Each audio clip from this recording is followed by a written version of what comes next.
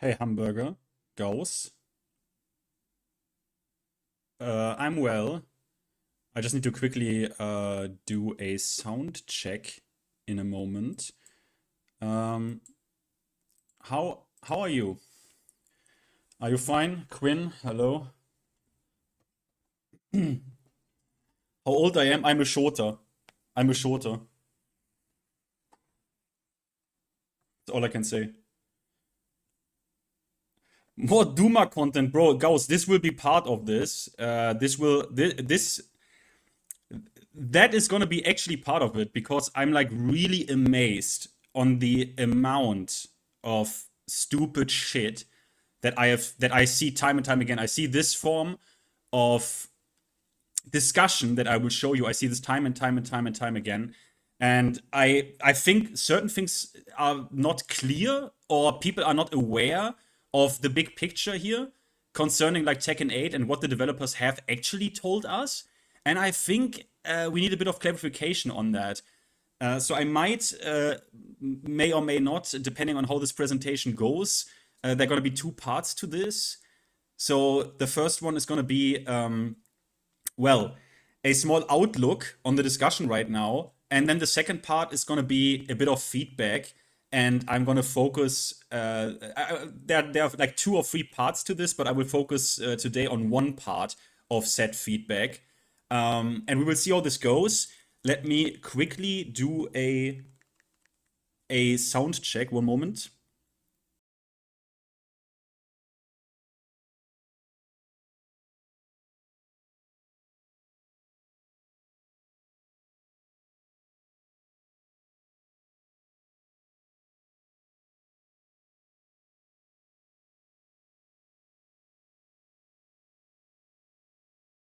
One moment. I don't know why this always gives me ads. YouTube always resets those settings. One moment.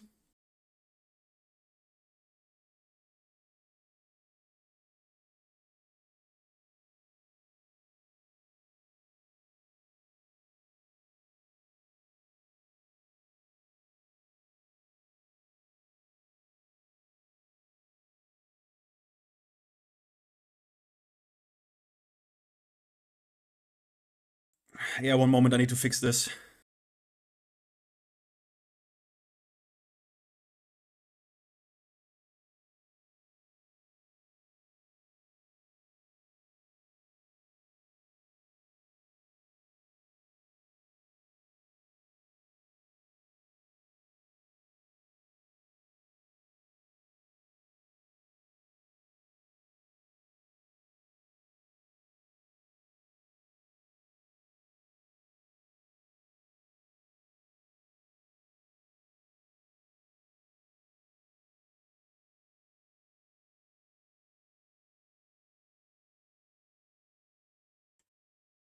This is like mad annoying. Where's my text? I need to fix this somehow. One moment. Give me, hey Noxy. The Discord will go horribly wrong. Yeah, we will talk about this maybe as well a little bit. My dedication, bro, these people that I will show you, they are responsible for my dedication because I don't know how people even can come up with this. Yeah, the mic acts up again. This is why I have to do like sound checks. I don't know, last stream was like perfectly fine. Let me check this real quick again.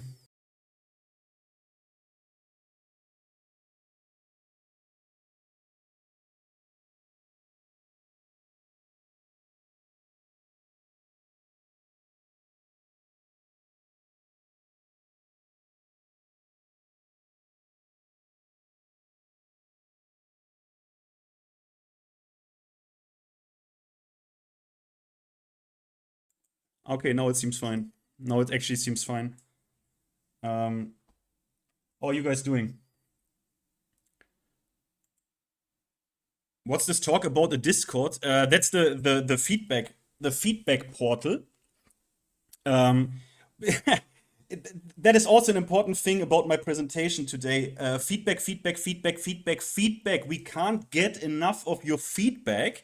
This will also be an important element to why the people I will show you and the take that I'm confronted with all the time is so fucking dumb and couldn't be further from actual reality of what is going on actually since season 2, I would say. So yeah, one moment. We are gonna get into this. I just need to quickly do one final test here. One moment.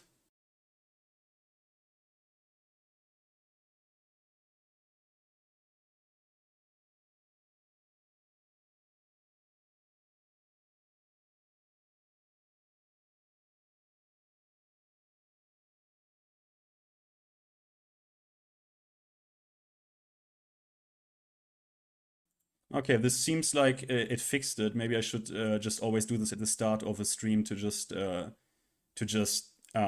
this. I just I just did the old one, right? Like reconnect cable out, plug cable in, and then it works, right? The good old, like, what did people used to do with their Super Nintendo modules? They just blew into them.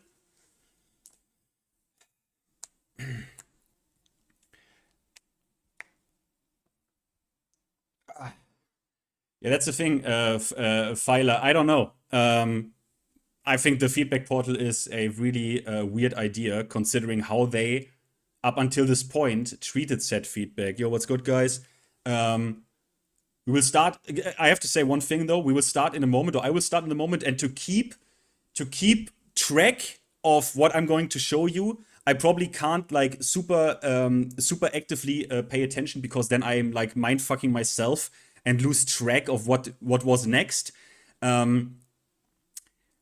So first of all, what has to be said, every single time, even under my own videos, you know how I feel when I have to, because I read comments, right? I'm like, hey, I mean, the community is important. Each and one of us, we are all players. Our opinions matter, and you all write smart things. But do you know what the reality is? Every single time I go to videos, not even my own ones, and every video, I show you how I feel. I'm this guy. Every time I go into the comment section of a video, this is how I look. Watch, I'm done. Okay? Okay. So, what happened is, Ernesto from Button Check did this video. Now, what did he do? He basically just compiled a few reaction to that season 3 update, yeah? Now, there are some posts that people did about this King J battle adjustments. King J says something. Joe says something. I mean, we can quickly. We're not going to do that much. We're not going to do that much. We're not going to do that much. If your hopes are that we're going to do a lot, we're not. That's every sentence I'm reading. And this is coming off the heels of Tekken, of the no balance changes for 8 months in a fucking row. But we're not going to do that much. Removing wall splat following heat smash on hit. Thank the fucking Lord. Thank the Lord. I'm also glad. I'm glad wall splat. This is Doom Posting 101. I'm glad that wall splat, that they didn't mention anything about heat smash lows. So, because season 2 was already a wash. So I don't understand why we even waited in season 2 when it was already a wash and was the worst season of Tekken history. That why we're even waiting, like holding that shit for so long without any changes. Because season 3 is supposed to be the good season. So like they're doing so many changes in season 3, and when they could have been doing these changes while season 2 was already a wash and nobody gave a fuck. And deciding how to adjust the game. You already hear the fucking German angry fucking voice. Yeah, Ernesto actually put me in it as well, which is obviously a great honor. Button Check family. I even yeah, look, there's me. Yeah, good shit. Now, We need to talk about a certain narrative here. We need to talk about a certain fucking narrative here. Now, I have prepared a collection for you. We will go through this. And as always, every single brain-dead individual that is mentioned here obviously is free to contact me and then prove to me in a discussion or whatever you want that you are not a brain-dead individual. Now, why am I always so confident in providing this offer? Because the chances that you actually prove yourself as a not brain-dead individual is literally 0%. It's as equal, the likelihood of that happening is equally as unlikely as Michael Murray ever hitting a perfect electric in his life. Alright? That is why I am extremely confident in providing this offer always, every time, anytime. Okay. Let's start with some comments here. And you will see a reoccurring thing here, yeah? Now, first thing, this is my presentation. Let me center this. All right. I'm really starting to hate the Tekken community. Tekken 8 is Tekken 8. If you don't like it, just go back to Tekken 7 at this point. Keep this in mind. Keep this in mind. First thing I will say to Tekken 7 is, I would actually like somewhat to go back, but the problem is I can't because they fucked up Tekken 7 pretty hard with their last crucial updates in preparation for Tekken 8, right? They removed tech roll tech and implemented new tactics in preparation for Tekken 8. They bastardized Tekken 7 on purpose in preparation for Tekken 8. That's the problem with live service games. I can't go back to Tekken 7, actually. Can I? You all remember Tekken 7 after Season 3, right? Everyone already got cracked out punishment, cracked out wall carry. And to the other games, I can't go back because they don't want to provide them to me. So this is already a bit dumb, but you read this, right? If you don't like it, just go back.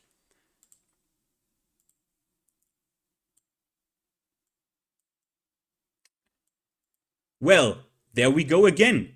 FGC is crazy. Hence, I don't follow any of the YouTubers you showed. YouTubers sound so cringe. They all doomed the game.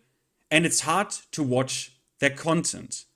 Like King J, Finn, all these guys' content is too doomsday for me. Anyway, I hope these guys find a new game to play. So just fuck off. Play something else, you can't.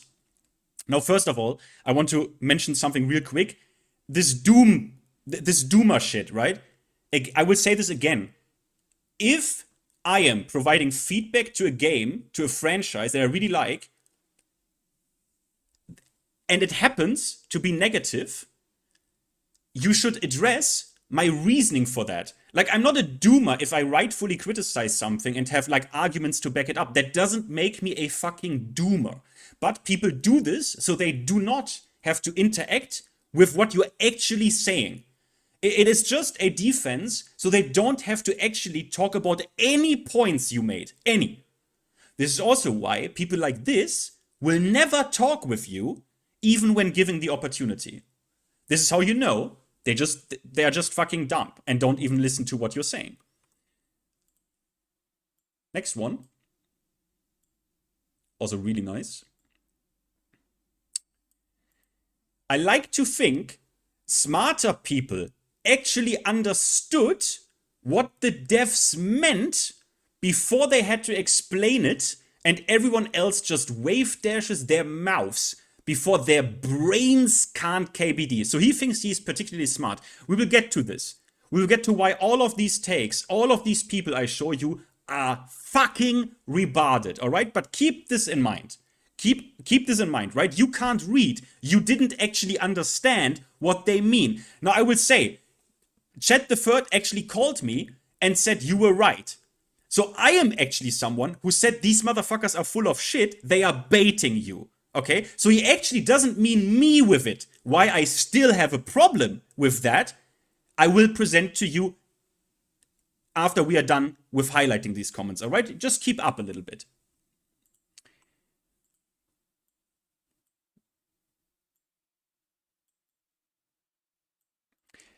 They are not backpedaling. Tekken fans were being morons. All of you motherfuckers in chat, all of you who are listening right now, you are fucking morons for thinking back to basics meant, and now there is a straw man, scrapping the entire system and going back to Tekken 3. No one has ever said this, but we will get to that as well. Just keep this shit in mind.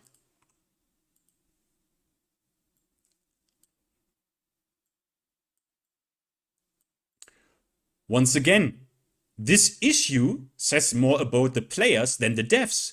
You don't like Heat? Not enjoying the game? No problem. Just play something else. How are you, a grown man, complaining about what used to be considered a children's toy because it's not tweaked to your personal liking?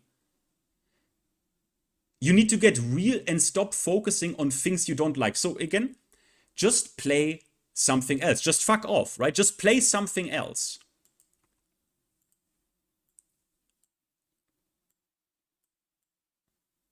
A grown man who say, this, I forgot this.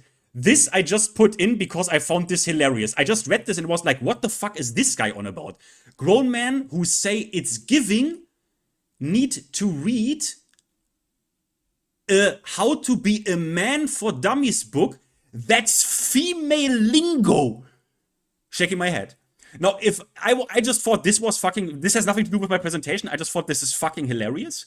That some guy tells you that's female lingo. If you say something like that's female lingo, I wonder how high your interaction with women are, like in a day-to-day life. I just thought this was fucking hilarious. This has nothing to do with my presentation. I just thought this is fucking hilarious. That's female lingo.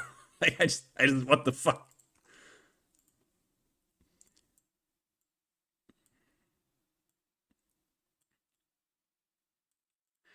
If I'm not satisfied with a game, I just play something else. I stopped playing Strive and went on to other options that I felt more comfortable playing, and things have been better. Smile.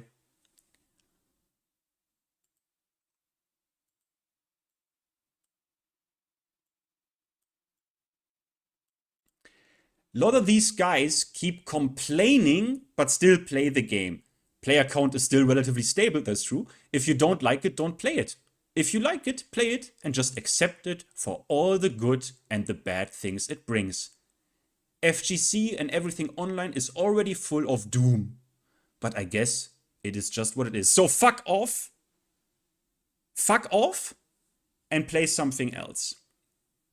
Now, I don't want to go out without showing you one of the reasonable comments. This is a bit big, but I can tell you it's worth it. I need to, let me, I mean, I'm overlapping the chat right now. Well, I can just do this. I can just do it like this. So, I'm genuinely fascinated. It's genuinely fascinating watching the Tekken community reenact whatever this is. When Street Fighter Cross Tekken collapsed under aggressive MTX and questionable system design, the community stood firm. People pushed back. Wallets closed. Accountability mattered. Fast forward to now. They identify the problems. They shout about the problems. They make 40-minute breakdown videos about the problems. And they queue up anyways. But now, Bandai Namco effectively holds, right now, the monopoly on 3D fighters right now. No competition means no urgency. No urgency means no real incentive to overhaul the system.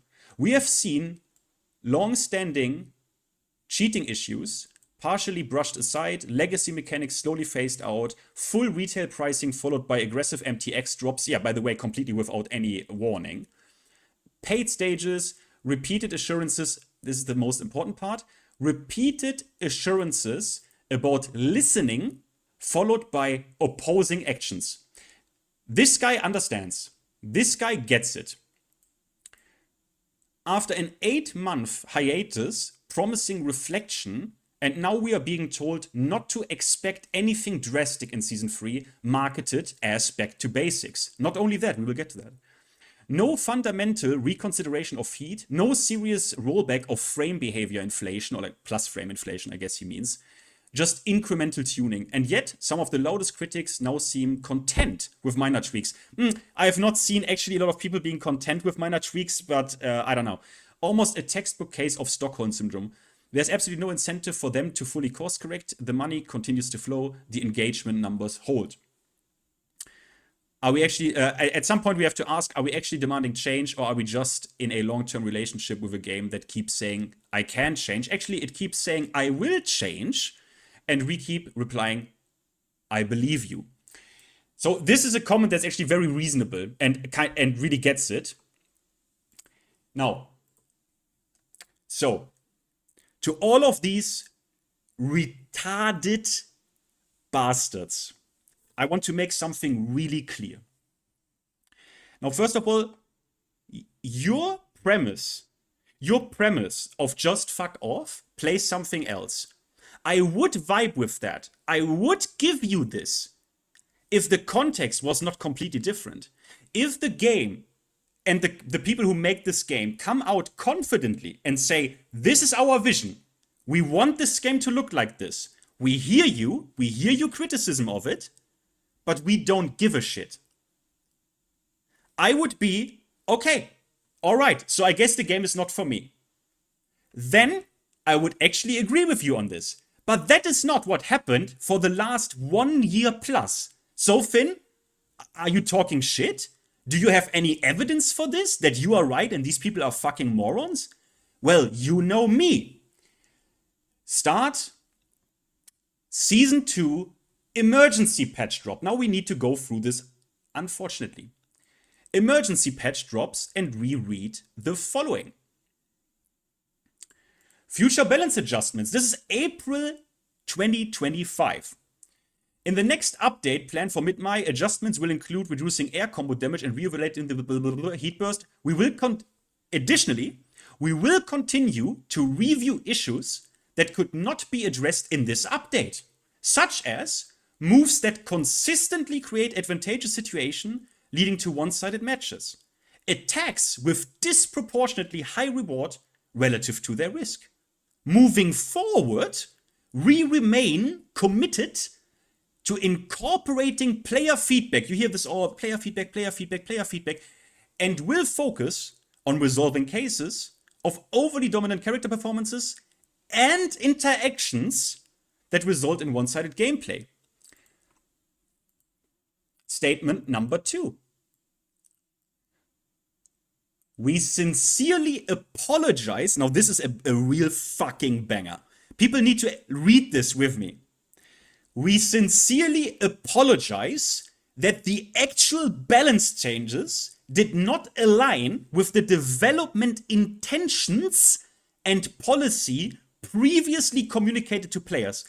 Get this through your head. They are telling you, we had certain intentions, but what we then actually did, unfortunately, did not align with our intention. Like, this almost reads like trolling. I have never read something that is that insane in any game whatsoever.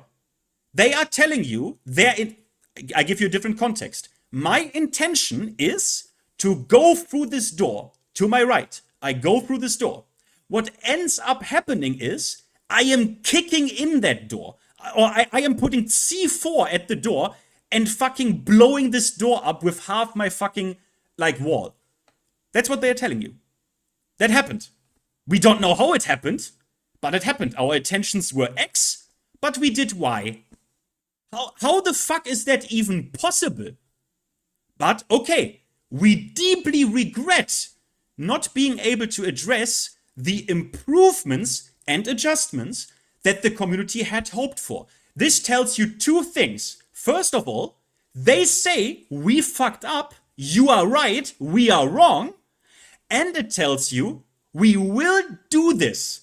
We will follow up on improvements and adjustments that the community had hoped for. So they clearly say here, 1 year ago, almost 10 months ago, they are telling you, we know what you want, we heard what you want, we know what you want, because otherwise they couldn't say this.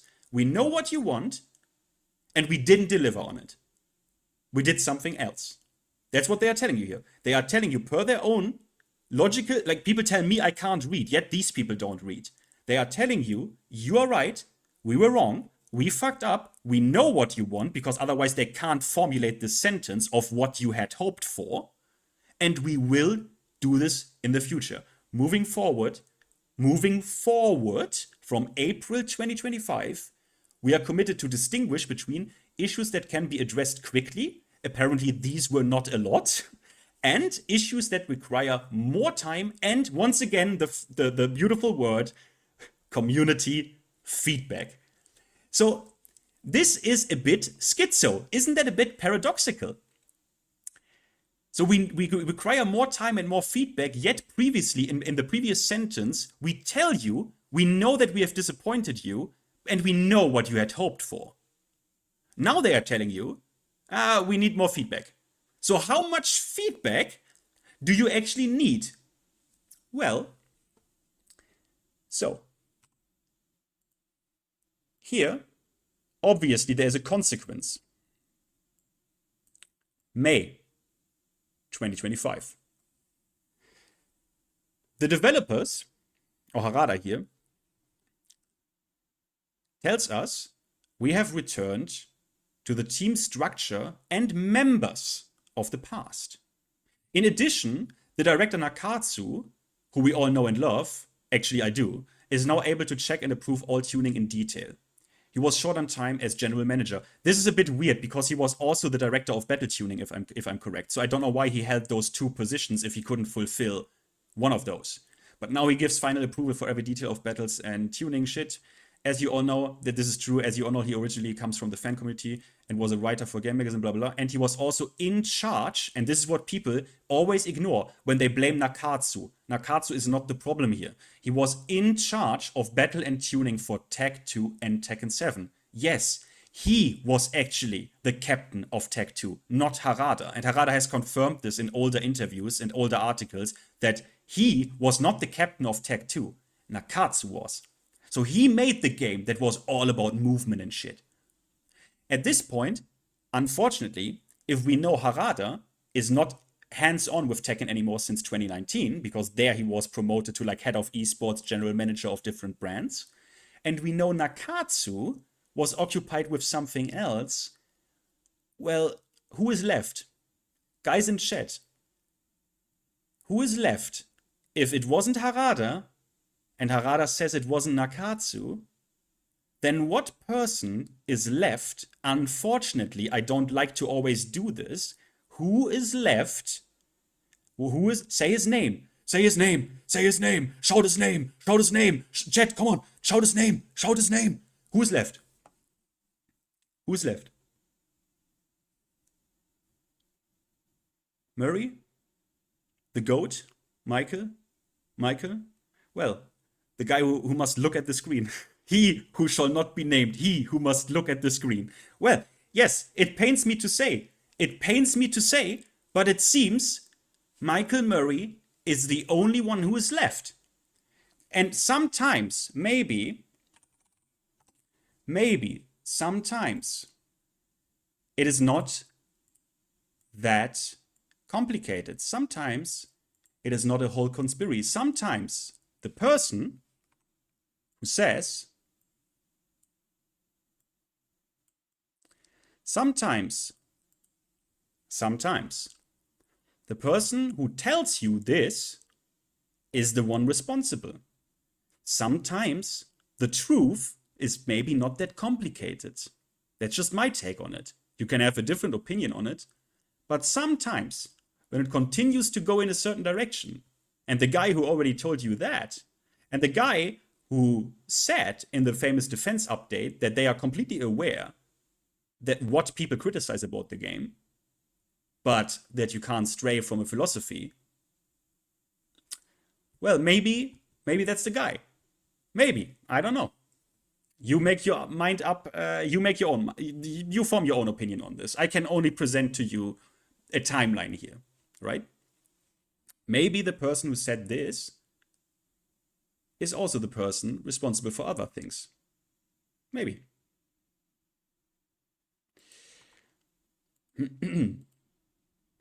Now, what then continued to happen? Well, we need feedback, right?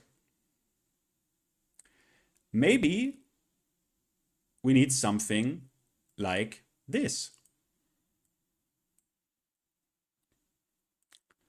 Gosane. There's any opportunity for a spare seat on the QA testing side, I'll be happy to assist. Now you see that he replies to something here. He replies to something that I now famously call the Michael Murray googly eyes. This. Interesting.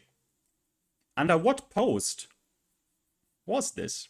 Well, let's go through it together, because apparently, as they stated also in the new Season 3 announcement, there was not enough feedback. Is that really true? You be the judge of that. Part 1. Yeah. Part 1 of Gosane's tweet. I love that you do the eyes. Do the Part 1. Never going to happen, but just revert back to Season 1. Focus on character balance and stop attempting to homogenize the whole cast. Why does Eddie have a G-Clef? I'm sure this gets addressed in Season 3, Eddie's G-Clef.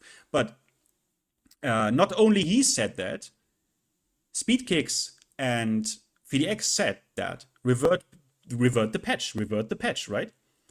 They didn't do this as a meme. They actually knew what was going to happen if they don't revert the patch, which is what we have now.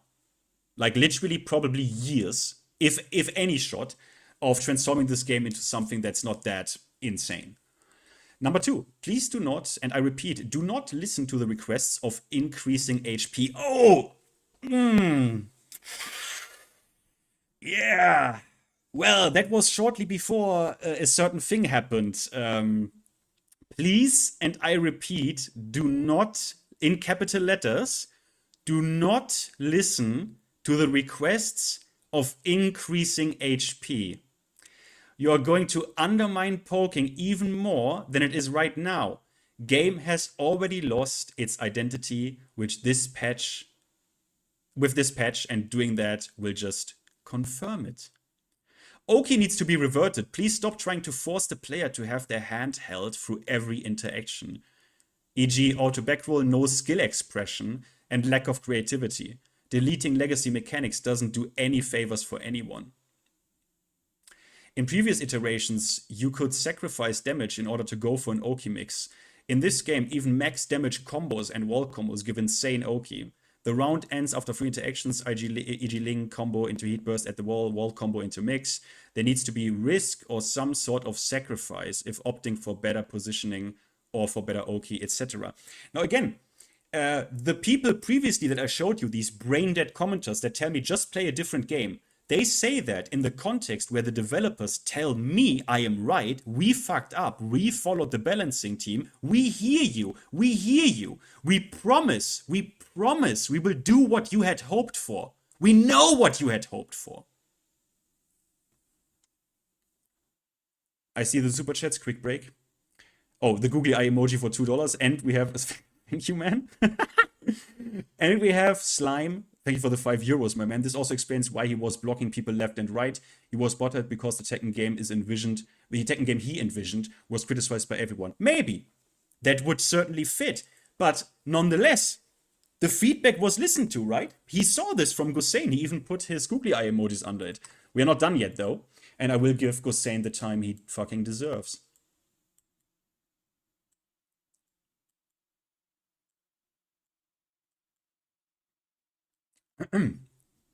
Punishes into stance transition 50-50. Punishes into stance transition 50-50 mix-up with every character. There's no such thing as signature archetypes identities in this game anymore. Yeah, I'm sure. I mean, Michael Berry put his eyes under that, right? I'm sure this will change. I'm sure Season 3 will address this and maybe rework some of those punishers and sequences that always go into stance 50-50, right, guys? Right? I mean, they wanted the feedback. And Michael Murray even acknowledged this feedback, right? I'm sure this will happen. Artificial sense of depth, adding in individual mechanics and installs, seems like the core concept of movement mind games in general are worthless. Bloating the game even more with unnecessary string mix-ups. IG new Devil Jin down forward 1 extensions. He does not need the mid. I'm sure they hear you. I'm sure they know what you hope for. And I'm sure this time it will happen. Combo damage needs to be decreased across the board. They did this with the HP increase, but this is not what Gosein asked for. Gosein asked for precisely identifying the problematic sequences and combos or moves and reducing that damage, not increase HP as a whole, because that has severe consequences on the game, which is already a little bit of foreshadowing for a coming video. SAT needs to be adjusted. Combos take way too long as well. Maybe Season 3 is gonna fix that. Heat burst tracking still needs to be adjusted. I think heat burst in general needs to be talked about, but lateral movement has improved, but the new moves introduced in Season 2 still have strong tracking homing properties that just make the movement improvements feel redundant. Now,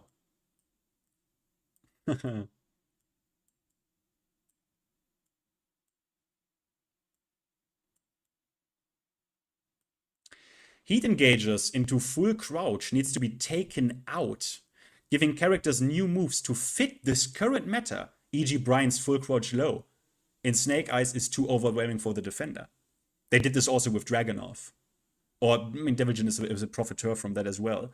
Anna, obviously. He says it needs to be taken out. Well, Michael Murray heard you. Season 3 is going to fix that. Heat smashes should not wall splat, and they Heat smashes should not wall splat, and they definitely shouldn't activate any gimmicks. Balcony, floor break, wall break, etc. Dear Gosein, I'm sure the fact that they didn't show you if they still interact with walls in any way means that you were hurt. They know what you want. New moves have way too many properties that just have crazy option coverage. E.g. Jax stands up forward 1+2, low crushing, mid plus, it needs crazy chip damage. Now, I think this one in particular obviously got a little bit addressed, obviously. But this is still the case for so many moves in the game where they cover so many options. Reduce chip damage across the board, that was partially done. I guess that is maybe fulfilled to a certain degree. Personal bias. But stop trying to change DSS that leaves veterans at a detriment, or bring back old input for blue sparks. Lack of skill expression again. I'm sure they will bring back skill expression in Season 3. I'm sure they will fix it.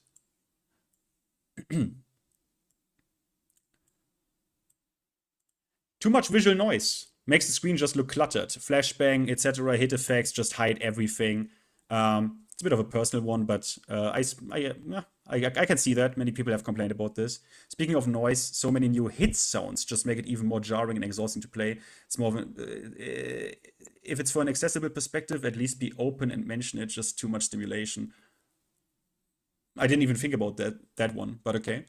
New move animations just look awkward and not really refined or polished. Looks like they have been rushed.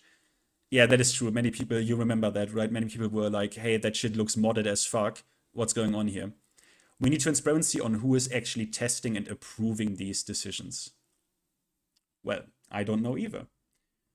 But this obviously led to this. So I'm sure Gosein and like other players maybe have heard back from Michael Murray and they get some actual players on there to test some of that shit. I don't know. Now, for example, what else do we have? I could put like 200 tweets in here, but just to show you, right? They did what they asked for. This is a whole list of nerfs, only 1 move per character from Tetsu, right? I mean, they hear us, right? They see that, right? And I've seen basically similar lists from a shit ton of players. So I'm sure they hear you, they see you, they got your feedback, guys. Something like this as well. Nerfed her? This is what nerfing a character looked like in Tekken 7. We need this for basically every character in the game. Yeah, something happened because back in the day, that is not that long ago, by the way, they actually nerfed characters. Like, for real. For real, for real, for real. This doesn't happen anymore. This doesn't happen anymore. But I'm sure they hear you, because I've heard this not only from Tetsu, I've heard this from a lot of people. Now then, what did happen? Well, the last update was kind of like 8 months ago, where Anna got a little bit of a slap on the wrist, and that was it. Then for 8 months, nothing happened. But considering their previous words here, right? Remember this. Remember this one. Remember this one. And remember this one. Remember this one. Remember these two. People obviously had certain expectations. Right? They told you, we hear you. We fucked up. We did fuck up. We know your hopes. We know what you want. Our intentions actually were not even what ended up in the game somehow. Right? Remember that statement? And then nothing happened. But then, after a long time, and basically them saying, yeah, guys, no, we know. But we are not patching the game because of the competitive integrity and the competitors. Meanwhile, said competitors are telling them, we don't care, just patch the game, bro. But hey, apparently they care about the competitive environment, in a competitive environment where they are actually actively releasing DLC characters into, by the way. But about that one, we don't talk that much because we need money, right? We need to make money. So that one, yeah, we actually release new characters in a competitive environment. But I mean, come on, come on, come on. Now then, after all this waiting, we get this. Now,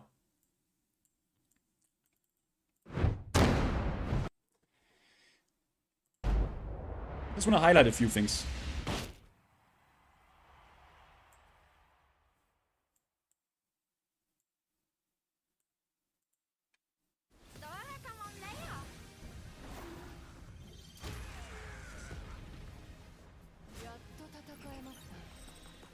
Season 3 begins. Let's fucking go. We immediately start. Oh, refined balance, sick. More conventional. I mean, these are marketing. More focused, more conventional, more deliberate. And a fresh start. A fresh start. We get all those words, right? And obviously, at any point, someone can sit back and say, hey, that's not what they meant. Are you dumb? I knew what they meant. That's not the point here. That's not the point here. The point here is, all of these words, A, are obviously open for interpretation. B, all of these words, and you cannot deny this, even if you are the most moronic motherfucker on planet. If we add the context of 8 months, nothing happening, their promises in April Season 2, we hear you, we know what you hope for, we will continue to adjust, we are gathering all this feedback, we only not patch because of the competitive environment, and then you drop a trailer where you use words, all these words, back to basics, and this one, a fresh start, People don't talk about this one. Is that open for interpretation as well? Once again, I called them out. I said this shit is bait. But I actually took a risk there. I accused them of baiting here. But how can I blame people that read this? What is a fresh start, guys? Guys, what's a fucking fresh start? A fresh start is me completely deleting my save file in like an RPG. That's a fresh start from the ground up. And people now act like you are the idiot. You are the idiot for expecting something that is significant. Now you are the idiot. How can you not, with these words and all that context that I just showed you, we just went through all of it, how can you not expect something significant or substantial? How can you not expect that? Tell me. It's not, these people don't even address me. I said this is bait. This sounds a bit baity when you read the actual blog post. But still, how can you blame people when that is the choice of words? When that is the choice of words. A fresh start, back to basics, that all means going away from something. That all still means, even though, yeah, you can interpret shit, of course, and now everyone wants to tell you they knew that. They knew it. That these, I mean, if you are now saying you knew that, then you just say, yeah, these people are liars. I mean, okay, all right. I mean, I said they are baiting a little bit, but thing is still, back to basics. We are going back to something. Now, I don't know where this comes from, of like delete heat or going back to Tekken 6 or some bullshit. I have not seen anyone who was under that impression. That's a fucking straw man. People now who write this in their stupid ass comments, oh, people actually believe they're going back to Tekken 6. Like, are you dumb? No one actually thought this ever. They thought, what people actually thought is, hey, all of these words, all of these phrases mean we are going back to something. We are having some sort of significant and substantial change somewhere, going somewhere substantially, drastically, significantly. Because look at these words. A fresh start. This is what people ignore, by the way. What does a fresh start mean? That's not open for interpretation that much. This at least says we are doing something that is big. And then how can I get to the I need to open Discord. Because now what happened, one moment.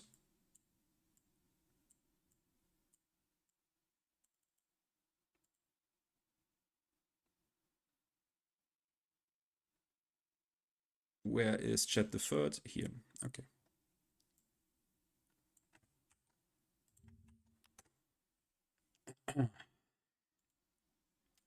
So now, then what did end up happening?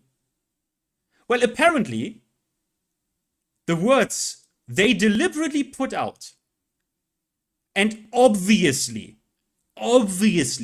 produce a certain expectation, suddenly don't really mean what they mean. Suddenly, oh, that is the excuse me? Fuck. I need the shit. Some mod, can you post me a link to the rebuttal? To the words don't mean what they mean update? Can some mod send me a link real quick?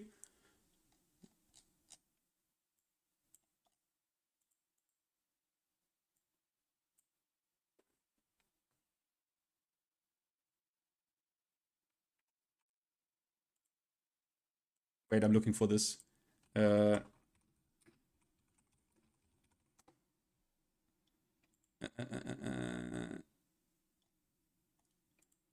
got it, okay.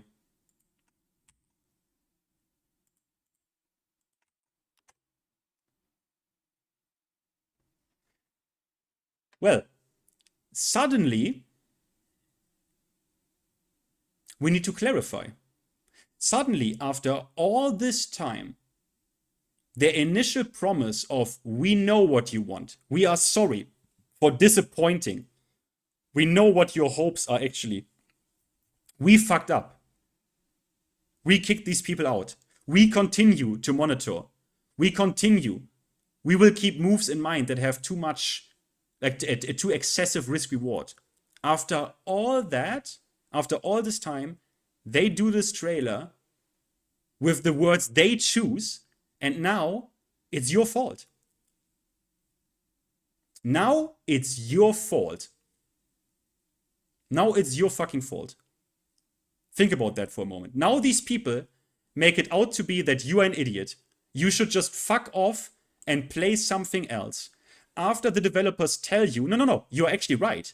We fucked up. We are sorry. Our development intentions somehow didn't result in the patch that we actually wanted to make. Now it's literally, it's your fault. And they even say in here, accordingly, Season 3 does not guarantee dramatic immediate shifts, okay? And now, such as substantially strengthening defense or significantly weakening offense in ways that blah blah blah diverge from the intended gameplay philosophy. Then why the fuck, if that's not what you wanted to do, why the fuck do you tell me in April 2025 that you know what I want? That you know what the people want? Why? Why do you now, why do you then even follow up with a trailer that says a fresh start and back to something? That you can think about this how you can think however you want about this. You can, and again, I told you this is bait, but nonetheless, now the answer to this, the bottom line of this cannot be it's your fault for misunderstanding them.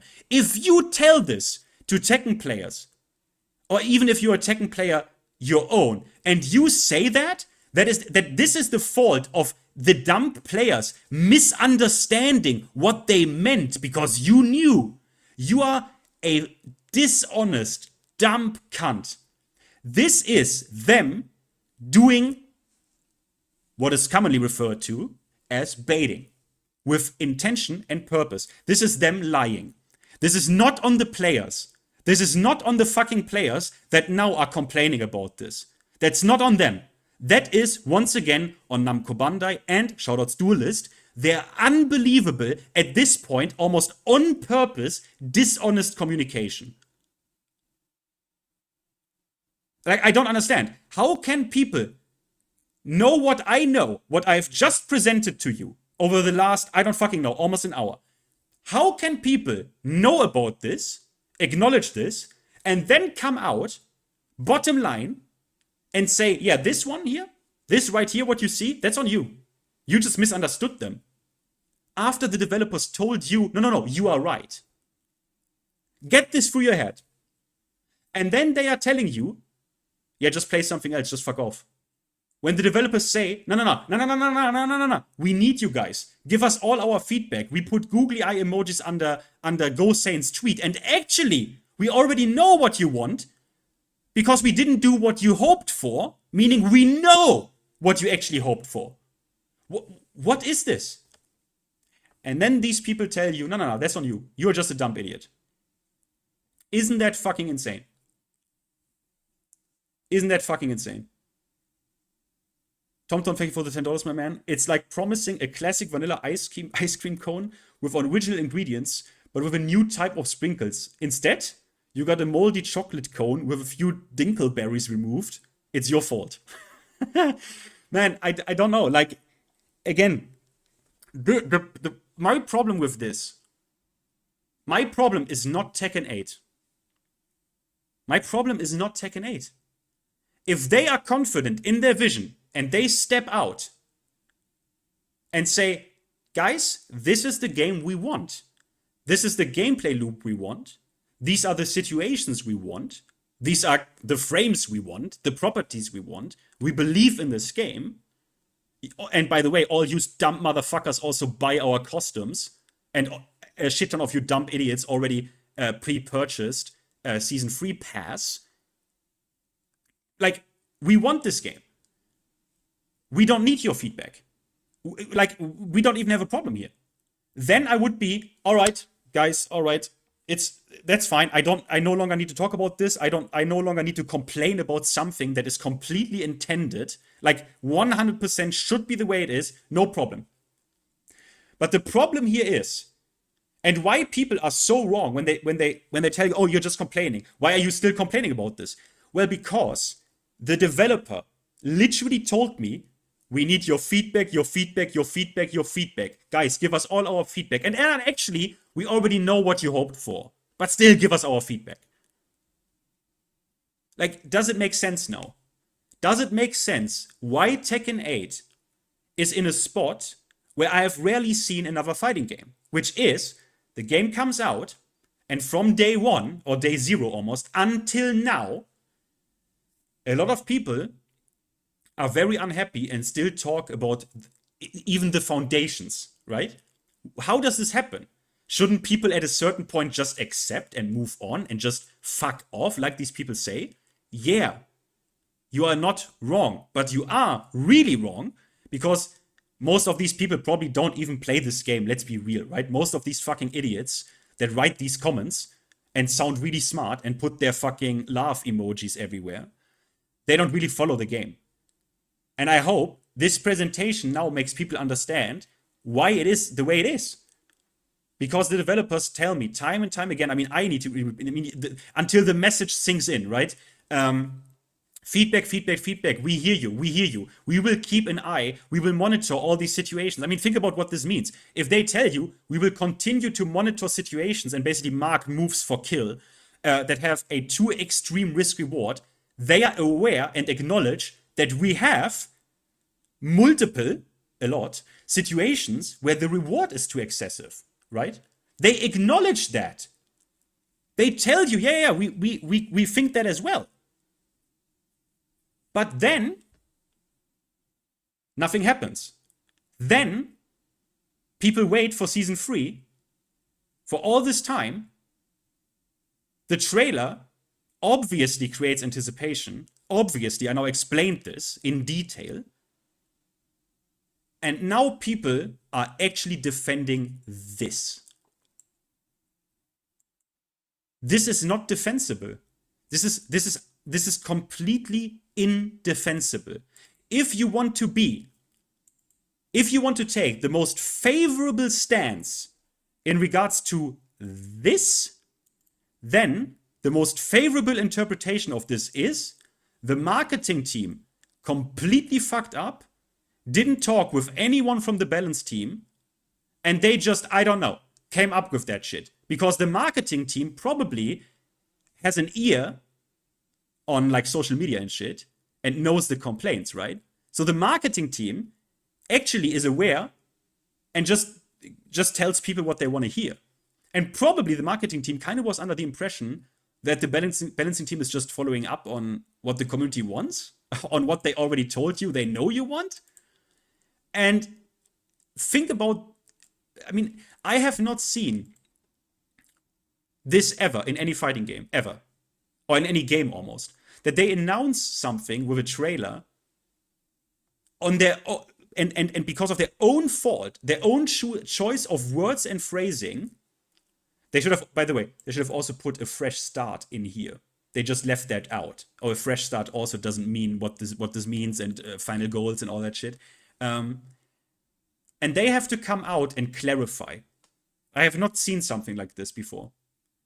This again goes to Duelist point of what the fuck is this communication? Why? Why are you doing this? And then people accuse you of like being a doomer or you're only complaining when the own development team in their April 2025 patch notes doom the game and complain about their own game. and say our intentions weren't yada yada yada. Like these people think, get this. I need to, guys, this is amazing. This is, get this. Put this side by side.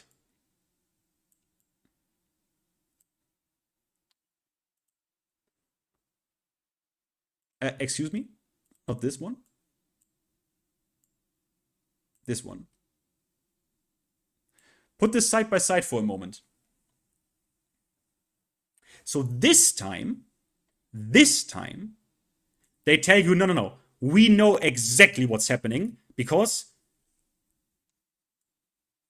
we have also seen some interpretations and speculation that differ from the intentions of the development team. Now, not even a year ago, these people couldn't even get their intentions in line with what they put in the game, according to their own words here. Get this. Did you have, like, just read their own words? This is all I do. All I do is just read their own words. Read the left side and read the right side. Now, what is happening on the right side is kind of obvious, right? They once again have created a scenario where they say things, like with Season 2, big things, and now they want to prevent a community outrage disaster that happened with Season 2. Well, the problem is, this already happened. It already happened right here, right now. And it's again on you. Like, I don't understand. I don't understand. I don't understand. I don't understand. I really don't understand.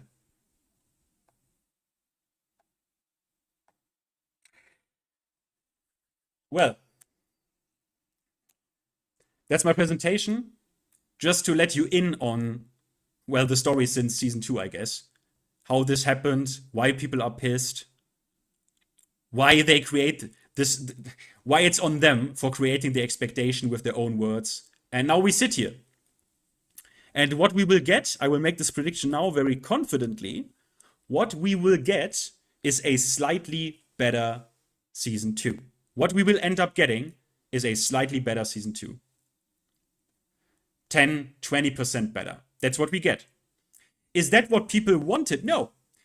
And the team told you they know what you wanted. Well, most people wanted a little bit less ham Season 1.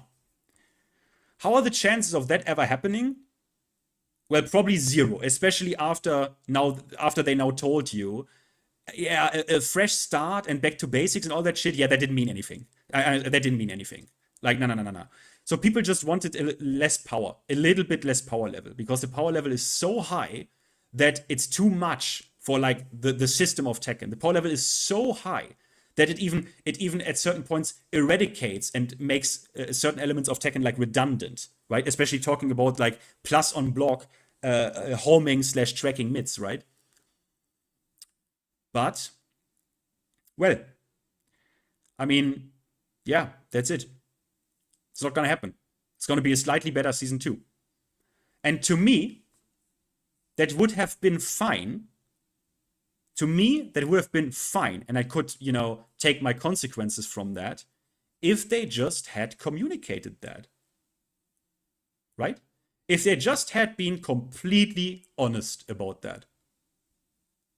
And didn't make all these promises. We hear you. We are sorry. We regret. We know what you want. We only don't patch the game because of competitive season. Like, I mean, just be honest then. Like, I don't know. Like, or just don't say anything. Like, don't make a trailer like this. This would also have been a possibility. No one forces you. The fact that people are acting like this is our fault, like it's the player's fault. I have even heard people defend the Season 2 shit. There were actually people who said the same shit about Season 2. Well, it was just a communication issue. If you had actually listened to them like really carefully, blah blah blah. I've actually heard this, and it's like no one forces you to sit down and say defensive patch. No one forces you to do that. No one forces you to make trailers like this. Capcom just shuts the fuck up. Also makes people right now pretty unhappy in Street Fighter 6, but Capcom shuts up. At least Capcom doesn't give the community reasons to be like actually even more pissed than they have to be. Right? You don't need to do this. You don't need to do this.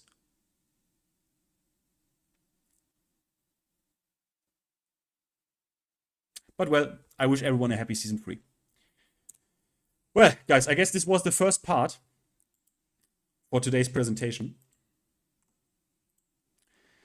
Second part will follow in a moment, where we talk about some bullshit.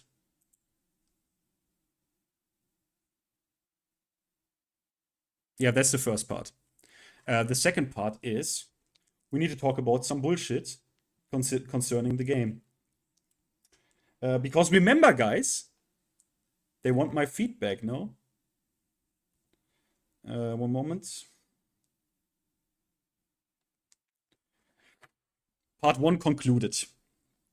Probably gonna cut this into a video, maybe not. I don't know, probably do, because then it's just there as a video. Probably cut all the downtimes out and put that in, because again, does anyone think I'm wrong? Guys, does anyone think I'm wrong about the presentation I had now for the last, I don't fucking know how long, the time flies by when you do shit like this. Does anyone think I was wrong at any point? Any point? Anyone? For real now, tell me if you think I'm wrong. I even was sometimes really mild in my interpretation. I only took their own words. I only took their own words. My conclusion for part 1, yeah, it's going to be a slightly better season 2. That's it. You still have season 2 Tekken 8 basically at its core. That's it.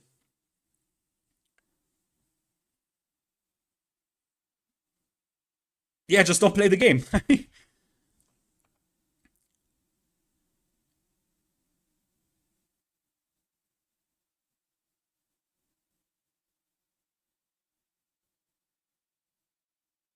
The only thing you might be wrong about is being slightly better. What do you think? You think it's gonna be worse? That's I think not actually possible.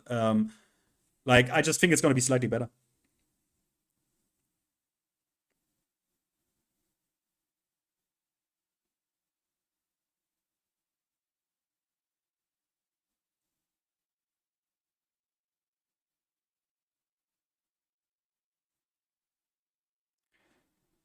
It's just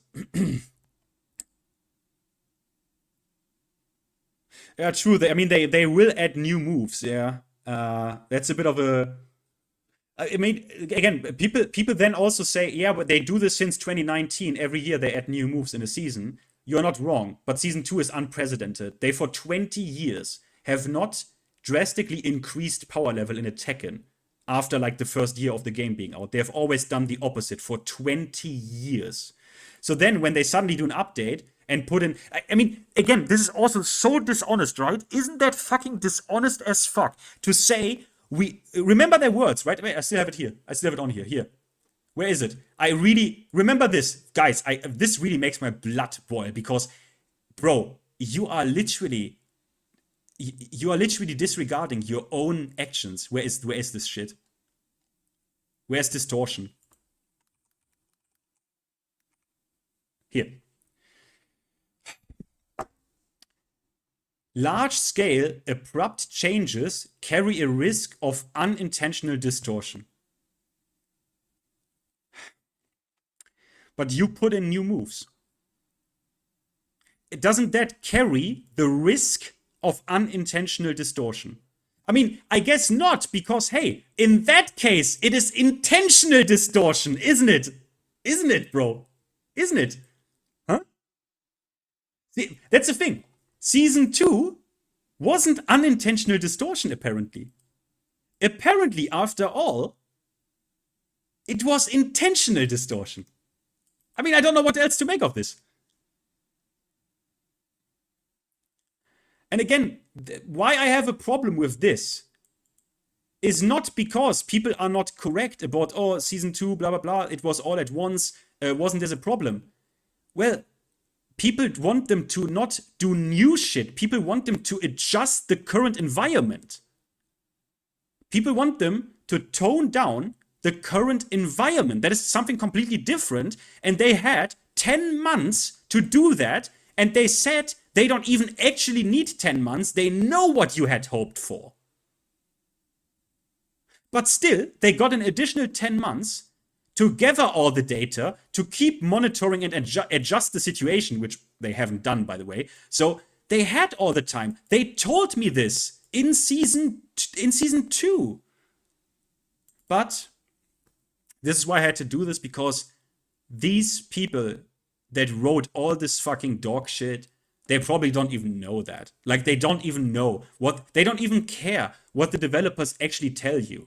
I care because I am waiting, or I was waiting, for the moment where the guys just tell me, fuck off. This is the game we want. Fuck off.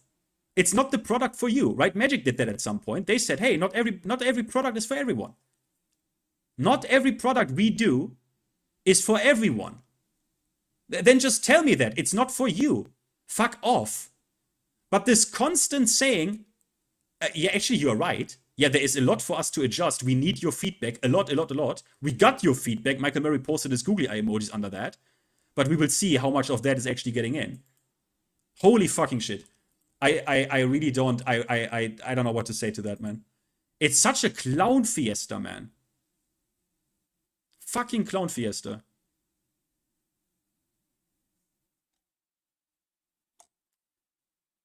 Well, let me boot up the game real quick,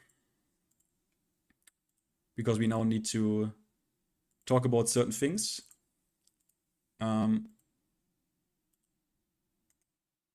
It's gonna be part 1, because I don't want to draw this out into eternity. It's gonna be part 1. I will only focus on a micro environment. Okay. You can also chime in, or if there's any, I don't know, you can also give your takes, or I don't know if we shall talk about this. Let's see how long how long this takes. It shouldn't take that long, to be honest. Where's my fucking game capture?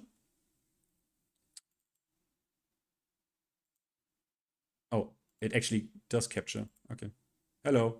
Wow, did you all get fucking jump scared by that bitch, huh?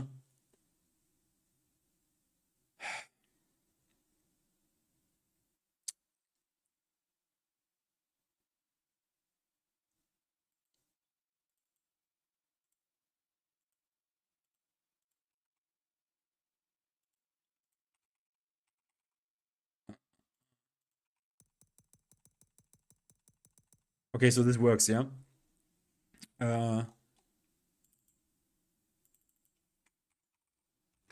Quick break before Feedback.EXE. Holy shit.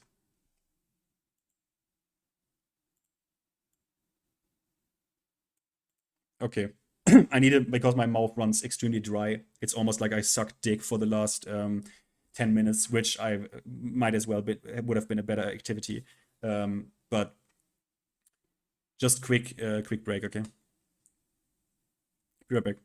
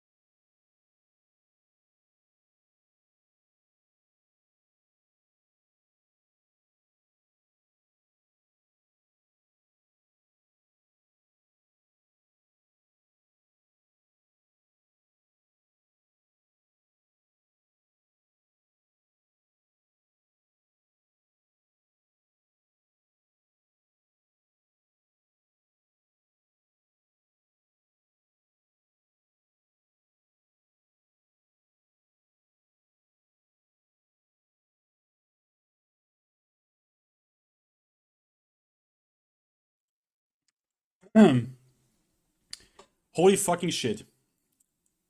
Where's my text doc? Time codes for... Yep, I have that. So... I just need to get... I just need to figure out with what do I start. Yeah.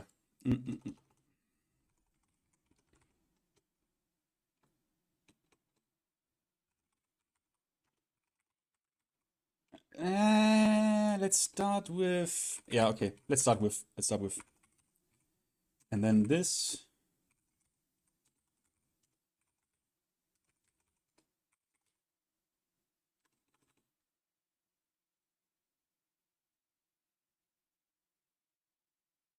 Wait, where's my... One moment.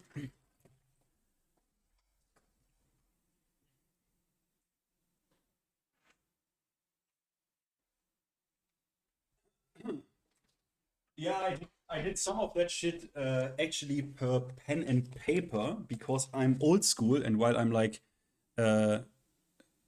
sitting there angrily on my couch and reading dog shit dumb... Am I even unmuted? Yes. And reading dumb fucking takes, I already like write things down. One... yeah. Of course, I was missing that one.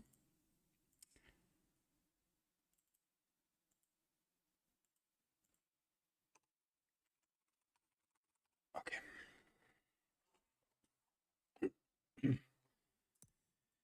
Oh.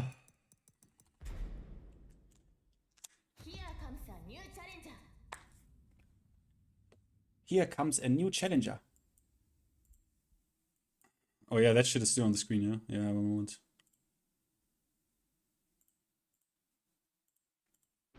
Sorry, let me not blast your fucking eyes.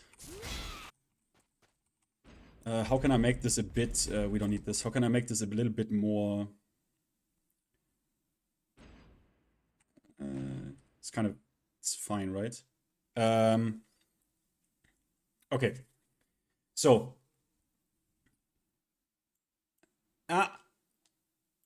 one moment, I need to add a second audio capture for...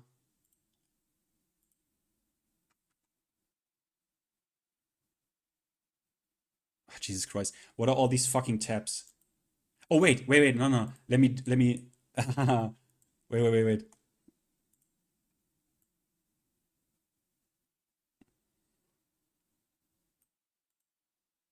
I want this on the screen.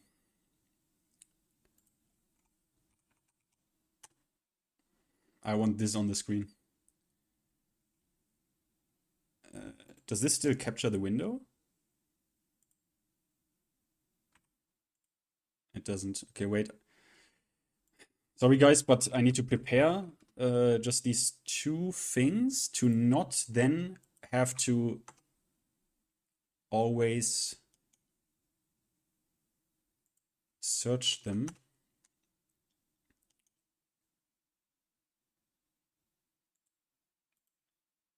Okay. Okay. And the time code was 047. Here, okay. Don't think I missed that Saber voice line. Yeah, I think, yeah, I did the Saber. I thought that's a cooler announcer for Tekken. Kind of sounds cool. KO! Fight! I don't know. There's also Tekken 6 mod, but that kind of crashes. Okay. So, what I wanted to do with you today is give a little bit of feedback. Feedback that actually they don't really need because they know, right? And feedback that was also given for a long time. And I want to start with one aspect of this game, which is the heat package, right? To make it a bit more concise, because you can either break it down in heat, or you can break it down in individual moves per character. But to talk about everything at once is obviously it takes way too much time. And we already have one video for this, which is the Duelist video, which only deals with one move per character. There are obviously more, but I mean, that's not actually my job. It's a job of the Tekken team, right? Now let me start when we talk about heat. Let us start with the problems here when it comes to balancing heat. Now we have one major problem here when we talk about heat, because we are missing on the scale of balancing, we are missing the left side. Now what do I mean by this? Guys, if you play any RPG or MMO or shit, right? And you cast a spell, and the developers are of the opinion that that spell is a bit too strong for what it does, right? The property, like that spell does a lot, right? What can they also adjust? Well, they adjust how much mana that spell costs, right? We can't do this here.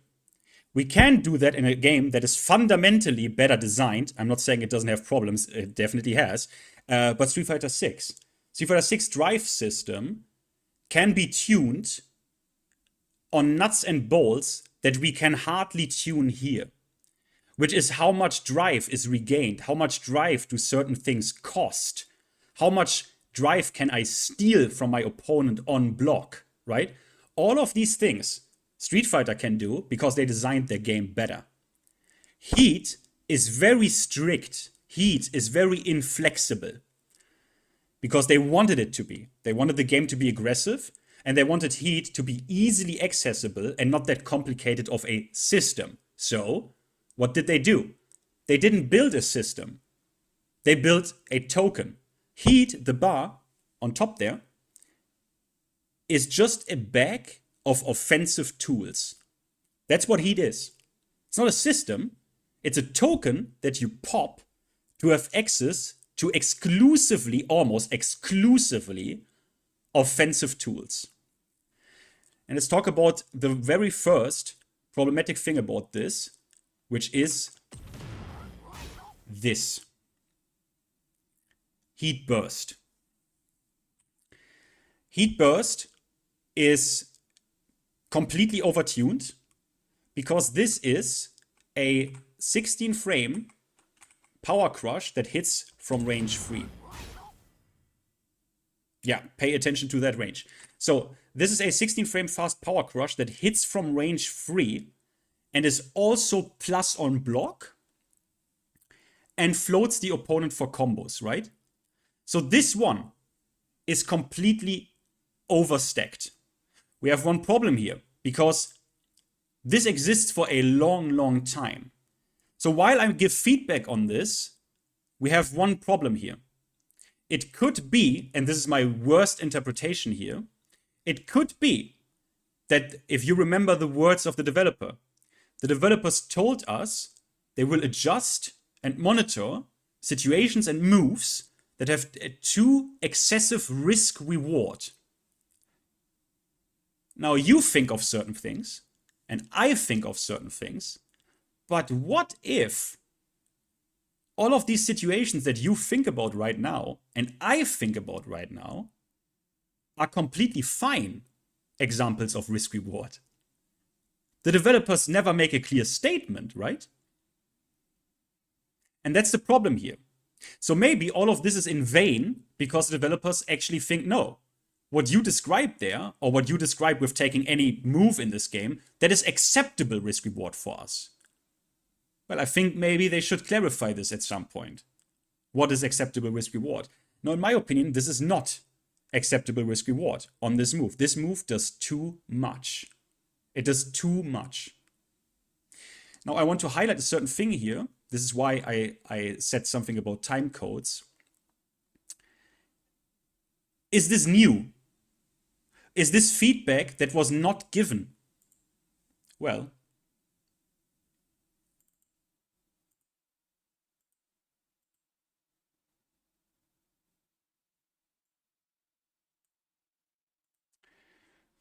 let us, I think you can see this, yeah?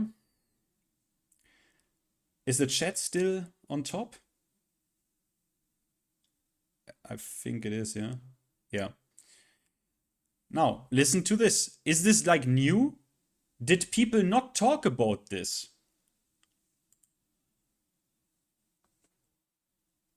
Oh, sorry. For some reason you can't. Excuse me.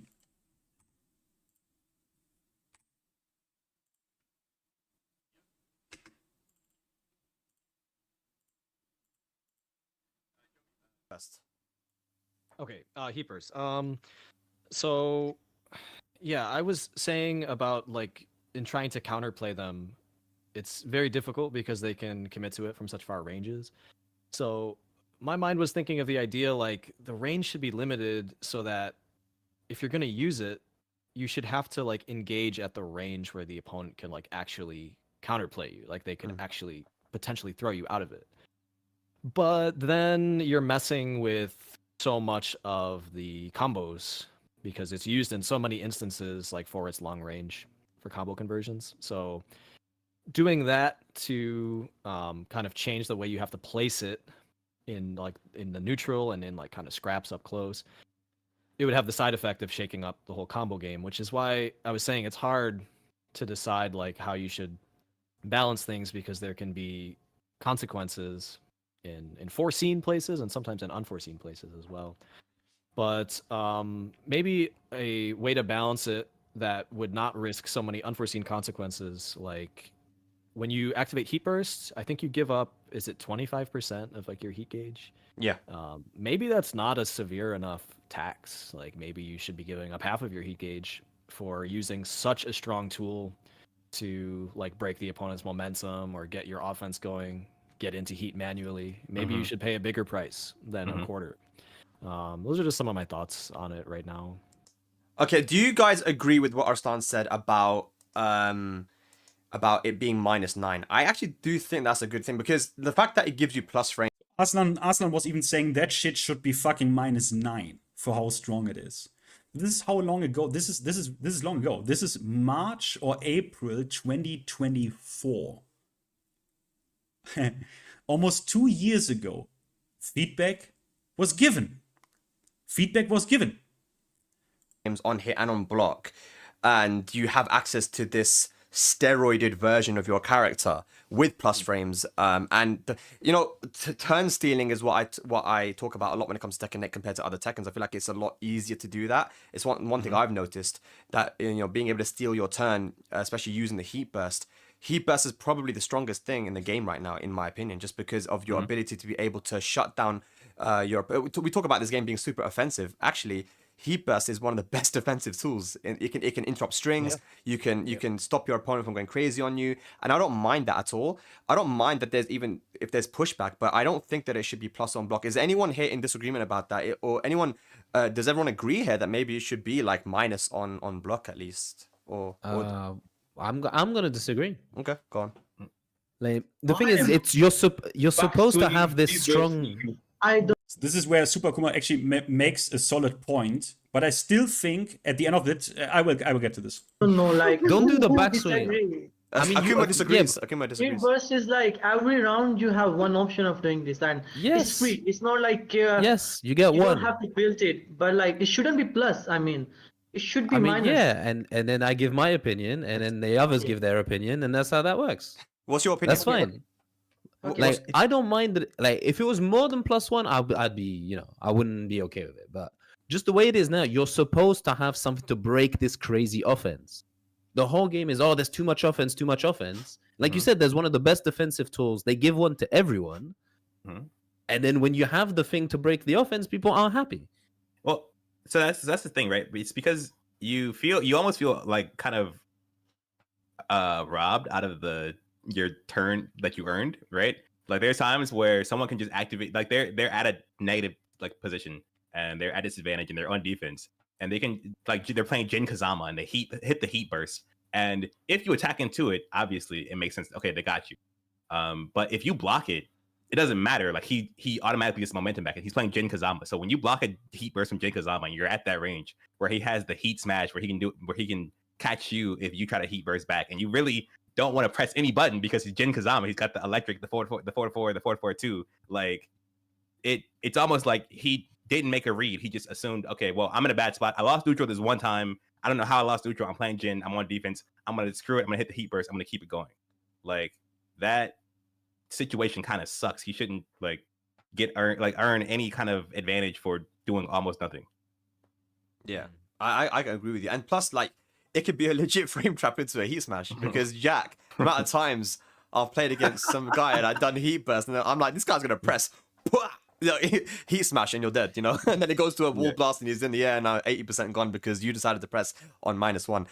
Yeah, I mean, Super Kuma says that it should be plus. I think that maybe it should be minus, maybe not -9, but at least it shouldn't be giving you not the turn steal, but also the momentum. That's the issue, right? It gives you momentum on block, dude. Like if you get hit by it, fair enough, man, +2, whatever. But Joey, do you agree with that? Do you think that that's a fair assessment? So as Speedkicks was sort of setting out that example, it was making me start thinking like, what if we did shorten the range on this thing? And I was starting to imagine just like how horrible. It already feels so horrible playing defense in this game sometimes. Like certain characters like coming at me and like I can't just commit to the heat burst as like a keep out thing. It could feel really bad. So I'm kind of questioning that idea at all. Like it maybe should have range just in the interest of being able to push back on some of the really crazy offense that exists in this game. So yeah, maybe a more appropriate thing would just be not getting advantage on block anymore. I mean, I don't think the +1 is too crazy, but advantage is advantage. So yeah, I think being negative on block could be a nice way to tweak it slightly without really messing with it too much. It's just no longer like, you know, going to be oppressive on block. I would be down for that. All right. So I wanted to let them talk because to just illustrate that this isn't yesterday. Like we don't start talking, like people don't start giving feedback on this since fucking yesterday. They have given feedback on this for a long time. So heat burst, clearly, this button is so overstacked. It does almost everything. And can we finally please not make it advantageous on block? Can we at least make this -2, 3, 4? Can we do that? Can we do that? How is it that this move, yes, it's a defensive tool, yes. But why does, in a game that is already so offensive, why does my defensive tool also have to be plus on block? What is that? Like, what is this? So, in my opinion, I think still the range is not okay. I think it's not okay. Like, bro, I don't think this is okay. And yes, there are certain scenarios, or there are certain reasons why certain characters have sorry, where's quick select? Have a shorter heat burst. Here, for example, with Kazuya, they clearly have just reduced his heat burst range because I think he doesn't have that range. No, not at all. Now they have clearly reduced Kazuya's range because they don't want you, as Obelion, I think correctly pointed out, they don't want you to do like electrics into this. Like 5, 6 electrics into this. They don't want you to do that. I think, mate, in fighting games you can adjust, especially in Tekken, you adjust moves on a need-be basis, right?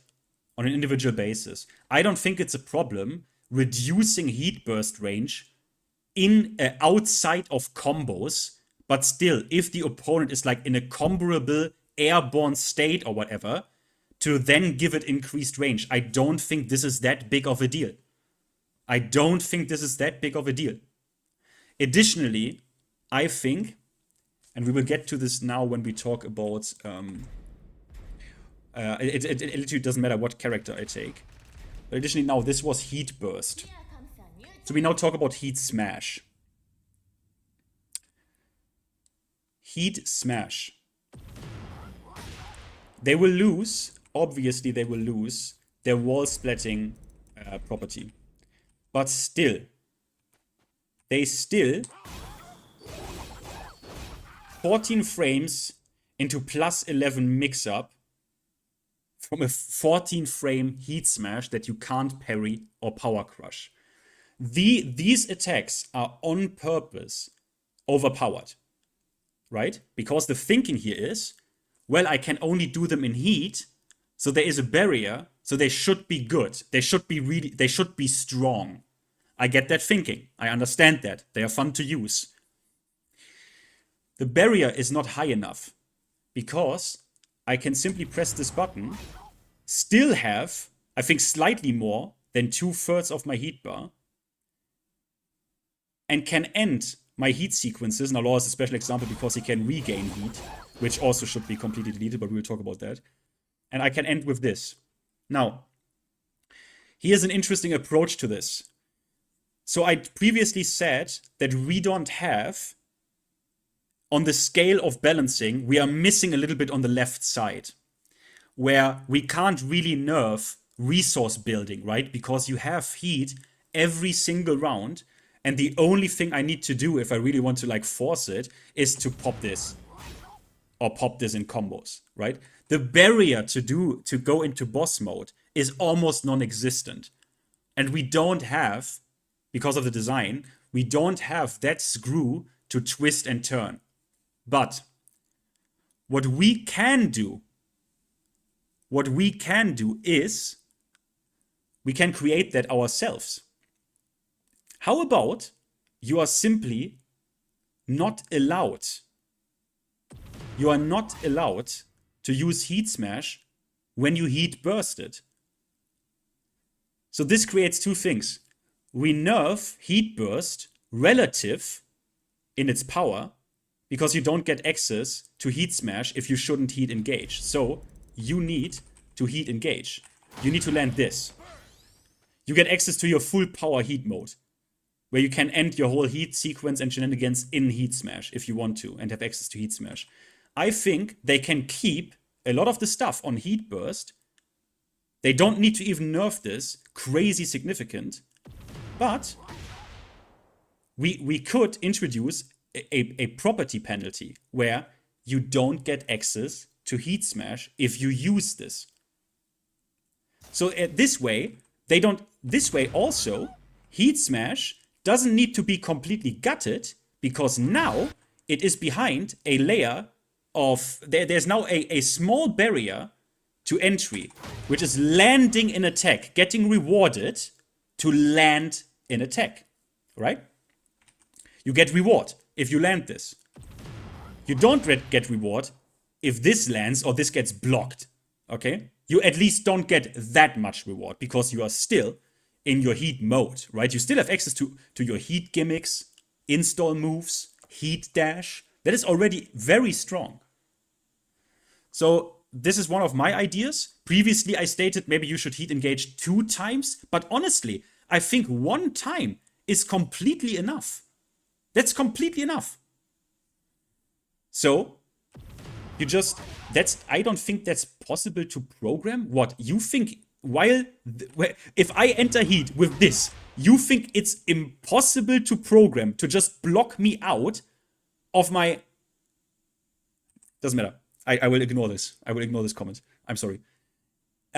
People have already, but I will get to the impossible to program thing because someone else told me that regarding the next point we talk about. All right, I will get to that because people told me that there, and you will see what I have to show you. So this would be one of my ideas. You need to get rewarded for the hit. So with this, we also relatively reduce the occurrence of Heat Smash. Also meaning we don't need to nerf them super drastically because now there would be a more rare occurrence because I need to land the hit and can't just Heat Burst to my Heat Smash. In all honesty, I think this would at least be worth giving a shot and would appreciate if the Tekken development team, in addition to their feedback portal, maybe think about the idea of a test realm. Because this change is very easy to do. These changes are very easy to do. I'm not demanding the world here, and we could just test this out. If the game plays a little bit healthier. You know, whatever your definition for that is, because I know you don't really care about definition of words. Okay, so this is what I have to say in the dynamic or to the dynamic of heat burst, heat smash. Because while yes, we don't have a resource to build here and can adjust that layer, we can create layers like this. All right, we can create layers like this. So now let's talk about heat engage. Now heat engage, I need to unfortunately heat engage. I need to talk about this because this is the one that I think I conceptually don't like. I conceptually don't like I don't like heat engage. But I think the way it is designed leaves not a lot room for this to change. Let me start with why I don't like this conceptually. Because I think this is important to understand why people are kind of complaining about this, or at least why I am specifically complaining about this. Now, let's say, actually, I need to change stages here.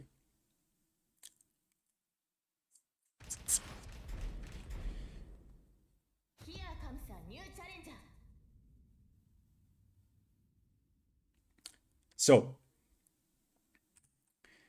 I just want to make the concept that we are dealing with here very clear. Why do I not like the concept of heat engage? But I think this is still kind of the best we can do. Let's envision that Kazuya doesn't have heat like in Tekken 7, right? Let's envision this is Tekken 7 Kazuya. And this hits like this. It probably would be, let's say this is a different knockdown. Like a knockdown more akin to something like this, right? This is what Tekken 7 does. If you never thought about this, every move that previously was a heat engager, that existed previously, a move, because this move didn't exist, right?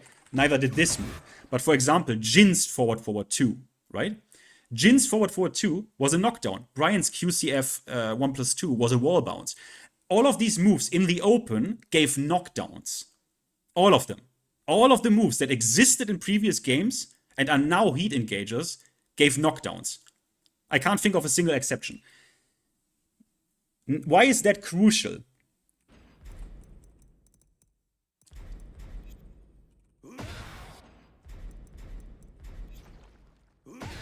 Oh, this has auto back. Jesus, okay. That's what Gosane talked about. Let's envision we get a knockdown.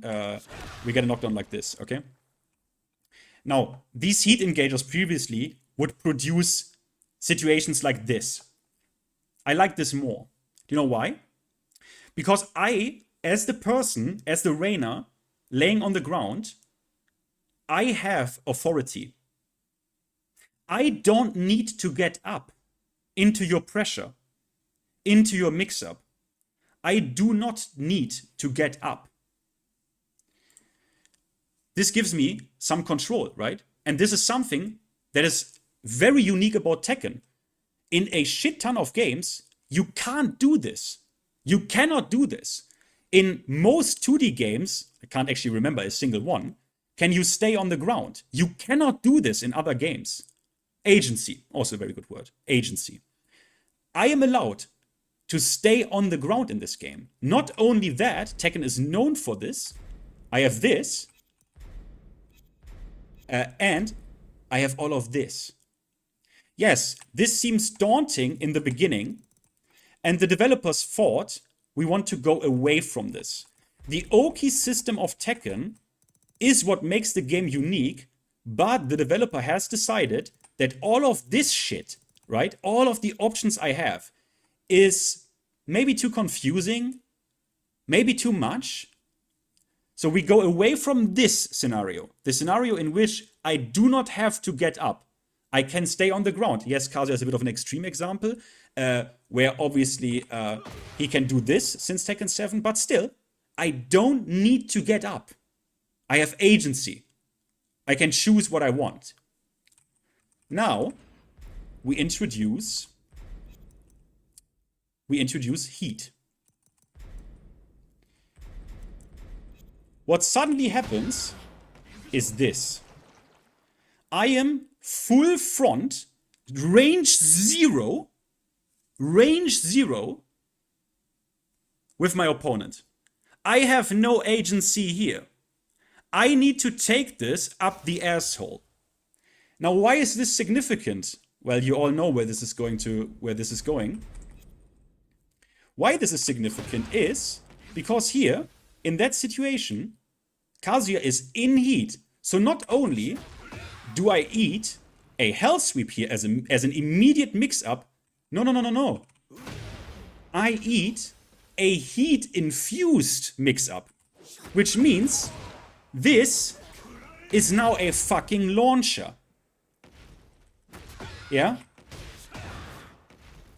So this is the main difference in concept between Tekken 7 and Tekken 8, in my opinion. This is one of the most drastic aspects of the game that I've not yet see people like really talk about the significance of this. Like why it really matters if I have this situation or this. Because this right here is what creates the stress, the explosiveness, right? The excitement that continues with Tekken 8. This is the vision. And I want to respect the vision. I want to respect it, which is why I want to meet the developers halfway. I respect this. I can see why you did this. I can see why you did this because I have heard a lot of people when I tried to teach this game to new players. What do I do in this situation? What do I do in this situation? Well, it's complicated because depending on the character, yada, yada, yada, and you have all of this and all of this, and not only that, if you play certain characters, you even have unique get-up options, right? That once was the thing of Tekken. The Oki was such an important part of the game, and so important to the developers, that they even gave characters unique wake-up options.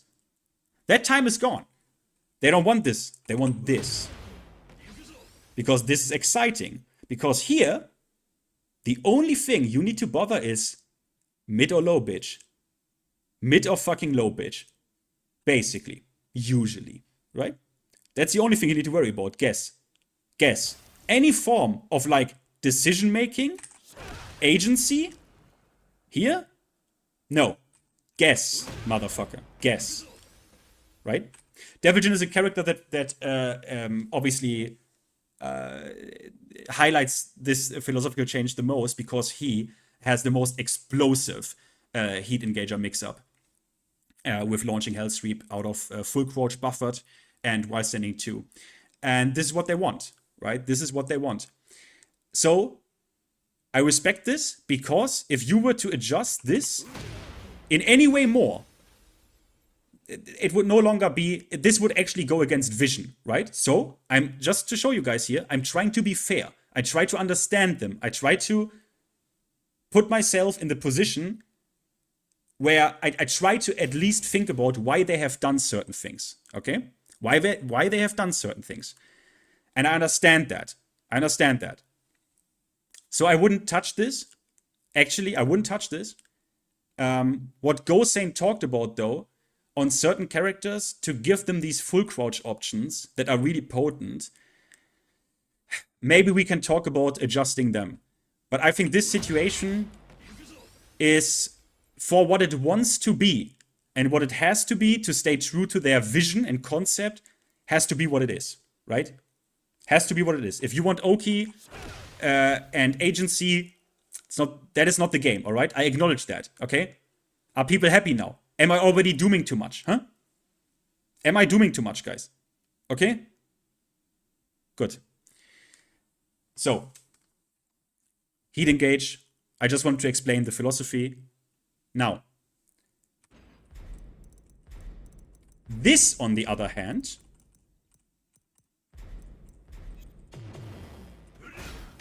this is a bit of a problem. Now, Spag, would you do us the honor again? Because apparently there was not that much feedback, was there? This starts with Power Crush heat engages, but it will go to the topic, all right? Apparently there wasn't any feedback, even though Spec put in all the work. I think it's And Joker, and Rip, and FeedBack.EXE, and Kokoma the fucking goat. Unfortunately, he's not here in his famous Lucky Chloe cosplay. What a shame. really stupid, but I enjoy the stupidity in it, you know. So for the casual me who doesn't compete as much anymore, I like it, you know. But like, do I want to play against them? Hell no, you know. So that's kind of where I'm at with it. Okay, yeah. You want to use it. You like dishing it out, but you don't like taking it. It's one of them situations. Yeah. Fair enough, man. Yo, FeedBack.EXE, what do you make Yeah, of Power Crush heat engage? I saw your they're reaction at the start. I feel like I know what you're gonna say, but They're yeah. super dumb. I also like it. Like when I pick Victor and I can stop thinking and just power crush. I love that. But I think one change that could bring them in alignment is one issue I was talking to Just Steve listen, about was trust me. that everything you do that heat dashes becomes +5, right? Yeah. So like Steve doing running 2 heat dash goes from +6 to +5.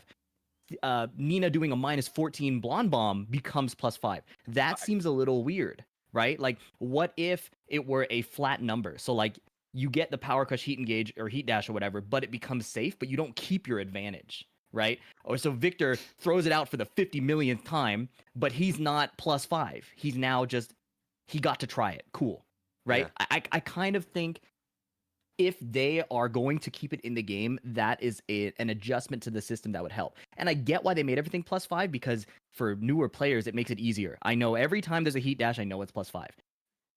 But if you're the kind of nerd that's going to learn frame data in the first place, maybe it's going to be okay to make the adjustment from, okay, it's not +5, it's my turn, right? Right. Again, depending on Yep. the move. I think it's not that big of a jump for the kind of player that Tekken attracts, and it will bring it a lot more into competitive alignment and allow noobs to still have fun with these ridiculously insanely good moves. And then like they made tracking changes to it too. I think that's a great adjustment already. But they are undoubtedly one of the strongest things in Tekken 8, and something has to be done. Yeah, I actually wrote down that heat engages, especially for those unsafe moves. They shouldn't be plus, you know. And I actually agree with you in a way. Like, does it matter to a casual if different heat engages after heat dash are different frame data? Like, will my friend down the road give a damn that it's plus like -6 instead of, you know, I don't know, 0 on block? Like, you don't give a damn, right? But for the complicated. you think it's gonna be complicated too much? Yeah, I think it's Yeah. complicated too. Yeah. That if you change all the frame data for all the different heat engages, I mean, it could be. It Like, could be. Yeah. It's a standard rule. It's similar to Yeah. the way Street Fighter 6 does it. Yeah. But like it is definitely something to think about more, right? Like it sort of raises the skill ceiling of the game. It helps differentiate and separate players in that way, which is a good thing for a competitive play, right? But it's a real big question about casual market or a competitive market and what your focus is as a Right. balanced team, I think.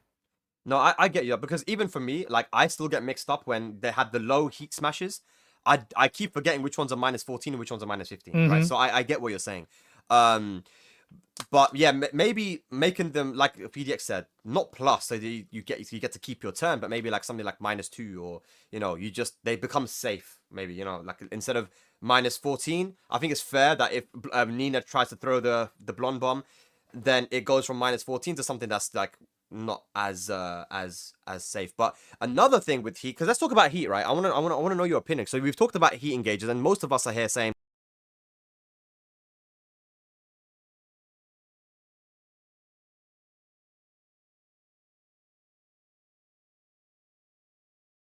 excuse me. So, heat dash. We have a problem here. This is a fundamental problem, and the reasons why this exists is the same reason why this, excuse me, it's the same reason why they took this out from a lot of moves. It's because they have done the following. They wanted to juice things up and implement the heat package. At the same time, they faced the developmental problem of making this game that is already complex. Tekken is known for that. Tekken is known for having huge fucking move list with unique properties, and even like something like moving in this game is hard and requires a lot of experience. Because you need to know, if you want to really move flawlessly, what moves in my opponent's move list even track to what direction, and at what range do they track. All of that is important, because in our game, a little bit opposed to DOA and opposed to VF definitely, our sidesteps are like real time. Our sidesteps are not, oh, you can't track me with any move that is not designed to fully home. Oh, nothing will connect with me that's not designed to actually home. No. Everything in this game can track. This is why Tekken is extremely hard. Not only because we have a lot of moves, but also because all of these moves have unique property in basically everything. Even something as fundamental as tracking capabilities and how well they restrict movement and in what situations they restrict movement. So they face the problem of implementing heat and making it not an additional burden or an additional factor of complexity. But this creates an obvious problem. And it's this. Everything in this game, if heat dashed, is +5, even with additional properties. This is too much. This is too much. And the reality here is a hard answer, but I have to give the answer after I have once again shown that this is a big problem. So first of all, these moves already have enhanced qualities while in heat. This is number one. Let me show you. This is not an urban legend, by the way. So Reina will perform a sidewalk left after electric on block. And you will see this. You will see that even if I stretch this move out and delay it slightly, I do it instantly, this whiffs. Even I do it stretched. Do you see this? I do it stretched, it whiffs. What happens if I'm in heat? Sorry?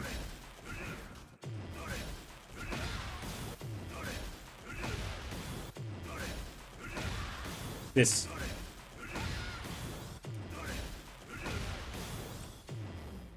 This actually has enhanced tracking. This is not an urban legend. This has enhanced tracking in heat. And additionally, it's also a +5 on block launcher. I don't think this should be +5. This shouldn't be +5. I think this needs to go to a very different number. How can we do this? How can we do this? And again, this is not, I don't know why I took Kazuya. I can also, this is not like Kazuya hate or something. I really like Kazuya, actually. Let's go to this bitch. Everyone hates this bitch, right? Sorry, Mayman. Sorry. I just acted against my master's wishes because everyone knows I'm actually, I'm a Mayman fan. This bitch. This is a 14 frame, but it is not parryable. It's 14 frames fast. It's -16. And if I heat dash it, it also becomes +5. But even better, this shit is a launcher.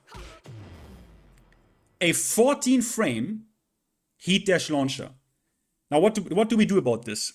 What do we do about this? This is too much. I know why you did it.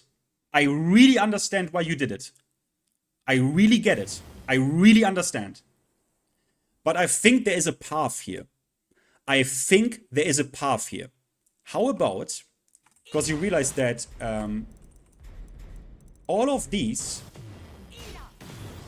have the same animation. If I'm not wrong. Yeah, all of these have the same dash animation on block. How about we reintroduce some of Tekken's qualities, like, you know, moves visually, a little bit explaining what they do, if we establish at least one more heat dash animation on block that tells you that this is not plus on block, because this should not be +5 on block.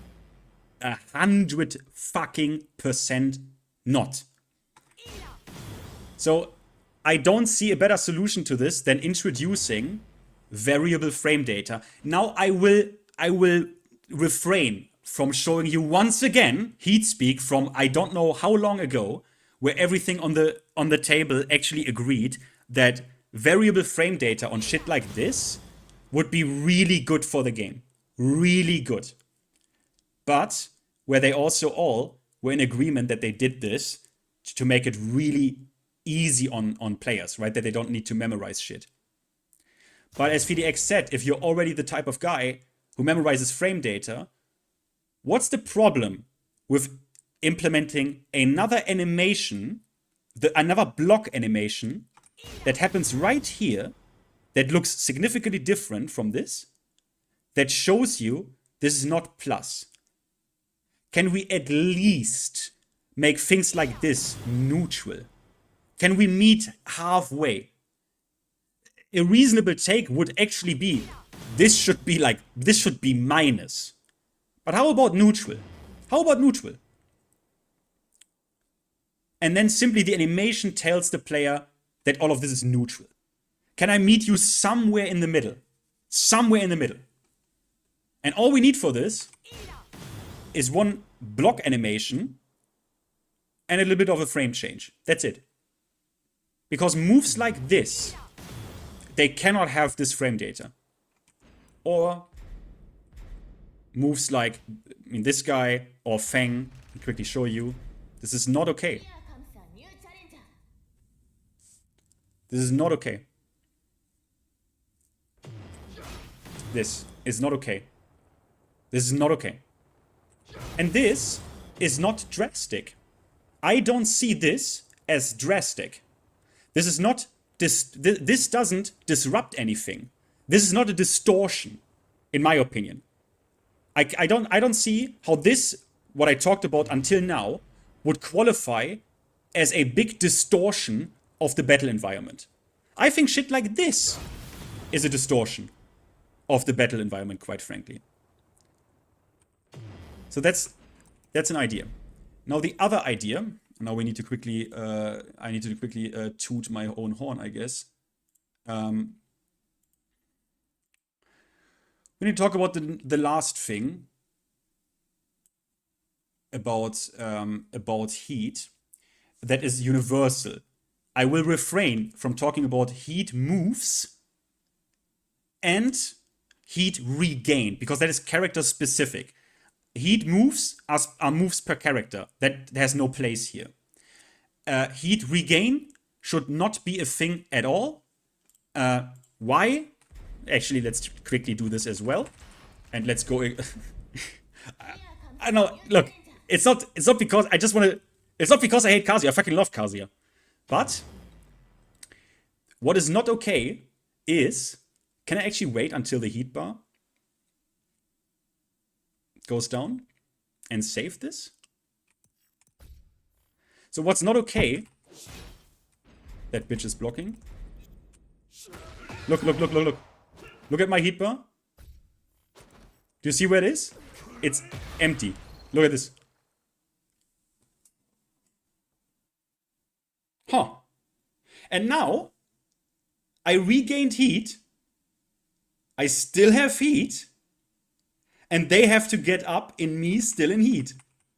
And I threaten heat smash. That's mental, right? Now, also, if they should get up, and I'm right on the mid. Get this. Wait. Now get up. Oh, sorry. Fuck. Why did she block? If she blocks this, if she gets hit by this, right? You saw that they have to get up. If she gets up and she is scared of lows and this hits, this will, look at my heat bar, additionally regain heat. And now I have that much, do you see? And this draws out the effectiveness of everything. And this is a heat confirm, right? I heat confirm this at the wall. And then just do my wall combo. I still have heat, right? Now, this shouldn't be a thing. Main man said this already at season 2, beginning. Main man said, heat regeneration shouldn't be a thing, also not on Kazuya. And he highlighted this. This. Look at my heat bar. My heat bar should be gone. My heat bar should be gone now. Bloop. And now, she stands up. She guessed wrong. I still have heat. And then? Not okay. Not okay. Not okay. That's too much. Just take it out. Just take it out. That's not distortion. That's not disruptive. Just take it out. Just take it out. Just take it out. It's not disruptive. It's fair. It's fair. It's fair. Now we need to talk about heat time. Heat time. It's the next thing on the heat list. First needs to fucking go. Like, there's a reason Ty talked about it. Rip probably talked about it as well. But Spec made a video as well recently about Heat Burst. Heat Burst is one of the most hardcore clown enablers in this game. Like, Heat Burst needs to fucking go. Or the heat system needs to be reworked, that the penalty, the relative penalty on Heat Burst is bigger. For example, how about this then? How about this then? How about if you use Heat Burst, you cannot Heat Smash. If you Heat Engage, you can Heat Smash. If you use Heat Burst, you just cannot Heat Smash. How about this? It's very simple. Very simple. You can do this in one click. Yeah, he can still use the heat moves and he can still heat. One moment. Do something about that, man. I don't want to... I mean, look at this. Look at this. Look at this. Did you see that? Guys, look. Look. Did you see the sequence? Pay attention to the heat timer here. Pay attention. He activated it in the combo, right? So in the combo, his heat bar doesn't even go down. Like, these details are so crucial. Look, even now, he gets hit by a rage art. Do you ever stop and look at the heat bar when you watch tournaments? And you see how much they protect heat for you. You have to pay real attention to this at some point. These are details that often get, like, overlooked. And I'm sometimes shocked. Look. Combo. When you activate, look at this. Look. It's not moving. It's not moving. Now it goes slowly down. It's not moving. It's not moving. Look. It's not moving. Look. Now it's not moving because he gets combo. Do you see this? It's not moving. It's not moving. And he still got the heat smash. He still got the heat smash off. Now, this is something that needs to change in my opinion. You will notice something here. We already have the answer to this. The Tekken development team, thank you for the $2, my man. Tekken 8 sucks balls. Still tasking Tekken 4. So, we have the answer to this already. Already, guys. You see it here. We have an answer to this. Look. It's not moving. Look at this. Look. Pay really good attention to the heat bar here. They actually, pay attention to this. You see my cursor, right? Pay attention. I position my cursor like this. Now it's not moving because it is moving. He gets combo. Do you see this? But it's not by much. This happened. Because when you are in another combo, it seems that the damage you receive is actually decreasing your bar. They already acknowledged this and built this in. You already have it.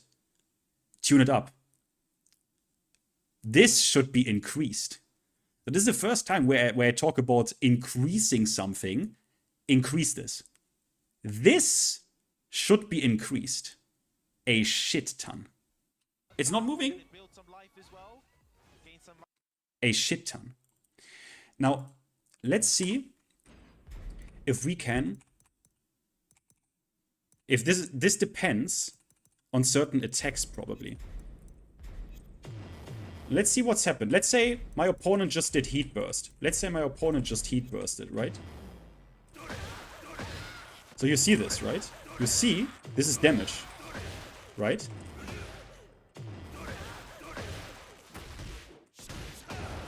You see this? It actually goes down. It needs to go way more down. Like, you already have the answer. You already did it. You already have it. You already have it. Look, it goes down. It goes down. But it goes down so slightly that I even have heard like GM and people say that this shit should be decreased while you combo your opponent. You know why no one, and even I, was under the impression it doesn't? Because that's a joke. That's a joke. That's a joke. I know you want people. Okay, guys, again, we need to talk about philosophy and development intentions here, and concepts and what they want the game to be. I fully understand. You want people to have fun with Heat, you go in, and you kick the shit out of each other. I understand. But shouldn't I, when I kick the shit out of you, be rewarded? Shouldn't I also be rewarded? As the guy who makes the right decisions and combos you while you, for example, did fucking this, right? And I made this. Shouldn't I get rewarded when this happens? This. How many times does this happen? Guys? Guys? Guys.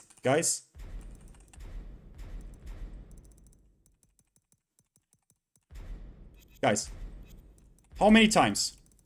How many times? How many times you do like... Yeah? Or you get something on hit. Like, or... You get something... What is a good... I mean, it doesn't matter if it's blocked. Like this. Right?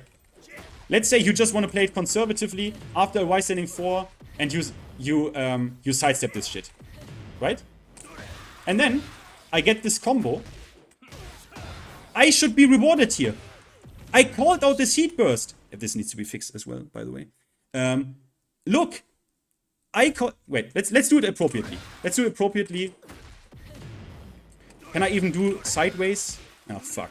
Yeah, okay, I don't know sideways combos with fucking cars. Okay, this doesn't connect here, right? Okay, you see where I'm going with this.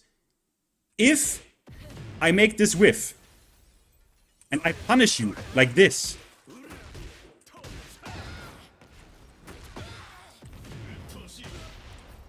look, why is it that after I did all this to your ass, you are still allowed to wake up and get me with a heat gimmick, possible heat regeneration? Imagine this is Law.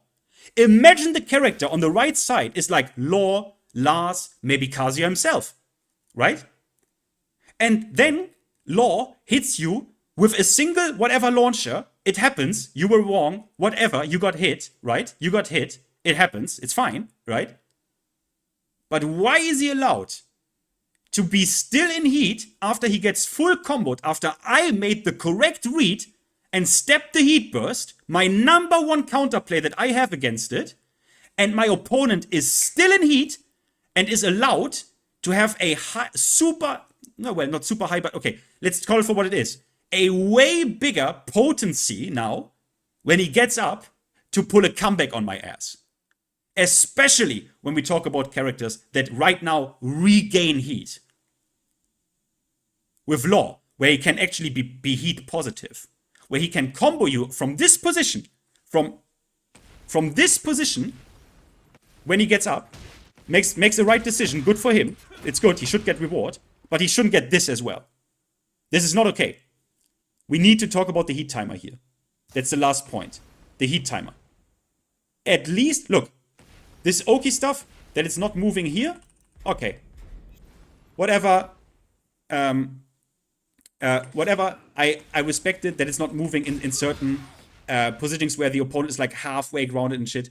Or like my heat doesn't, my heat doesn't move when my opponent is on the ground. So, do you see this, right? My heat bar doesn't move, it completely stops. Because this tells you the game wants you to get fucked up, right? You want to stay on the ground, which you previously could do in Tekken? To like, not stand up into pressure? Look at this. No, here, do you see this, right? Kazuya's heat bar just stops. just stops. Just fucking stops. Because the game wants you to get fucked up. Which is fine. It's fine. I know what like, guys, I respect your vision. Nakatsu, my bro. I respect your vision.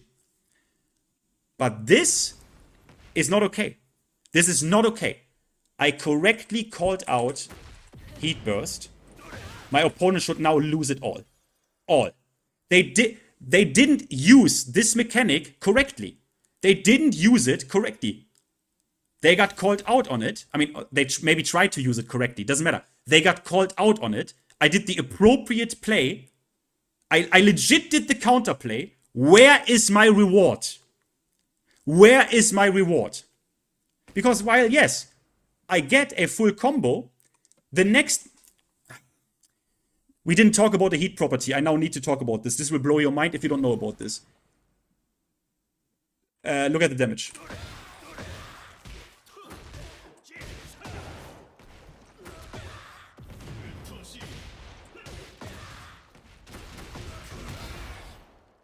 Do you see my cursor?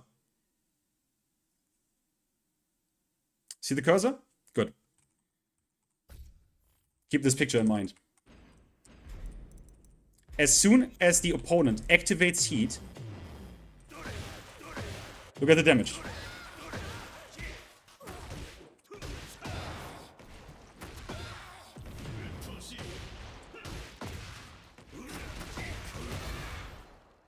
Look at the cursor. Look at the cursor. You remember the position? That cursor was somewhere here. Not here. Well, yes, this is something that I didn't yet mention. This is part of their vision. This game wants you to go so fucking ham in heat that as soon as you activate it, not only does the game actively protect your heat bar more than it would reasonably okay, in my opinion. No.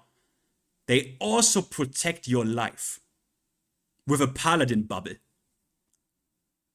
Now, why is that? Why do they do that? Well, because they want you to do this and then this. They want you to go ham. And if this hell sweep gets blocked from Kazuya, if Reina blocks this, because I am in heat, a shit ton of that damage I receive from mixing you up by force is recoverable. A good chunk more than it would normally be. Alright? So, this is an additional factor, right? Why my opponent already gets sorry, she was in heat. My opponent already gets protected here because of the natural paladin bubble that is getting cast around her. Sorry, I don't know how to do sideways combos with Kazuya. You already get protected for the duration of the combo. The heat bar being active already protects you. It already protects you. Why does the opponent then also... why is the opponent allowed to, after being already protected, be able to stand up while in their boss mode and have access to boss mode? That is too much. Does anyone disagree? In chat. Sorry, this was a bit complicated because there are multiple mechanics interacting here. But all of them are actually heat. This is all part of just heat. This is just heat. Does anyone disagree with this? What I said about heat burst here. Or heat timer, which also obviously connects to... This is why these videos are... Sorry, but this is why this takes a bit of time. Sorry. Anyone disagree? Anyone disagree? Just write no if you are of my opinion. Write no if you think you just spit it, as you say in English. Write no, no, no. Is anyone still here? Or did you all go to sleep? Write no, please. If you think I'm correct about this, write no.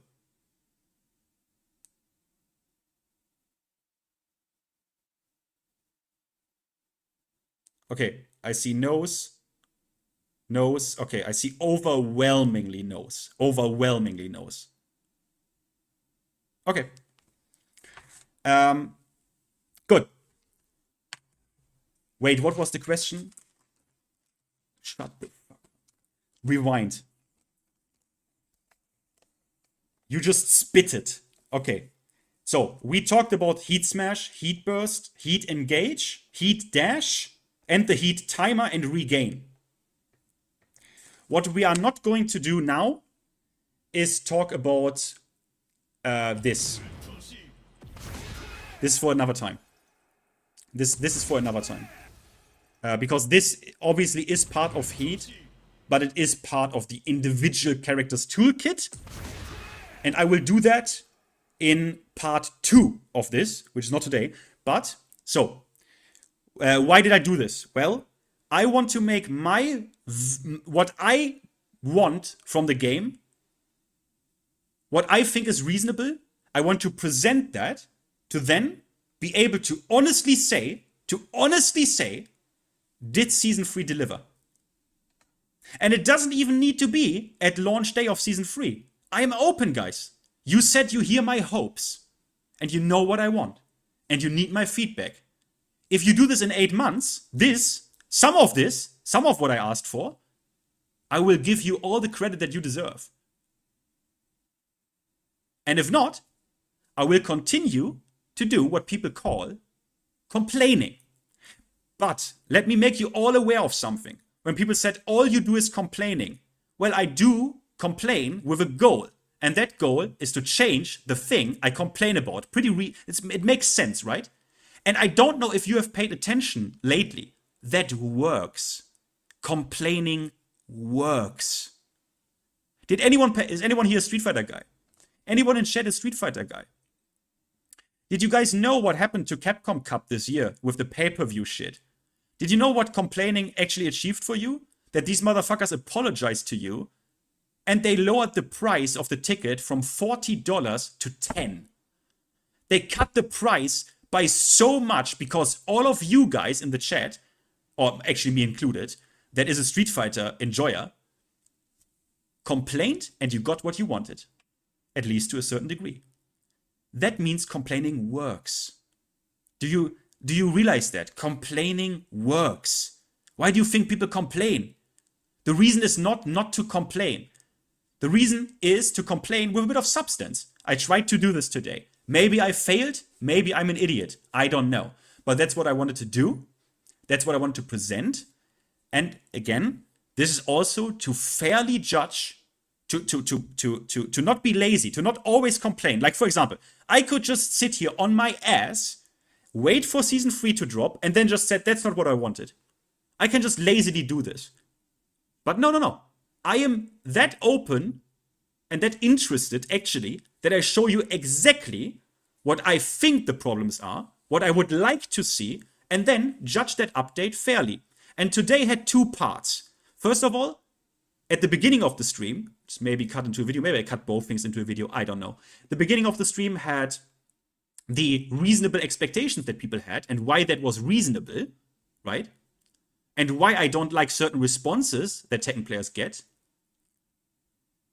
And this one was just to show you what I actually expect and what I think the problems are with specifically Heat. I think this concludes my presentation. Do I have anything left? No, I don't think I do. I don't think I do. Okay, sorry. Did I miss any super chats? Thanks for the super chats, by the way.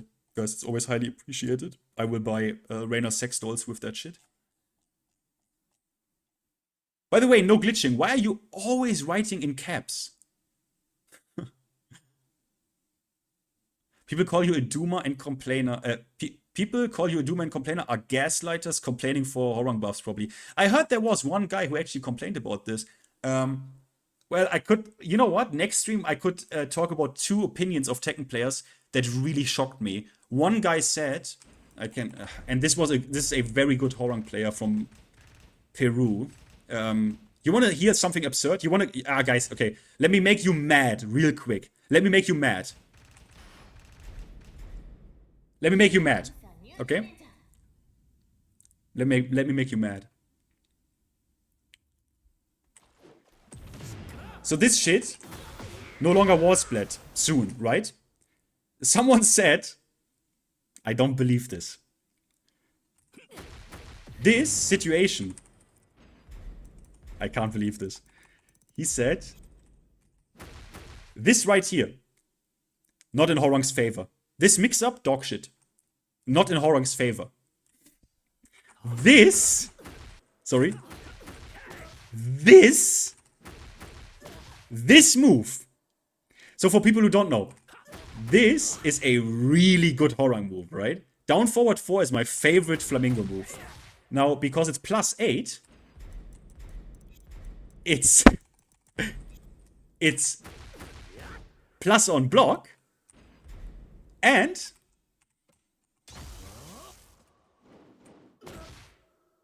oh, I forgot. Wow, I can't believe this happened.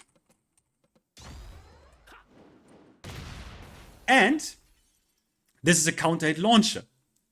It's one of my favorite Horong moves. Now, Roinichi, who is a really fucking good Horong player, this worries me. I'm sorry, man. This worries me. He said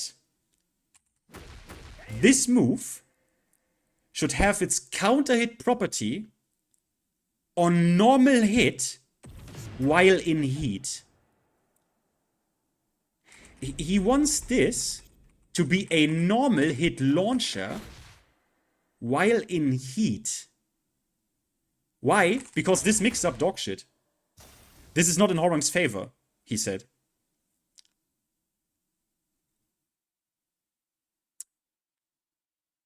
It's not bait. No, it's not.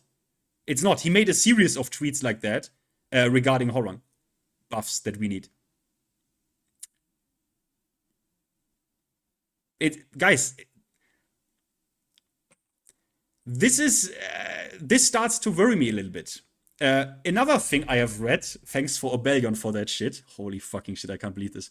So one guy, I think I need to, honestly, next stream, I don't want to be an asshole, right? I don't want to be an asshole. Guys, I don't know what to do, man, because is it my fault that someone says something that dumb, even if it, like, I don't care if you didn't know better, but so what this person said, he even made a video. He said, I can't believe that I can't believe this, man. Like, do I really need to? Because I don't want to be an asshole. I don't want to always be, you are toxic, blah, blah, blah. But what am I supposed to do? If people tell me, electrics, this, yeah? This should be bufferable on block. Now, for people who don't know what I mean here, okay? This person wants you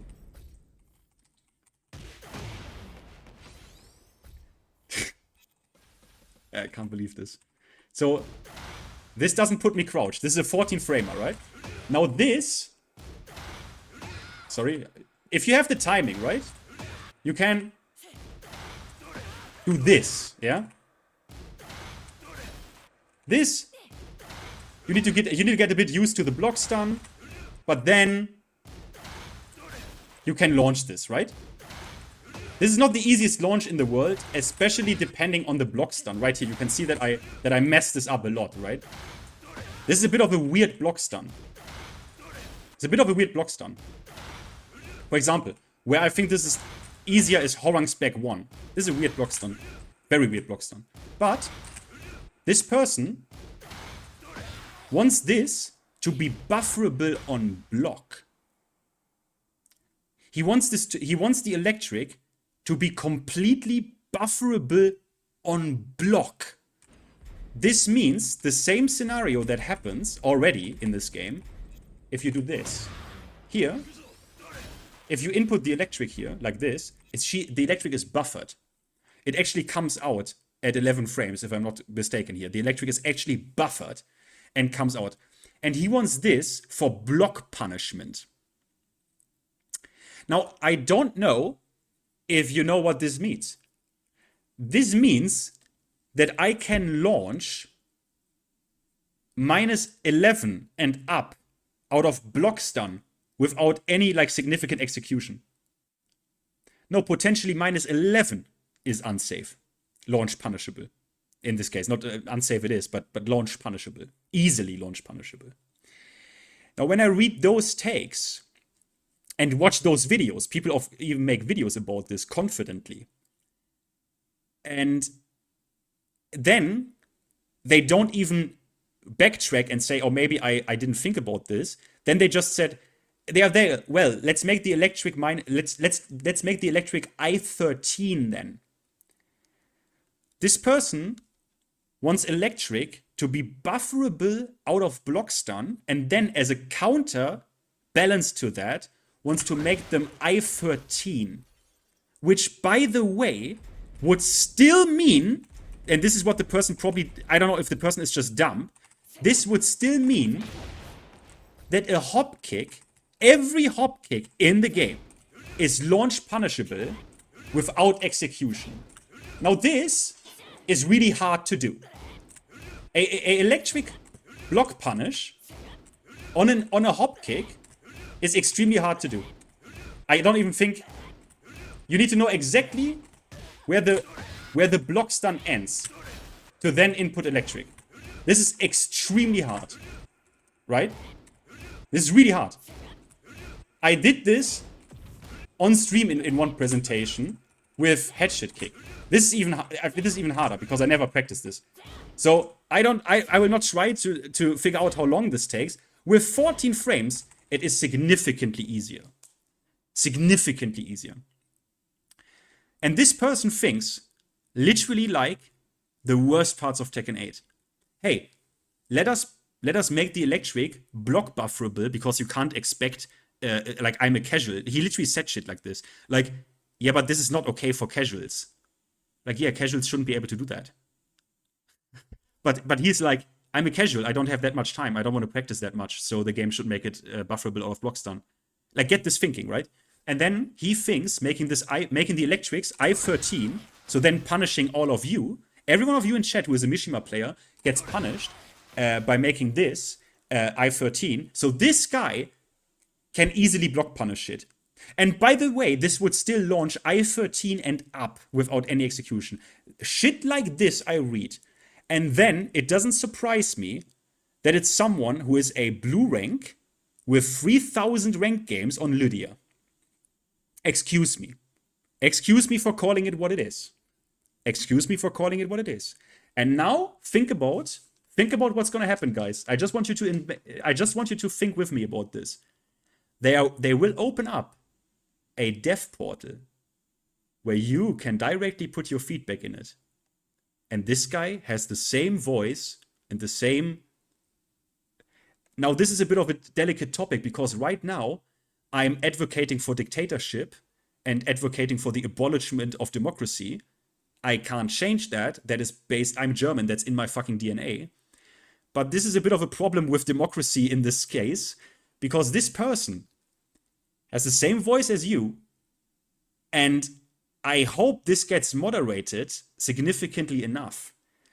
Because imagine what could happen if in this whole Tekken 8 dev give us our feedback portal, a developer, well, how they usually seem to be, on crack, sees this guy saying that, and is like, yeah, why not? Like, electrics for the longest time were this. Like, how about we change things up a little bit, right? Let's make them I13 and bufferable out of block stun, right? Wouldn't be that much of a distortion, I guess. Think about that. This is, I'm telling you, this can happen. They already gave law a kind of treatment like this. They all, like, so who's the guy? Well, wait. I mean, do I really name and shame here? I mean, I don't know, man. Do I really name and shame? Do I really name and shame? People already accuse me of being toxic as fuck and shit.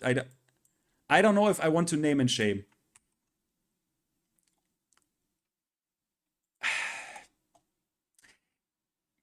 You know what? Before I name and shame, let me actually check if I was correct with what I even said about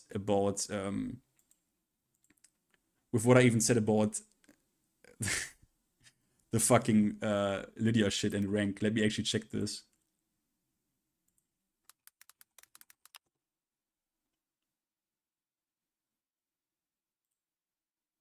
Never mind. He is he is supreme with 60 defense. But he is like Kishin on other characters? That's a bit amazing. So I don't know, man. Name and shame. It is what it is. If it's posted, they obviously don't mind being called out. Well, June P. That was always bro. Okay, XX June P. I thought I was mentally ill because I'm like, hey, if someone does a fucking dog shit comment and I point this out, obviously they don't have an issue with it because they made it public themselves, right? But then people accuse me of being toxic and what's the call? I use my platform, like motherfucker, as if I have a platform to like bully people and shit. Well, okay. Okay. I mean, okay. I mean, he said maybe electric should be bufferable, but in his Reddit post he said, no, this should be the case. All right, so okay. I want to talk about electrics, but before that, here's like a basic simple combo. Nice, and Reina looks good when she does her combos. So the start of that combo was an electric, right? Electric wind godfist. Essentially, it comes from a forward, neutral, down, forward input. The question marks of like, oh, Reina looks good while she combos. That bitch looks good while she. You mean that this is the question mark where you were like, what the fuck is he talking about? Although there are a couple of other ways to get it. If you look, I press down for one frame here, so you can actually get it from forward, down, forward. So you can already see what his problem here is, right? Before I already call him out, these electrics are obviously fucking dog shit. You wanna see how a Giga Chat does it? Oh yeah, I had this out. Yeah, come. I will hit this first try because I will not embarrass myself in front of my chat.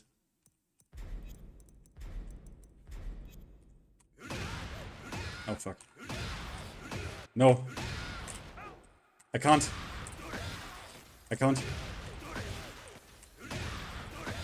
No. I don't.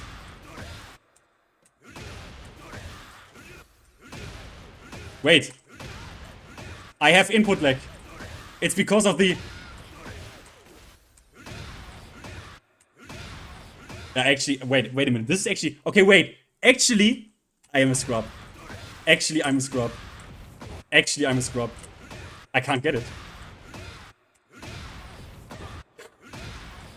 Wait! No! I don't have it anymore. I don't have it. I don't have it anymore. This is green rank behavior, isn't it? Stop. I don't know why. I don't have... Why does this feel so bad? I don't even see the timing anymore. This doesn't even count. This is... I just want to say, look. You can do it like this, right? You can do this, for example. You can input it like this, right? These ones are relatively fast, right? These ones. Do you see this? Or you can input it like this. Do you see this? These are pretty fast, right? Bro, I don't know what it is. I think I have... It's because of the OBS and shit. I have more delay, actually. I'm not kidding. Do it yourself. This is crazy. I even did it against people in the lobby, man. 3 in a row. Wait. I need to find the timing. I can't do it.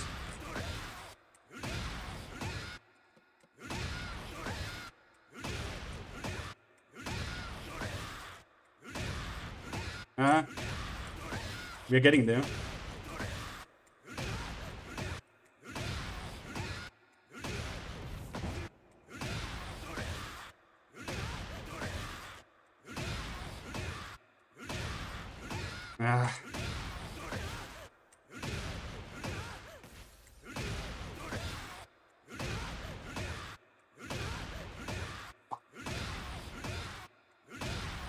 I can't find it.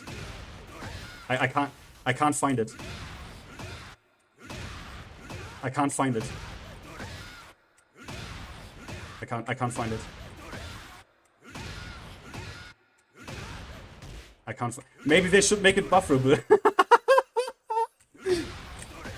Maybe they should make this bufferable. Look at this input. How weird was this? Look, this is why you just. This is, by the way, why Perfect Electric Connect is not even that hard. Look at how sloppy you can be. This is what I mean. I had 3 frames of forward, 1 frame of down, and then down forward plus button. This is basically already bufferable. This is why tangent upper is like so much harder. Because in tangent upper you can't do this. You need to be completely frame perfect. But all I'm saying is, the problem of this dude is that his electrics are too slow, right? Like, you can either do it like this, or you can do these inputs, right? Where you do like super fast.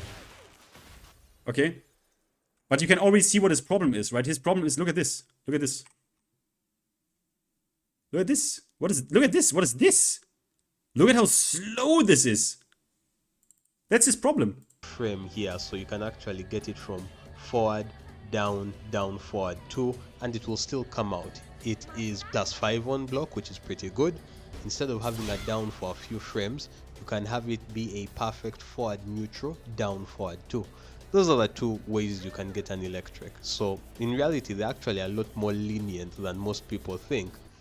You can even have the down input pressed for up to 3 frames before getting the down, forward, and 2. So electrics are not 1 frame lengths. It's more of, you have up to 3 frames to play around with. Like there, I had the down input for 5 frames. Oh, I still got the quick thing. While we talk about identity, right? Why is it that now everyone has this electric? Why? Guys, Mishima players, are you with me? Why does even this guy, why does this motherfucker have this? Did you know this? He also has this input. Why is it Bro, let me change the stage. Holy fuck. Okay, I'm not even making excuses. OBS is fucking up shit. I'm not even making fucking excuses. To prevent this, I have installed this stage mod, which is like... So why does he have this? Do you see this? Why does he have this input? This should be his input. Why is he allowed to have this input? Everyone has this now. Everyone. Why does this guy have that input as well? Look. The only one at launch who had that input was she. She had that input as well. But she still retains one property that the others don't. She is actually the only one, besides Kazuya, who has this. The full-on crouch. Full-on out of crouch. She's the only one who has this. But why does she have that? Why does she have Kazuya, literally Kazuya's electric? Why? Why does she, who is supposed to be like Heihachi's bullshit, why is she allowed to have that exact Kazuya electric? where she can do it from crouch. That is fucking weird. Kazuya is not special anymore. Yeah, against character identity, right? But okay. You have even more frames to play with, maybe even 6. So it's something that you can learn to execute and do. I only have one issue with electrics that I'm totally going to get into. But even if you mess up the electric, you'll get to a wind. Okay, I'm trying to do the normal wind god fist, but I've been practicing electrics, so I'm just getting electrics. This is stupid. This is like one of the dumbest problems to have. Okay, if I yes, much better. If I mess up the timing, I'm going to get basically just a wind god fist that is -10, so you eat a jab for it. But it's also a normal hit launcher, which is not the worst thing in the entire world. But of course you want the big one, you want the actual wind god fist. Oh look, 3 frames of holding down, so yeah, I don't have to be perfect with my input. Anyway, so you really want the electric, but even the wind god fist is a pretty good move. Now, first things first, let's switch over to my other main. Now, electrics have a use as a punisher. Supposedly, allegedly, they can punish up to 13 frames. Anyway, Lydia's forward. Allegedly? Wait, what did he say? My other main. Now, electrics have a use as a punisher. Supposedly, allegedly, they can punish up to 13 frames. Allegedly, they can punish up to 13 frames. Bro, they can punish up to 13 frames. That's not alleged. Do I really need to do this now then? Wait, shall I prove him wrong, guys? Shall I even do it from crouch? Bro, you will see. You will see, bro. I did this already.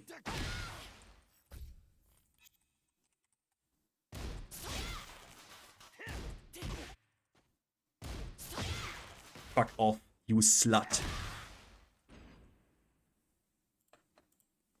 Anyway, Lydia's forward 4-3 is my. What?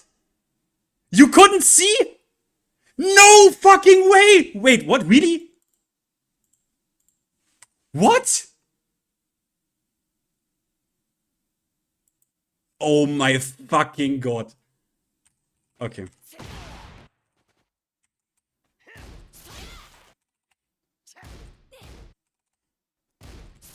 But now you can, yeah? Fuck! Bro, I literally did it first, second try. You can't be fucking weird.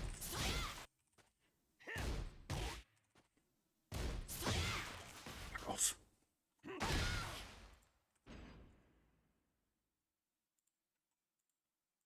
-27. So a basic wind god fist can actually punish it, which is fantastic. That time I didn't manage to get it out in time. Okay, wind god fist. We didn't see again, bro. If you trolled me, Down holy shit. forward 2. Sorry. My inputs were eaten there. So where were we? Let's switch Allegedly, over right? To my other main. Now electrics have a use as a punisher. Supposedly, allegedly, they can punish up to 13 frames. Anyway, Lydia's. By the way, why I took, just to clarify, if you're not a Mishima player, right? This shit is obviously mega cool, right? Oh, you're right. Why does it suddenly... Oh, you're right. I saw that, yeah. So, why is it harder? Why did I need longer to punish this? To punish the down forward 1-2, which is -14. Because all of this has different block stun timing. You need to actually practice this. Like, you need to actually practice this. And I practiced this a little bit on Brian, actually. Quick question. Any thought of the idea of getting heat timer damage? Like, if you're in heat instead of chip... Like, if you're in heat instead of chip, your activated heat timer goes down more when you turtle. You already have that on hit in combos, but they should... But super good idea. No, yeah. That's a super good idea.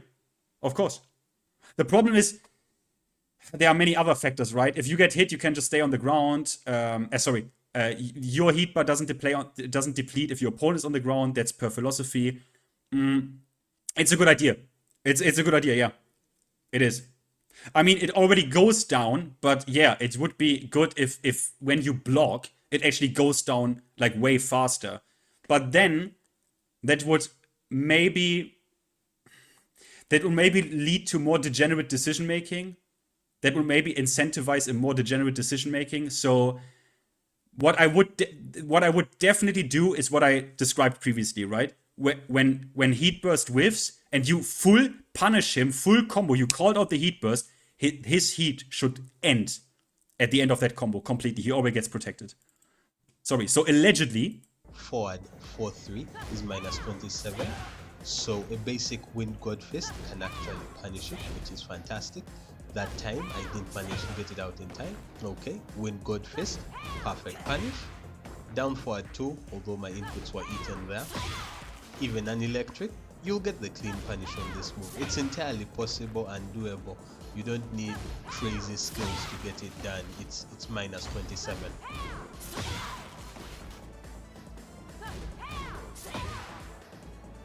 Now the problems of using electrics as a punishment start becoming apparent when you're trying to punish out of minus frames.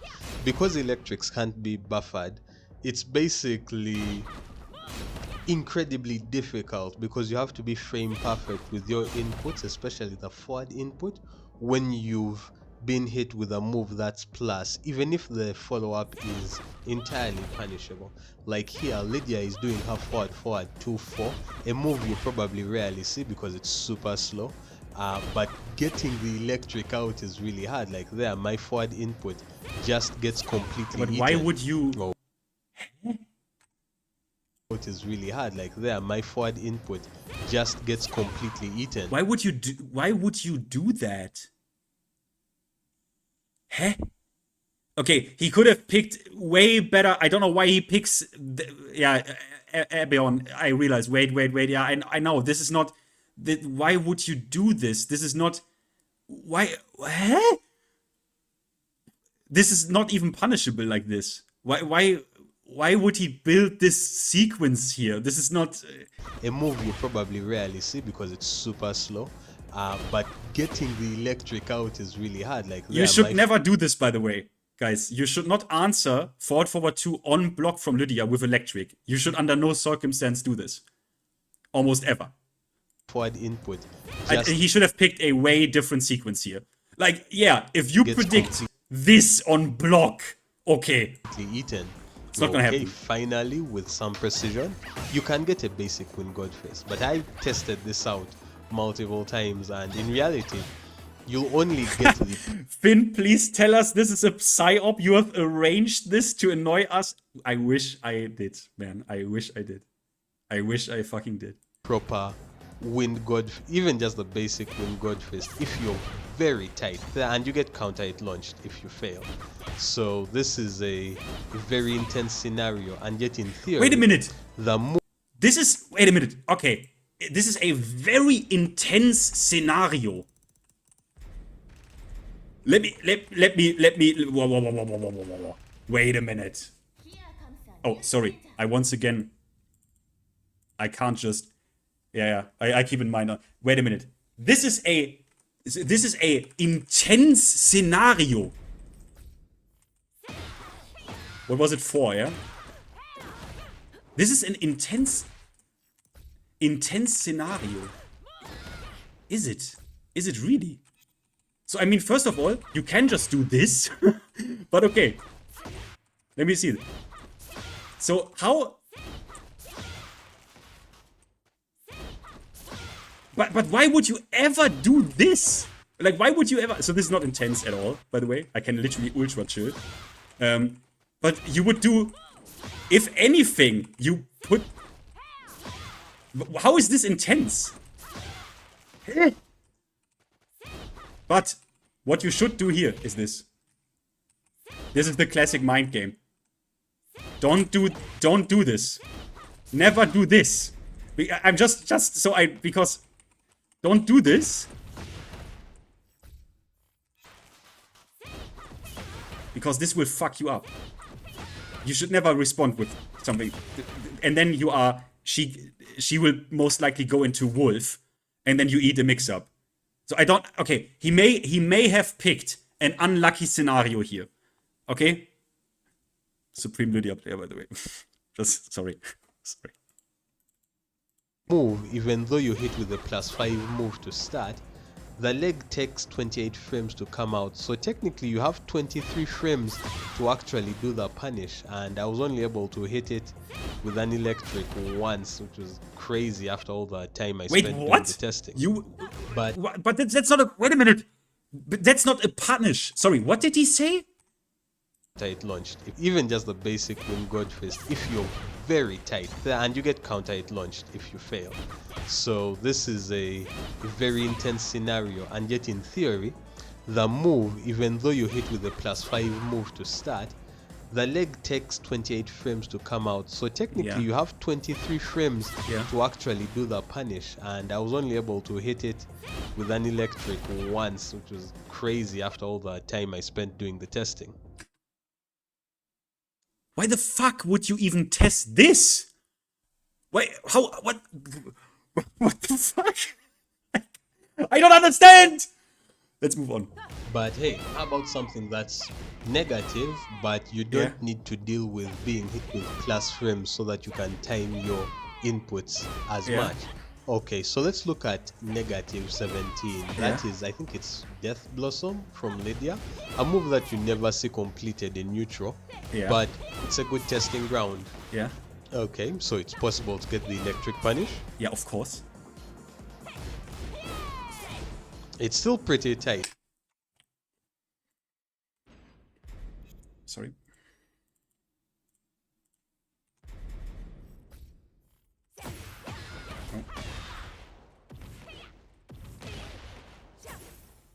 Where's the...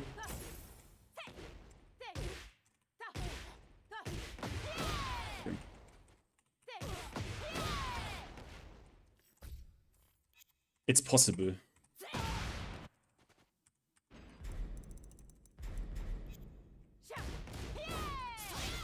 Okay.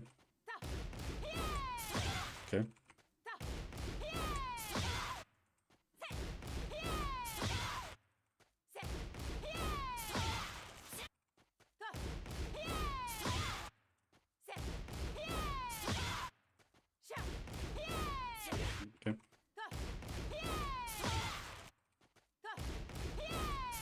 Okay, I have never in my life, I think I have never in Tekken 8 ever blocked this move. And I was able to do this very easily.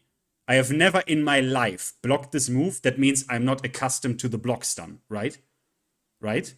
And so, yes, this is definitely possible, senor. It's still pretty tight to get it, even the win god fist. The inputs just sometimes get entirely eaten.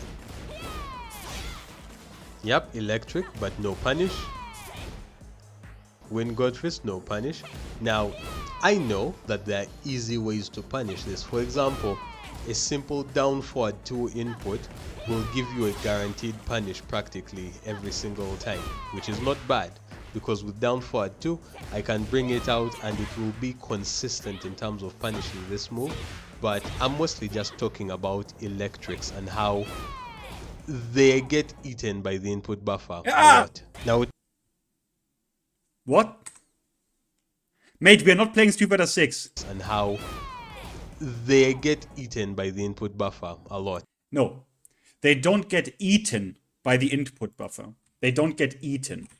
This doesn't get eaten. Look. Sorry. This is not... This is not my input getting eaten. This is not my input getting eaten, senor. This is me not timing the move correctly. Nothing gets eaten here. They're very careful with stuff like this. Very careful, because this dangerously sounds like you make the game responsible for your incompetence. Oh fuck.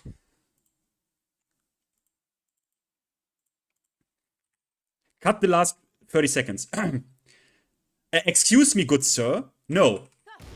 Here, nothing gets eaten here. If you do this, nothing gets eaten here. This is simply me mistiming this. Okay? Nothing gets eaten here. Because this sounds dangerously close to making the game responsible for your own skill issue. This is a problem. We need to be really careful here. Really, this is not Street Fighter 6, where actually funky stuff happens when the screen freezes. Where actually a little bit funky stuff happens. Even in Street Fighter 6, by the way, your inputs don't get eaten. Watch Broski's videos for that. But very careful here with phrasing like this. Very careful. Now it becomes super apparent when you start looking at moves that are -15. So I'm using Lydia's Political Storm here. And literally, I can be hitting the electrics to try to punish the move. But because I am slowed down by the frame buffer, basically, like the Lydia must be looking as like, damn bro, damn, holy cow. The point is, this is probably maybe a quality of life thought process kind of thing. I think that it should be possible to buffer and fire off electrics. I think there are so many situations where that would be fantastic. Even if the move was slowed down by 2 frames, it will still be the same. It will still... What? What did you just say? I think there are so many situations where that would be fantastic. Even if the move was slowed down by 2 frames, it will still be the same. It will still punish 13 frames, okay? It will still be a super fast, barely seeable plus on block move, and you can keep the precision, but I just think it would be better because now as a move, it's not great apart from maybe 0. Now, as a move, it's not great apart from maybe 0.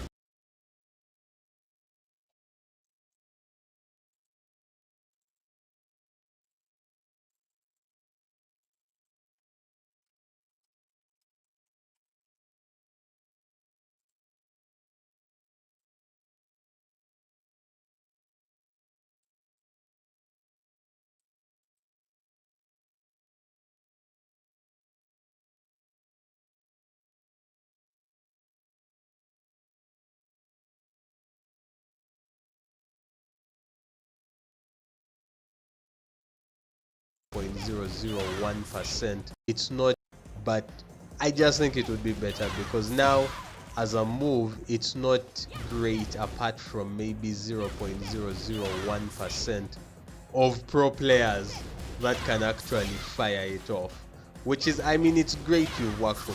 Did you know I'm a pro player? Did you know I'm a fucking pro player? Yeah, I got kicked in my ass by DBP in ICFC once. Look at me.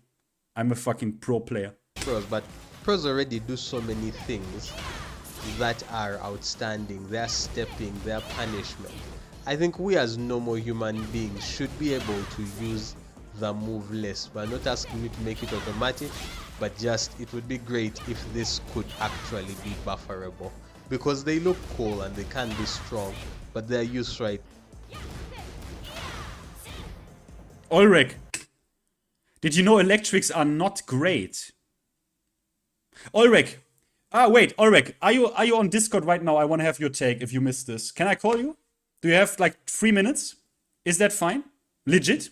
Because this will be of concern to you. I would love to just ask you that question. Is that okay? Sure. Perfect. Perfect. That's actually perfect.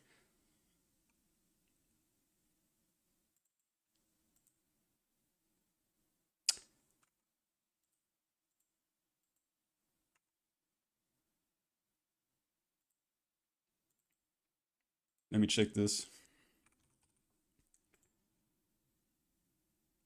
Okay. I don't want to be... Okay, I think this should work. I'm just going to call him.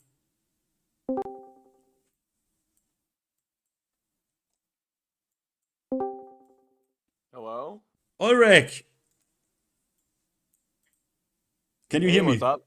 You can hear me? Wait, hold on. Yeah? You're coming through my phone audio. I don't even know. Oh, Oh. I have my speaker set up wrong. One sec. No problem. No problem. You chill, bro. We're chill.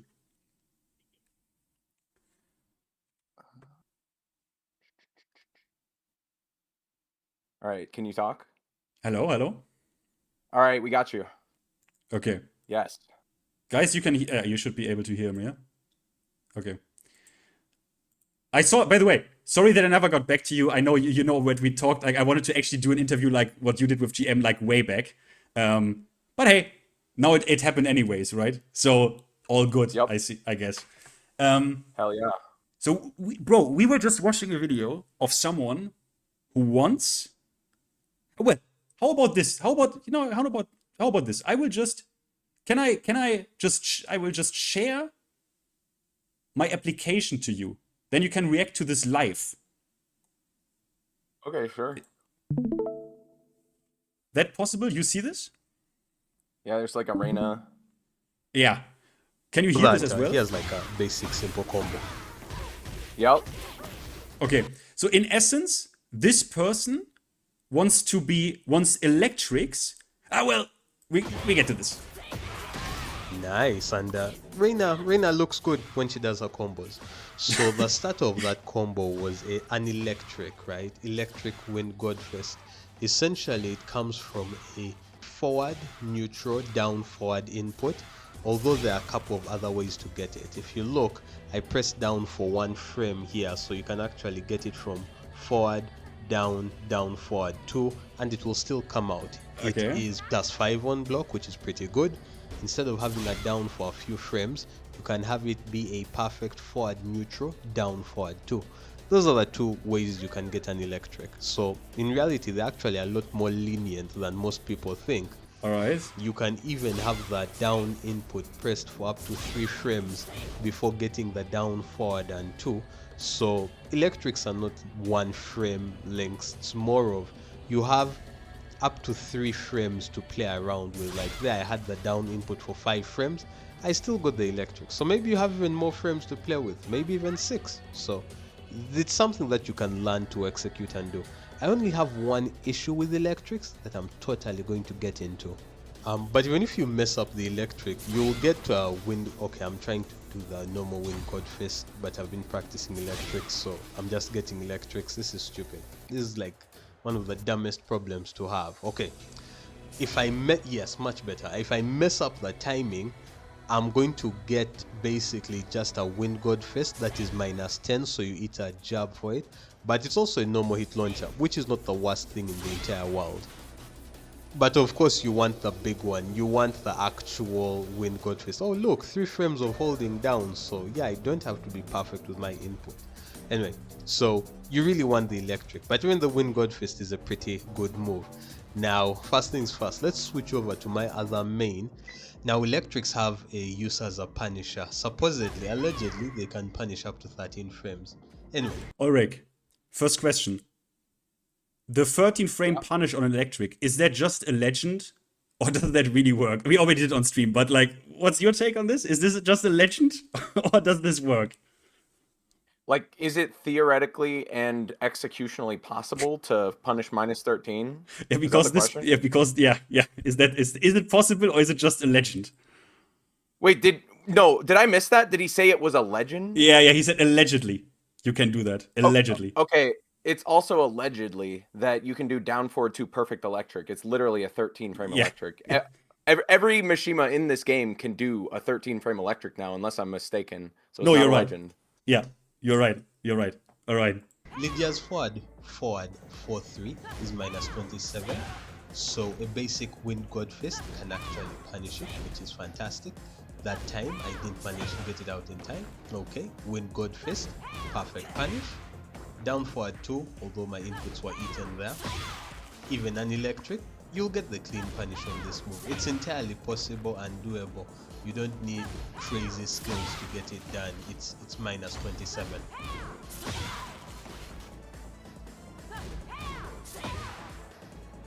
Now the problems of using electrics as a punishment start becoming apparent when you're trying to punish out of minus frames. Because electrics can't be buffered, it's basically incredibly difficult because you have to be frame perfect with your inputs, especially the forward input, when you've been hit with a move that's plus, even if the follow-up is entirely punishable. Like here, Lydia is doing her forward 2-4, a move you probably rarely see because it's super slow, but getting the electric out is really hard. Like there, my forward input just gets completely eaten.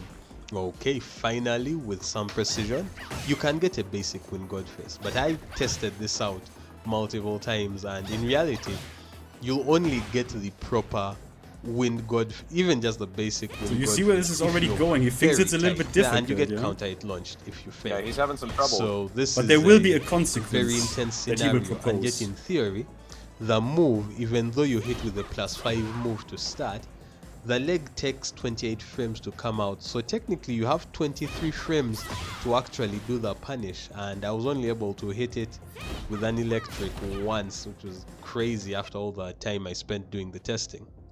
But hey, how about something that's negative, but you don't need to deal with being hit with plus frames so that you can time your inputs as much. Okay, so let's look at -17. That is, I think it's Death Blossom from Lydia, a move that you never see completed in neutral, but it's a good testing ground. Okay, so it's possible to get the electric punish.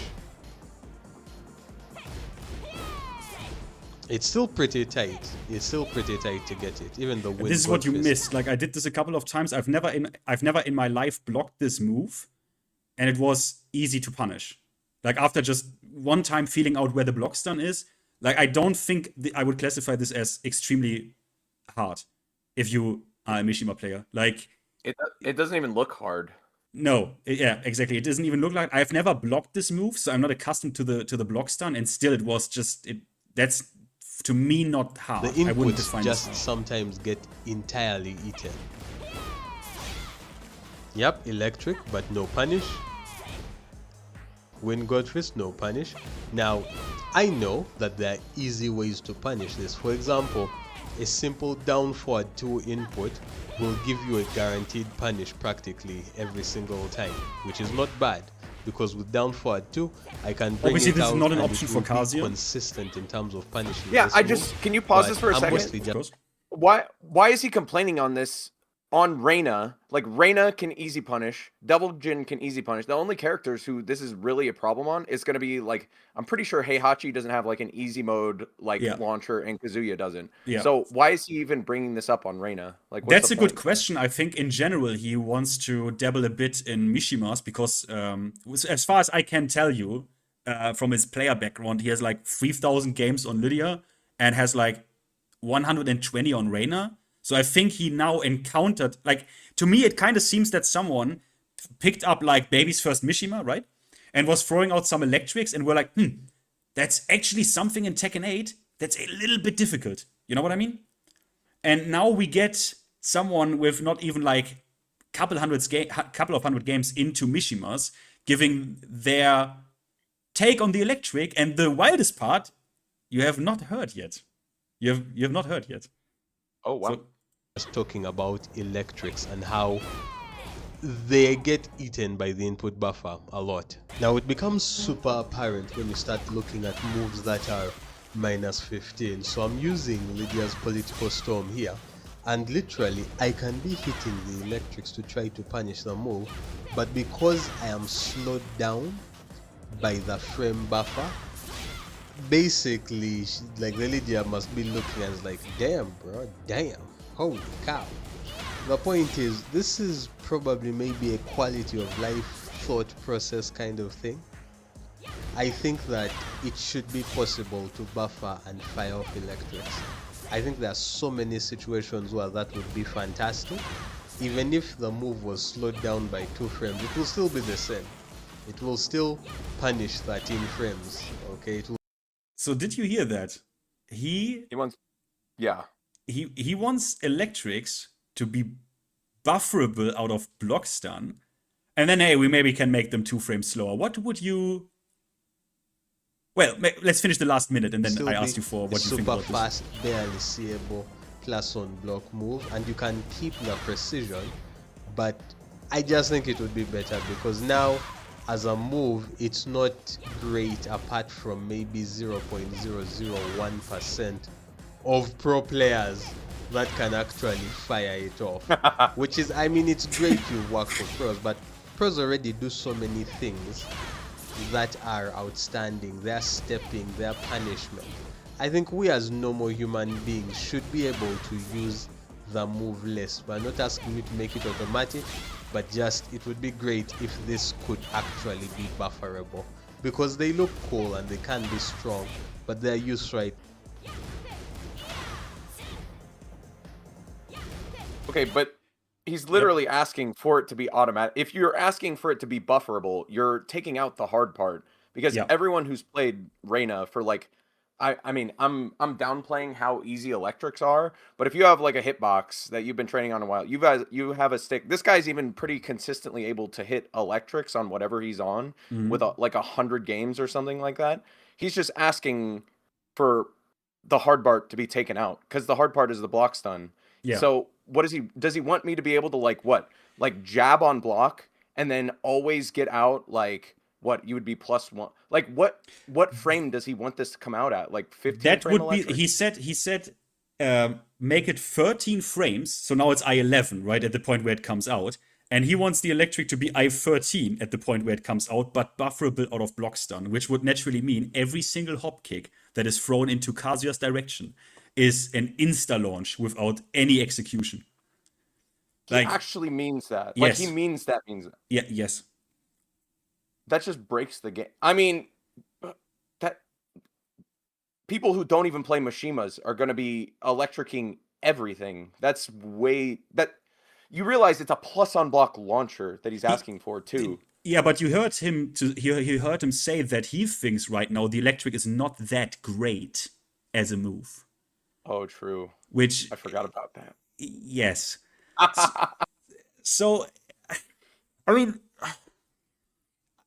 okay. I don't want to be like super toxic and shit, and because this person wasn't toxic to me and called me a fucking idiot.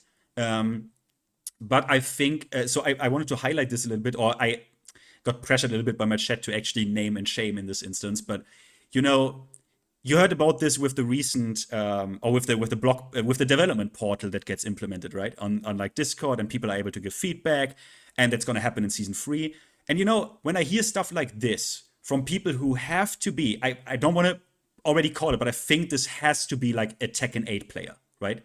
When I hear that, I get a little bit worried that people like this could also, well, reasonably possible, even if moderated, get an ear of the developer. You know what I mean? Do you think this is like something I need to worry about, or is it completely idiotic for me to even worry about this?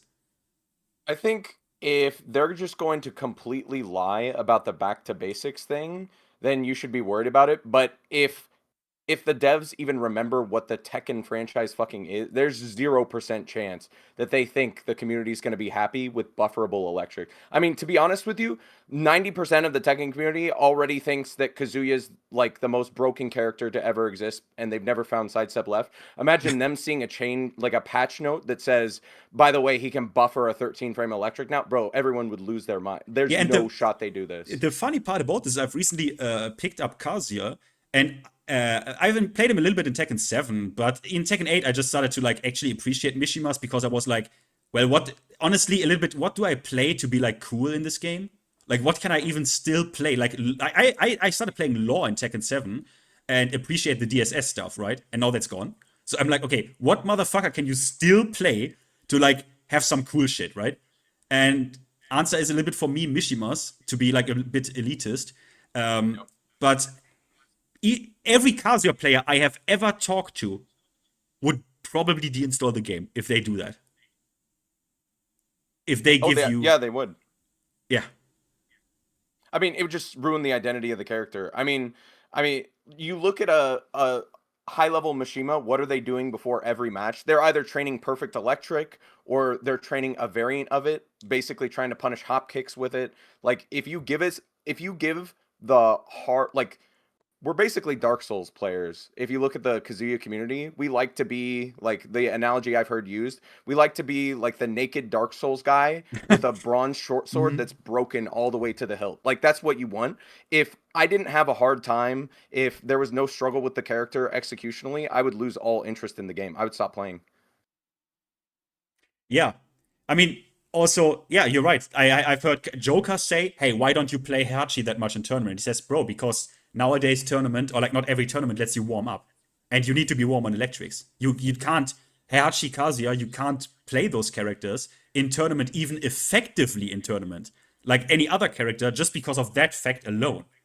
So every motherfucker who still does it even puts a handicap on themselves. And if you would give this move the bufferable property on block already, that's like it's complete insanity. Complete insanity. Yeah. That's why I think there's no way they would do it. Do you remember in Tekken 7 season, I can't remember which season, it might have been season 2, they added slightly more tracking to Hell Sweep, and it didn't even make it. Yeah. Yep. Dude, everyone collectively lost their mind. It might have been like a slight. Yeah. It might have been like you could still easily step it, but it was just, it brain broke the entire community. This would have the exact same effect. I can even name right off the bat something this would be completely broken on that takes skill right now. On Kazuya, if you've tried him out, if you do forward 2 in heat and you do the heat dash, let's say your opponent blocks your forward 2 in heat as Kazuya, right? You get your +5. Yeah. If you do a perfectly timed electric, you can beat sidestep left, his core weakness. Yeah. This takes all the skill. It's gone. Yeah, I've leapt this. I've seen this there, where if you time it at a certain moment, that it actually I thought even it was not consistent, but probably you need to hit like the exact timing. Because I was under the impression that the heat dash has like also has actually a buffer window, like the heat engage. But that doesn't seem to be precisely the case, because I noticed what you talk about as well, that there are circumstances where, depending on exactly when you input it, you actually can catch sidestep left. It just has to be really precise. Yeah, and obviously this is what he pitches here is also something I really don't like, where from the perspective of let's make something accessible, and therefore we have to nerf the move, because he wants to make it also slower, right? Like, oh, let's make it I13 then, right? So that would nerf the move, obviously, in like whiff punishment aspects. And this is precisely something I don't like, which is what they have done with Law, where they went and made DSS a super simple input, just hold forward, and then, because now everyone has insane frame advantage on block, they had to nerf some of the DSS utility, where you don't get anything anymore if you do, for example, with Law, while sending 4 counter hit transitions into DSS. You don't get anything of that anymore. So that means, in like the concept is, make something accessible, but punish the people who have committed to this. Even though, as we all know, we have a shit ton of characters in this game. We don't need that. Like, just make an accessible character. We have enough of those, right? Yeah, this is the exact wrong change for real Mishima players. I understand, like, Reina players, you guys are kind of like vibe Mishima players, but even the Reina community probably would hate this change. I mean, I get it's an intro Mishima for a lot of people. Like, she's supposed to be, like, she has really good movement. She has the forward 4-2 for space control. She can get a lot done with, like, very few tools. But, I mean, I can't imagine anyone liking, like, any season change where this is introduced at all. Yeah. No, of course. So I can also not see anyone liking this. I mean, especially like Reina players will probably look at you and say, like, wait a minute, we can launch punish anything up to -15 and higher with down forward 2 anyways. And now you want to even make the last like 2 frames, like 14 and 13, to be just easy fucking punishable. I think it's a problem. I think it's a problem that I have heard demands for balanced philosophy like this, not the first time. I've seen a lot of people who, even legacy lore players who make themselves out to be legacy lore players, appreciate what they have done to lore, for example. I think this is a bit dangerous. Do you think this is dangerous, or do you think I don't need to worry about this shit? What, like Bandai Namco actually following through on this? Not this, maybe, but how about they already gave you the electric property in heat, right? You have the property, not the speed, but you have the property on the Wind Godfist that's actually the electric property. How about, like, what stops them from saying, hey, next game, or maybe the next game, or the game after that, to do that, to make the electric like just a down forward 2, and we nerf the speed, but keep the properties. So we make the cool move that everyone wants to use more accessible. Do you think I need to be worried about this? Because they did this in certain aspects already with the game, with law, with law in general, and with the electric property in Heat. Like, do you think I need to be worried about this? Okay, I'm gonna be honest with you. By that time, I'm gonna be old wreck. I'm gonna be 40, 50 years old. I'll probably need this change, but I'll be fucking I'll be raging in my old man goddamn diapers if they actually make this change. I don't think you have to be worried about it, but I'd put it at, if I had to put a percentage on it, I'd put it at like less than 20%, but the fact that it's that high is kind of scary. Like, they're trying to make this into fucking Smash Bros. Exactly. The fact that even you say a little bit like below 20%, the fact that even reaches 20% to me is fucked up. But yeah, you just don't know what to expect. I mean they gave Paul a macro for his crouch dash, because they thought like QCF inputs are too hard for people. That's what they did in the season 2 patch notes. You remember that? I forgot about that. Yeah, I completely forgot. Yeah, like shit like this, where I'm like, bruh, I get a bit worried about this, because I don't know. Then I see players like this, and I don't know what, like, I don't want to, like, he's part of my community, right? I don't want to shit on him, but I just want it to be known that this is not the right approach. I personally don't stand for that. And this is not like some psyop. He even made a Reddit post where he defended this and said the same things of like, yeah, but, you know, this is a cool move and it shouldn't be. What do you think about the part where he said this is only reserved for pro players? Okay, I have a mean opinion, but I'll sanitize it since he's a member of your community. Okay, so in the time it took this guy to edit this video, he could have gotten like twice as good at launch punishing the -17 move that he thought was hard. Like, it's really not that hard. If you have enough time to have a consistent electric, you can train your consistent electric, since you can do a 13 frame one to punish -15. I mean, I get that it's hard, but it's not like, I'm by no means a pro player. If I'm expecting a -15 move, there are a lot of circumstances where I'm just going to go for the punish. Like, -18, you should be able to electric that. You see the move, you see the animate, like, because you use wall standing too. If my brain is on, and I'll be honest, when I'm playing Tekken, it isn't always on. If I see that, I block it, it's getting launched. Like, if I even go for the electric punish. So he just, I mean, just, there's 2 letters, is GG, and it doesn't mean good game, it means get good. That's when you pick a Mishima, that's what you should expect. This is the second angle of this. Like, first of all, let's say he even was right. Like, let's say he even is right. Like, just let's pretend that this is preserved for the absolute like 0.001 of the elite, right?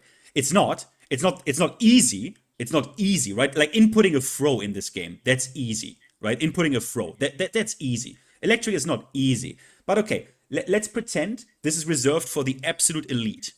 Even if that is the case, is that a problem if it's on 4 or 5 characters in this roster of over 40?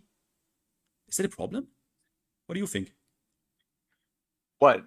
Are you like steel manning the idea of like a bufferable electric? No. Or are you saying No. I'm saying let's accept his logic of this is super difficult and is gate kept for only the pros.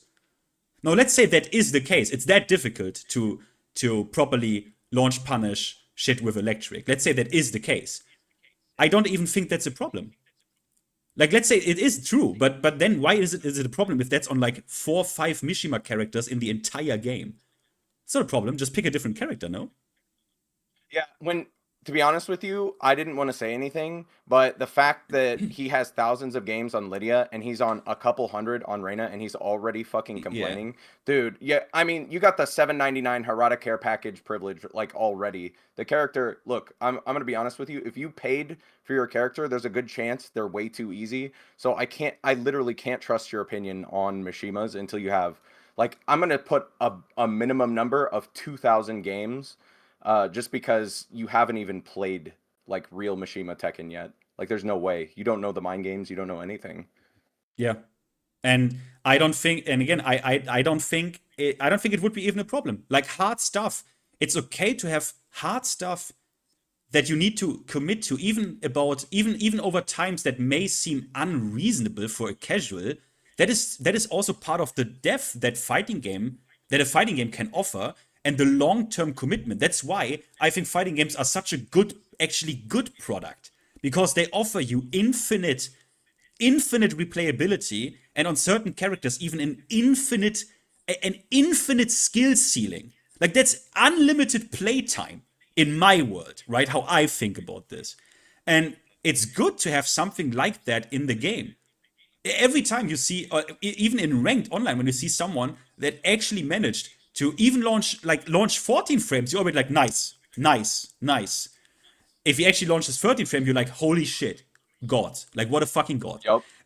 That's sick. Like, having something like this, even if it is not obtainable for a casual, A, it shouldn't be, and B, it's only on very few characters. Just pick Alisa.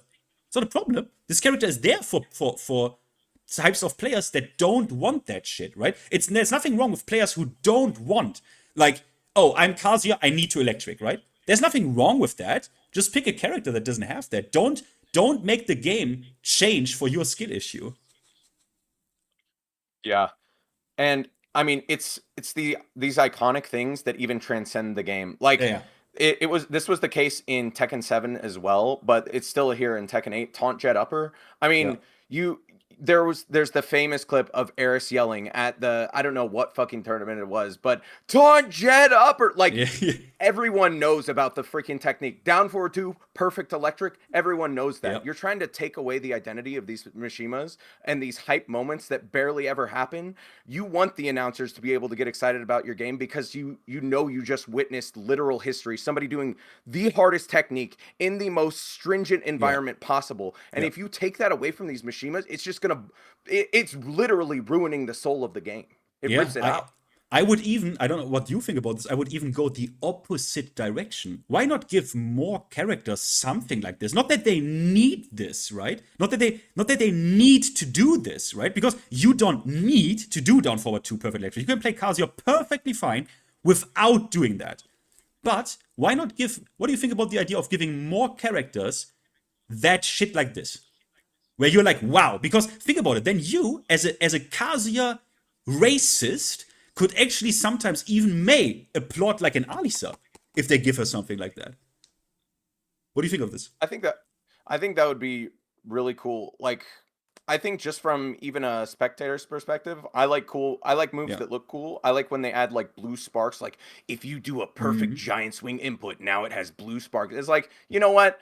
I hate that my opponent's playing king, but I accept the fact that he did the harder version of the giant swing. Like, it at least gives me the ability to give my opponent a nod when 90% of the time in Tekken 8 right now, especially because the balance is so bad, I look at my opponent as like a no skill having loser. To add something like that, to where even this will be good for spectators too, where you can appreciate the skill of the player. Of course, I'm going to be in favor of that. And you could extend that to like, give them something maybe they shouldn't normally be able to have, but just the top percentage of players can unlock that on their character. I think that's special. That's actually a good point. Like, I didn't even think about this. If they would introduce something like that in season 3, I would say thumbs up. If they even took the existing shit and made it so, hey, if you hit down forward 2 with Kazuya into perfect electric, we give him a more epic, like more grueling Doria sound, and we give that shit blue sparks, or even red or purple sparks, right? This is the purple sparks or something, bro. How sick would that be? That's the best change you have ever done. Fuck off. Everyone would love it. I mean, literally everyone. You don't have to change the damage either, because the damage is already insane if you're doing that. Yeah, just that, like, just some more stuff like this, like, or on Paul's demo, man. Maybe there could be an incentive for someone actually like hitting like a little bit more of a celebration, right? For someone actually hitting the clean just frame. Maybe there could be a different sound effect as well. Or with Lee, when you do them manually, right? The acid rains and stuff. Maybe you could celebrate this a little bit more, execution and stuff, and cool gameplay instead of just honestly eradicating it, because that's what they kind of do. I'm curious what they would do on some of the characters that are more designed to be just like super beginner friendly, because some of these characters, I'm afraid to give them anything special because they're already insane. Like you mentioned Elisa, like what the heck are they going to get? Dude, she already has chainsaws. She's already chipping me to 0 before I even finish blocking her plus on block stuff. Like I'm kind of scared. I hope they don't do anything crazy, but you could add something. Yeah, something like, you could add something like very high end, without breaking the game, because the fact that Kazuya can do down for 2 perfect electric, I would never put that in my judgment on Kazuya on a tier list. Like the fact that Kazuya can launch punish 13 frame hop kicks, that he can do this, and he can even launch Brian's headshot kick, and the fact that he can do down forward 2 perfect electric, all these 3 things I just listed you, that is that is so high end that it doesn't even have a relevancy for Kazuya's tier list placement. And yeah, I'd agree. When people include stuff like that on tier lists, I cringe a little bit because it shows that you really don't play Kazuya, because you're not doing that grand finals of a tournament. I mean, theoretically it's possible, but there has to be some practicality. I agree. Yeah. I agree. Go ahead. And this exactly, and this shit is like basically almost all like down forward 2 perfect electric. Okay, it adds so much damage, and sometimes if you're really trained to not input the electric early, but like only late, if you miss it, you can even still convert if you really are super used to it. But still, not even then would I put that on the tier list judgment. So these are things who are actually, like you said, just mega hype, and almost every character would profit from them. Like you said with King, that's a really good example in the world of Tekken 8 that I'm able to give a nod to my opponent. That's a good thing in a game where otherwise every opponent or every character makes me fucking lose my mind. Yeah, very good exactly. point.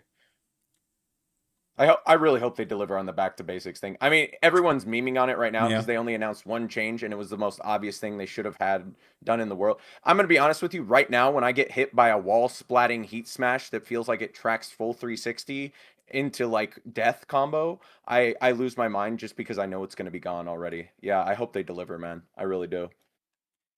Yeah, I hope, if not that they at least do more shit that we now mentioned, like shit that maybe features, maybe cooler customization options, maybe that for example, do you know what, small things, like honestly, I would actually already be like, okay, at least you have done this. For example, you notice on the health bar, my player portrait, right, my Kazuya portrait or my Lydia portrait or whoever it is, right, I cannot change that. Why? I have all these fan art in the game of like Kazuya looking cool as fuck, right? The black and white, for example, the black and white Kazuya. Why can I not put that Kazuya, that black and white art, on my health bar? Why can I only have it in the versus screen, you know, where both players pop up? You know what I mean? Yeah. Yeah, Like, that'd be cool. Just small shit that would make me go cool, and not that would make me go, did Michael Murray like had an aneurysm again? You know what I mean? Like just shit that makes you go, oh, cool. And not shit that makes me go, okay. I really hope, man. I really hope. They might change the color of the health bar. There you go. That's the feature we need. Yeah, just the fucking color change, man. Holy fuck, man. What do you think to like put this to an end? What's your lookout? Like what is like what do you think what is your best case? Okay, give for season 3, right? Make it as long as you want. What is your best case scenario, your expected scenario, and the worst case for you? These 3 things. You can make it as long as you want and start with any you want. Okay, best case, worst case, and expected. Okay, so I'll say the best case is we basically get a time machine teleported 3 years into the future when they've like basically been able to replicate some facsimile of the end balance of Tekken 7, where it wasn't perfect, but everything was really good. Like I'm pretty beaten down right now, so the best thing I can hope for is something approaching the last Tekken I played that I didn't rip my hair out when I was playing. So that's my best case, and it's not very optimistic, sadly. My expected case is they're not going to do enough. And sadly, I think this is where most people are right now. Yeah. Is they saw the proposed change where people who were getting full combos from full screen with tracking heat smashes that just took like 100 health off you and were plus on block are finally getting removed because they would be a tracking heat smash with a huge hitbox that is plus on block that launches you halfway across the stage for a resplat, a screw, and a spike ender into a guaranteed hit. Like that's what they had in the game, and it's taken them a full year to get rid of that. Well, that's why actually, it has taken them 2 years, and people called this out since day zero. It's actually it's crazy actually. Dude, my PTSD has blinded me to how long this has been. I mean, I've been in a blur. I've been By the way, a Ulrich, drunken did you stupor. like? Go ahead. You do realize that? I hope you do. If you face a breakable wall or a gimmick wall in your back, that shit is still gonna kill you. Oh yeah, because they're gonna take me wall to wall. After it breaks the wall, it'll Yep. explode, and then it'll go to the other Like side. even with the scaling through the explosion, you will go completely to the other side. They still have tailspin. They still have what you just described, right? Tailspin, tornado, spike ender. That's why they didn't show you, by the way, that in that change, that obviously all that shit is still gonna interact with you all love it, right? The red explosive walls on the red arena stage. But sorry, not to remind you of that fact, but what's your worst case? So my worst case is, I guess my worst case is they keep things as they are right now, and I continue to have to carry this dead game on my back with entertaining content because, let's be honest right now, the only people still streaming or making content for this game do it because they love it, and we're being suffocated because the developers are killing the audience of the game, and it's like one of the most sad things you could possibly imagine, where a dedicated group of people who put their entire lives on the line, their livelihood, all thousands and thousands of hours they could have put into any profession, they're putting it into Tekken, and they're being robbed by the Tekken community the Tekken development scene that doesn't know how to balance their game. That's the worst case, is they just give us exactly what we have right now, minus the one change that they just proposed. So yeah.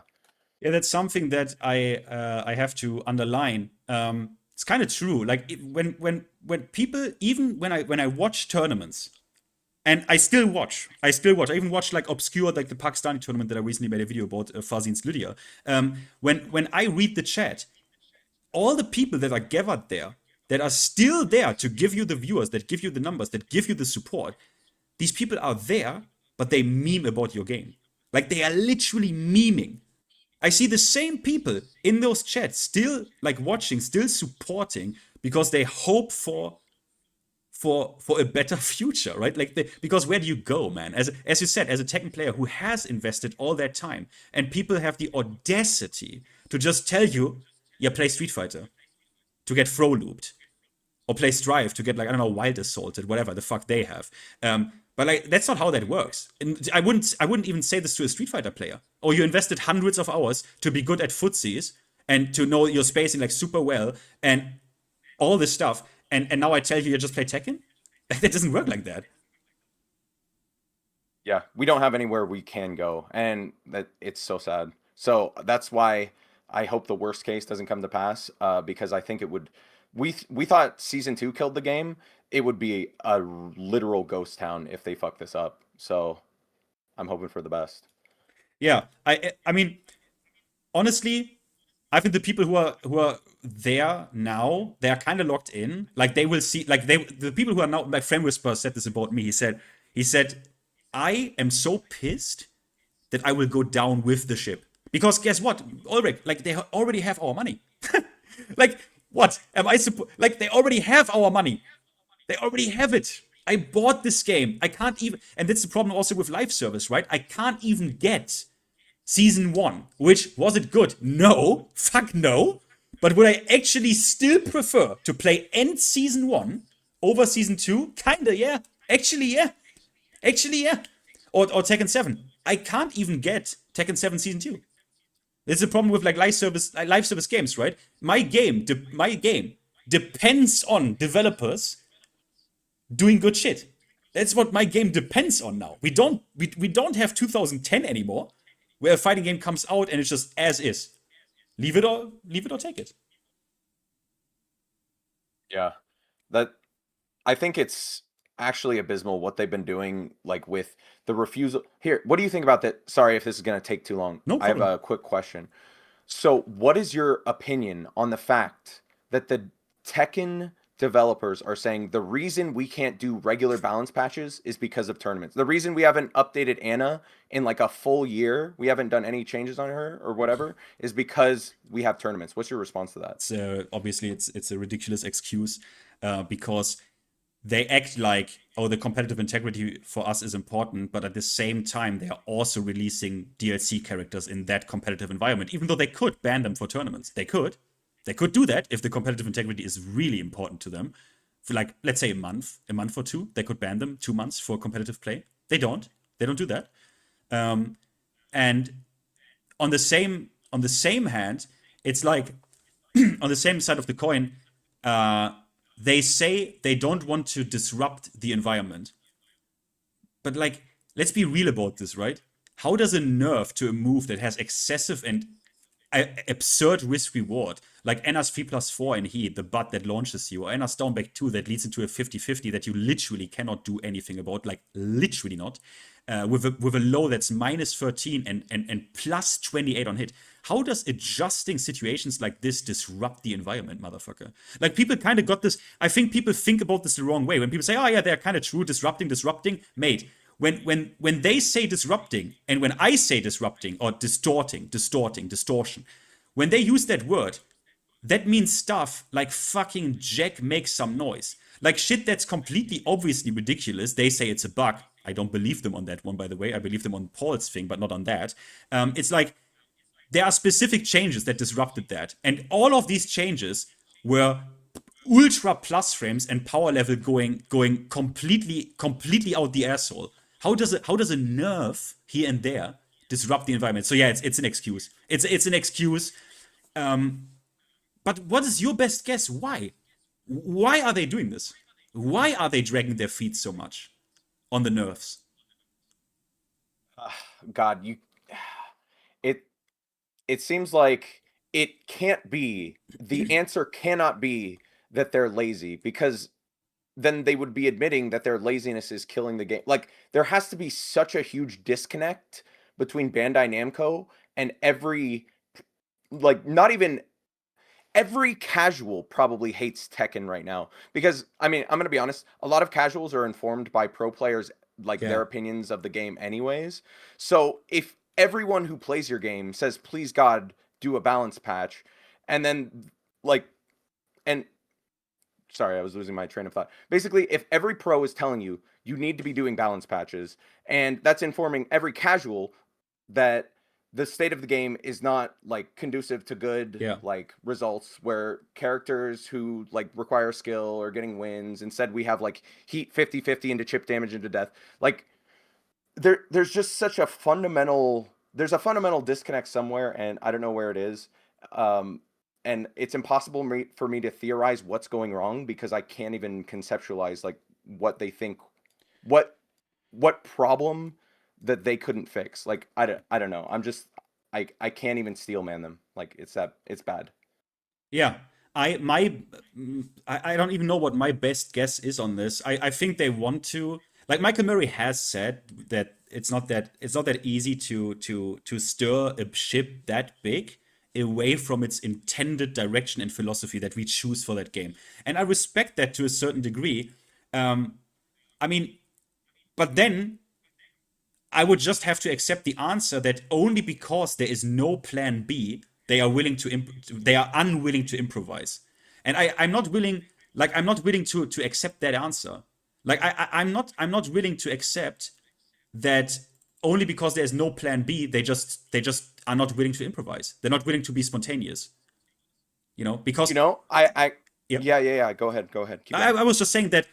What's the problem with over nerfing something? Is that going to be? you know what I mean? Is that a distortion to the game if you over nerf something? In my opinion, not. And you can just bring it back up.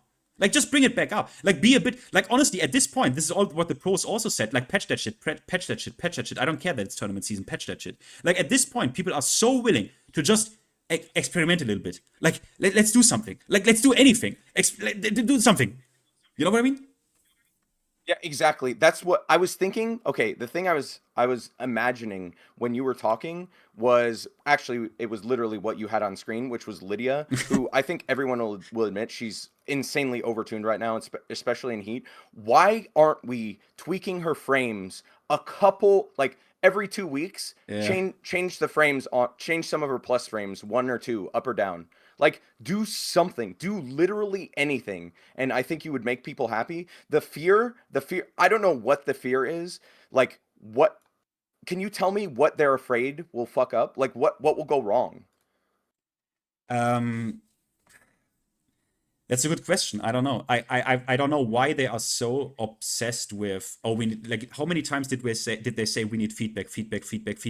Like, how many feedback? Like, how much feedback do you want? Like, how much feedback can there possibly be when everywhere I look, people are like, nah, do something, patch this, do something. Like do something in that direction, please. Not in that direction. Like, how much feedback can there be? And I'm like, guys, we also no longer have 2020 at fucking 1999. Like, there is a possibility very easily, just make a test realm. Like, so many games have a test realm for implementing changes and just to see, okay, how do they play? Like, how do they play? Can we get a couple hundred players to do this? You can even invite them. If you want to have a controllable feedback environment, then why don't you put some real effort in it? Really, you're gonna do a Discord fucking server? That took you 1 year? I shall now celebrate that they're gonna do a fucking Discord server? Are you kidding me? Where they do the same shit that they have on Twitter, but now it's a controllable environment, not like in Twitter where everyone can see it and like this shit and make it go viral in the wider FGC. Even no. Now it's gonna be a controlled Discord environment, and I'm like, if you are serious about this, then give the players you trust on feedback, whoever that is. Doesn't have to be me. Doesn't have to be whoever. Does not matter. Get these players, contact them, and ask them, hey, would you be willing to participate in like test environments and stuff? Like every second weekend, we have a few hundred players on our list, and every second weekend or every weekend or one day, every second weekend, we're gonna, you know what I mean? We're gonna put this live. And you tell me what you think. Like, that would be serious, right? This is what makes me additionally worried about this whole feedback shit, because I'm like, what you're telling me is not even a version of wanting feedback with the proper intent that I actually expect at this point. No, yeah, that's actually an excellent idea. I'd never even, you can tell you've been thinking about this for hours and hours and hours. I'm just spitballing basically, just a feedback-based system where you have known current pro players who want to help your game submit ideas. They're going to tell you exactly what needs to be changed. Because even if, like, let's say Nee plays Brian. Nee doesn't want Brian to get nerfed. Guess who he's going to be playing against in the test environment? Other Korean players who don't give a shit about Brian, and they're going to tell you exactly what's wrong with him. So why not have this test environment where good players are actually giving you feedback? And the thing is if you're a pro player, you're incentivized to play in the test environment with other pro players because you want the direction of the game to be good, because you're going to have to be playing it. So there's the natural incentive there that just aligns with everybody. I think, and this is a super doomer take, and it's going to take us off course of where the conversation was going for a second. It's a super doomer theory. I think Bandai Namco is so brain blasted by the failure of season 2, they may have like lost all morale, and now they're playing not to win, but to not lose. And that's what scares me. That scares me. That's actually a good take. So first of all, obviously this is the first thing, just quickly address before I go in, I answer to that. This like balance forum or like the test RAM idea, yeah, it would have some drawbacks, right? If pro players are testing possible changes before anyone else, would that give them an advantage? Yes. Of like, if yeah, okay. could it lead to like possible conflict of interest? Yes, but that is already happening. It already is conflict of interest that you ask for feedback from players who will then, obviously, unavoidable, also be pro players. So that conflict of interest with that dev portal is already there. So at this point, I don't even think it's that big of a deal, especially when anyone else tells me, fuck the pro players, they're only 0.00001% of the player base. Yeah, but statistically, they would make the healthiest decisions for the game. We can agree on that one. If they have, yes, it's. I mean, I don't know. It's a bit of an emergency scenario, so I can clearly see someone attacking my idea because of that. But okay, you know what then? Then make the fucking test realm public. Okay, then make the test realm public. Who gives a shit? You can still moderate and filter feedback by player rank and skill, right behind the back, without telling people, which you will obviously do, because you're not going to listen to a green rank. Let's be real. They will obviously do this already. Okay? So then make it public. Who cares? Problem solved. But what you said about not playing to win, but playing not to lose, honestly, could be. I didn't even think about this, but you have a point there, because if I were a game developer, and people shit so much on what I do, because let's face it, no game developer, you can think about them what you want, no game developer sits down and tries to create something that people shit on. Like, so hard. That's not what they try to do. So something happened there, mistakes were made, but I can clearly see how your version of things, or that interpretation of maybe they are actually scared to win now, scared to actually like okay, do something. Like where you scare someone, you scare someone into doing anything, right? Suddenly he's scared to do anything because he doesn't want to fuck up. So yeah, he's scared to lose. So he doesn't want to play to win. He doesn't want to take risks anymore. Now they want to do this, what they already said, right? They want to now do slow and incremental and very slow. It's like, really? So yeah, I actually didn't think about this. This is actually, I think you have a point there. I'm kind of scared because you remember 2Ds in Tekken 7. You know how long it took before 2Ds weren't everything you saw in the game, and by the end of like the lifespan of that game, they probably were still like way too good. Yeah. I'm worried we're gonna have to wait like 2 full more seasons before we're even close to balanced. That's what I'm scared of. Yes, even though I will say they tried. They tried at least on 2Ds to go a little bit, like especially with Akuma, they tried to break his legs everywhere they could, but they didn't want a touchdown free combo. And this was one of the major problems, right? They touched forward 4 being a counter launcher. They even at the end touched Demon Flip 3 being a counter launcher. They touched meter gain. They touched his damage multiple times. But what they didn't want to do, and this is the thing, they didn't want to touch the core philosophy of that character, which was the down 3 crouching medium kick 2D style into full combo. They didn't want to touch that thing. Never. And this kind of gives me impressions about Tekken 8 right now, where no, we don't want to touch the core philosophy of that game. We don't want to touch that. And yeah, well, we saw how that worked out with other things. I don't know. So are you worried they're not going to hit heat hard enough? Do you think they're just going to keep it broken? Definitely not. They're definitely not going to hit heat hard enough. Before you entered the stream, I will cut that into a video. We talked about a lot of heat adjustments that are not, in my opinion, like drastic nerfs, just shifting things a little bit around, like implementing some barriers where barriers to power are healthy. But I don't think this is a game they want anymore. Because they don't want the game. They don't want that game anymore. I saw recently a Tech 2 interview with Harada where he said the competitive balancing, like Tekken is a competitive game. He talked about Tokugeki, the tournament, famous tournament back then, and that people are treating this game competitively. And he said this is very important to us. The competitive balancing of this game, of Tech 2 at that point, that's important to us. Or Tekken before that, like even Tekken 6, Tekken 7, Tekken 6, Tekken 5, all that shit. Like it's competitive. It's a competitive product. The balanced environment is competitive, and people buy our game, and it has the quality it has because it is specifically designed to be competitive. And I think that has stopped. And I don't think necessarily that treating the game completely like a non-competitive game, or I mean, it's still competitive, right? As much as you cope about it, yeah, Tekken 8 is still a competitive fighting game. It is, definitely. But I don't think you need to go that far into the other direction. Like, for example, with, I can quickly ask you about this. The reason why everything is +5 on Heat Dash is clearly not because it would be the competitively right thing to do, right? You would not do every move that is Heat Dashable is +5 on block out of a competitive perspective. That is completely ridiculous. You would balance these moves, how much plus they are on Heat Dash, on a move-by-move basis. That is what you do in Tekken. You balance moves on an individual basis. Duh. But they didn't do that with Heat Dash to make it easy for the consumer and beginners and to not have to memorize that much shit.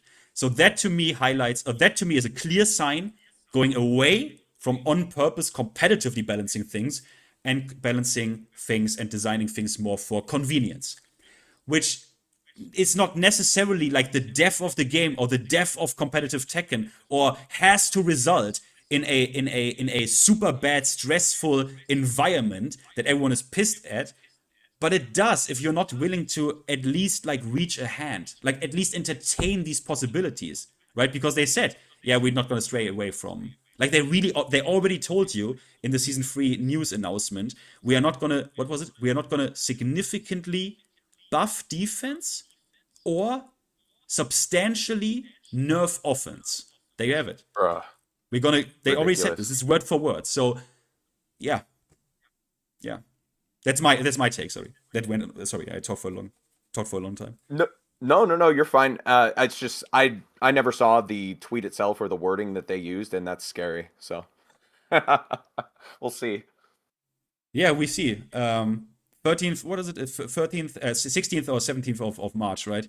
Actually, I think same day as Street Fighter is supposed to get their big update. So funny. But yeah. By the way, how does your got 2 push work out for you? Oh, how's it going? Yeah, I saw you like always it is- last time I checked, yesterday or the day before I was in your stream, you were already doing like halfway or 2/3 even. You were already like kind of in that region. Yeah, for some reason I keep going on like huge win sprees. Yeah. And then I'll run into like some pro player on an alt or like a literal pro player, and it'll get really tough all of a sudden. Yeah. But yeah, the consistency is getting better. I want to say, look, we were talking about it earlier. I'm the Dark Souls with the short sword kind of Kazuya player, so I Yeah. like the difficulty. But goddamn, sometimes I don't like the difficulty, if you know what I'm saying. But it is fun and it's great content for stream. So yeah, we're doing really good. I'm confident about our consistency. So I mean, while you are here, when I have you here once, let me actually like ask you this question I wanted to ask you anyways, right? I mean, GM already kind of asked you this, I guess. The thing that happened where at certain point, so okay, if people don't know this, I will be perfectly honest about this now on stream. I was on Twitch at one point a $20 tier 3 sub on Ulrich, and I did that because specifically after a certain moment, and that was the following moment. You were playing against some bitch on Forgotten Realm, and he played a bit like an asshole. And after you lost, you looked into the camera, didn't say anything, and then you just said one word, and it was scum. And then in the break on the training stage, I think you said every Claudio player is a pedophile.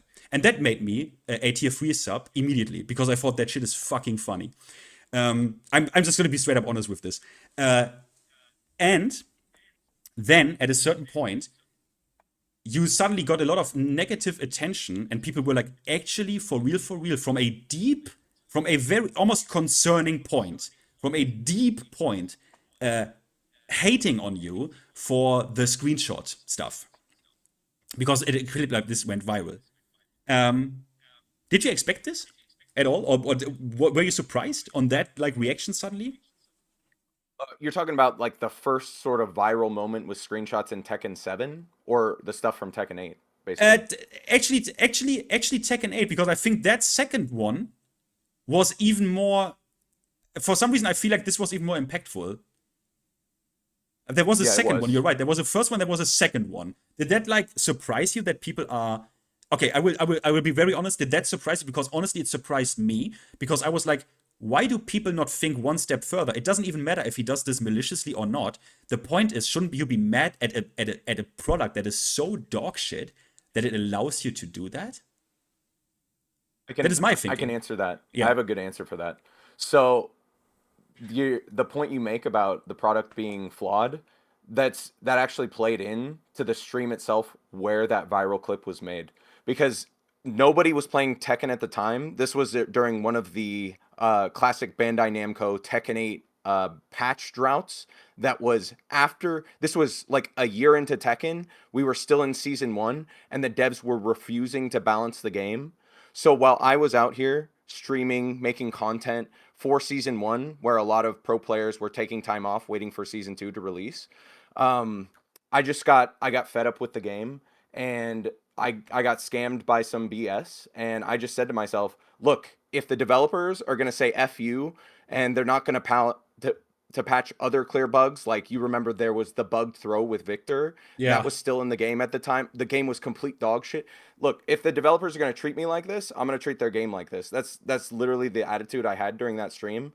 So did I expect that? Did I expect like over 1 million views across all platforms on that clip, on that moment? No, but I've always been a fighter, and I've always had a don't give an F sort of attitude to that kind of thing. And even if people never understand me, I've always been the kind of person to say, I don't care. I'm going to keep grinding no matter what. So that has always been my response. And there's a reason I haven't apologized. It's because no one has approached that situation in good faith in my estimation, except for you, essentially. Like, there are very few people who are willing to look at that situation for what it was. It was a game that was abandoned, ignored, and I was out here grinding on it. And in a moment of passion, I did some admittedly effed up stuff, but that was the product that I was given. So I mean, look, I will be very honest when it comes to like bug abusing. I never did that myself, but honestly, if my opponent was doing this, or honestly, like,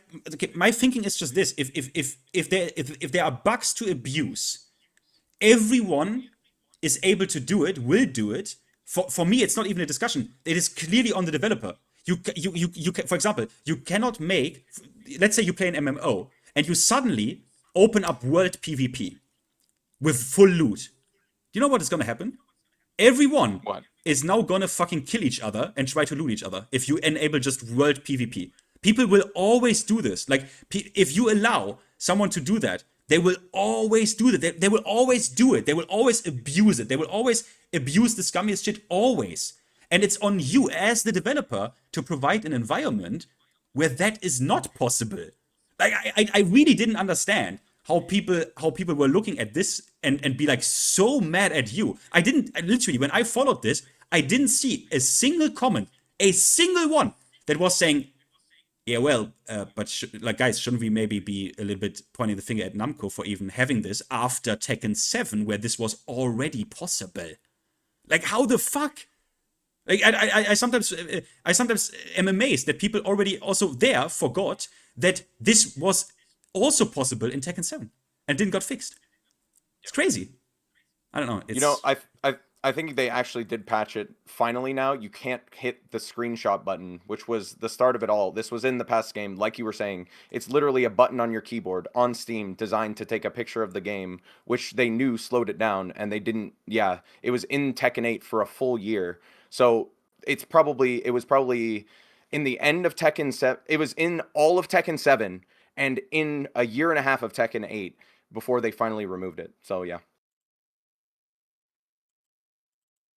And to be honest with you, I'm pretty sure you can still screw up the game. Like, you can still like lag the game if your GPU lags, but you have to do like more sophisticated stuff probably. So yeah, you can still do that. You can still, for example, have just basic on PC basic frame limiter software and put the frame rate on 0 or on 1. I think actually at 1. You put it on 1, and then the entire game just starts lagging, which is obviously a problem because, you know this as well, the game doesn't have even a basic form of anti-cheat, meaning you don't even block consumer level Google Page 1 software from interacting with your game, something like MSI Afterburner or any software, right? No software is blocked from interacting with the game .exe on PC because we don't have anything in place to stop anything. Like, we don't have anything. And yeah, this is also the case, and people do this. People actually do this. This doesn't happen daily, I will be honest, but this happens. Like, I recently actually got lagged out by someone. Like, he was lag switching. Like, Still? yes, it's not. It's like, look, I don't want to. It's not the biggest deal in the world, but it's like, why do we go through shit like this in Tekken 7? And then they don't fix big stuff like this for Tekken 8. Like, for example, you remember we complained about plugging in Tekken 7 for years. And then the game comes out, Tekken 8, it doesn't have plugging protection. And we need to wait until the Clive update, almost a year, until they patch basic penalty if you plug into Tekken 8. Why? Like, there again, right? Why do I have to wait almost a full year for a basic feature like this, when we complain about this and demand this for literally 7 years at this point? This is the stuff where I can't answer. Like, I don't know. Like, I don't have any possible interpretation of that. Like, why that is even happening. I just don't know. Yeah, it's scary. It's especially scary, and it gives you a lot of pause as a Tekken player to make you wonder if we really should have switched to Street Fighter, but we really didn't have a choice, did we? Like, there's nothing like Tekken.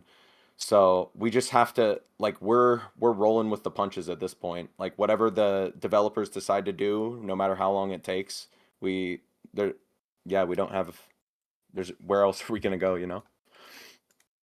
Yeah, exactly. Where else we're gonna go? And again, it's, for me, the ultimate point is, mate, you in fighting him. The crazy part is that last point is, this surprises me. It surprises me that I see those takes of, oh, just go to a different game, just don't play.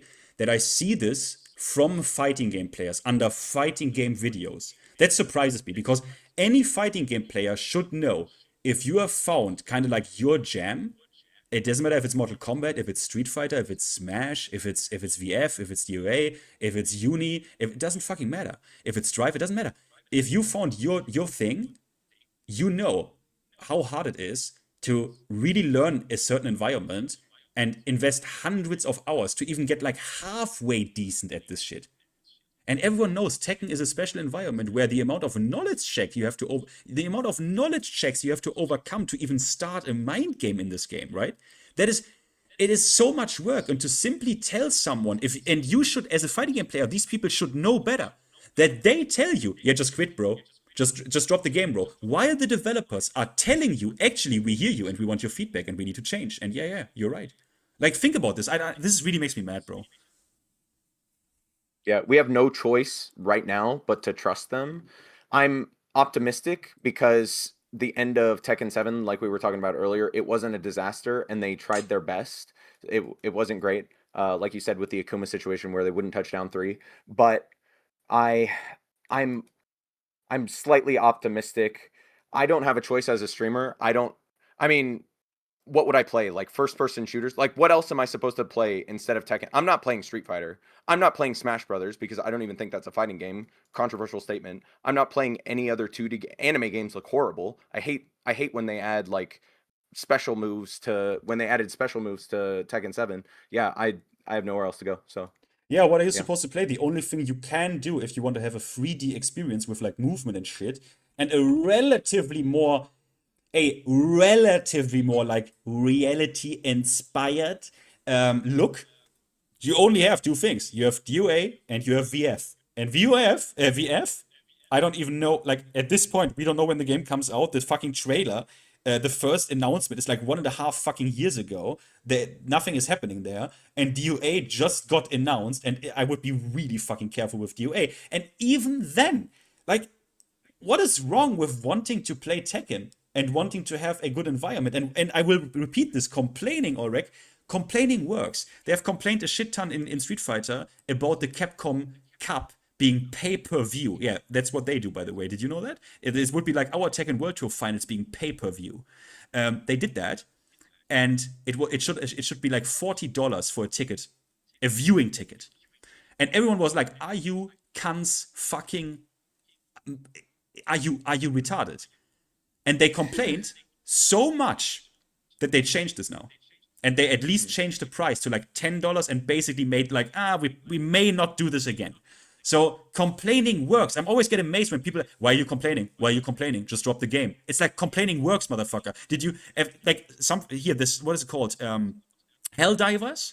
They had this huge thing with like a Sony demanding you having an account and shit like this, a PlayStation account. And the complaining at least led to them delaying the requirements for an account by like a year or something. Complaining works. People do it all the time. Like, you know what I mean? I don't get it. Like, yeah, I was just going to say another example. Discord age verification. They said this is a thing. You're going to need your ID. They're delaying it until Q2 or something like that. Yeah. See? Yeah. It fucking works. Like, what do you mean? So I'm always amazed when people throw these words around, oh, you're a doomer and shit. Like, I'm like, no, a doomer would just say that's shit, and that's it. They wouldn't even formulate a path to a version of said thing or whatever the thing is that they would like, right? A doomer is just dooming, like just dooming. There is only negative. There's not even a possible future of positivity. That doesn't even exist. That's not me. That's not you. That's not any Tekken player I know. Oh yeah, that's actually funny. You mentioned like complaining is, if you think about it, it's really an optimist thing to do because you see what could be better and everything. I get this a lot. A lot of people see me on stream and they think I'm miserable. The reason I'm complaining is because I know what I'm capable of and I care. If I wasn't the kind of person with like the fire in my heart, I would have given up years ago. So to have you out here advocating for a better Tekken, you're actively making the game a better place and by providing critical feedback to the developers. So yeah.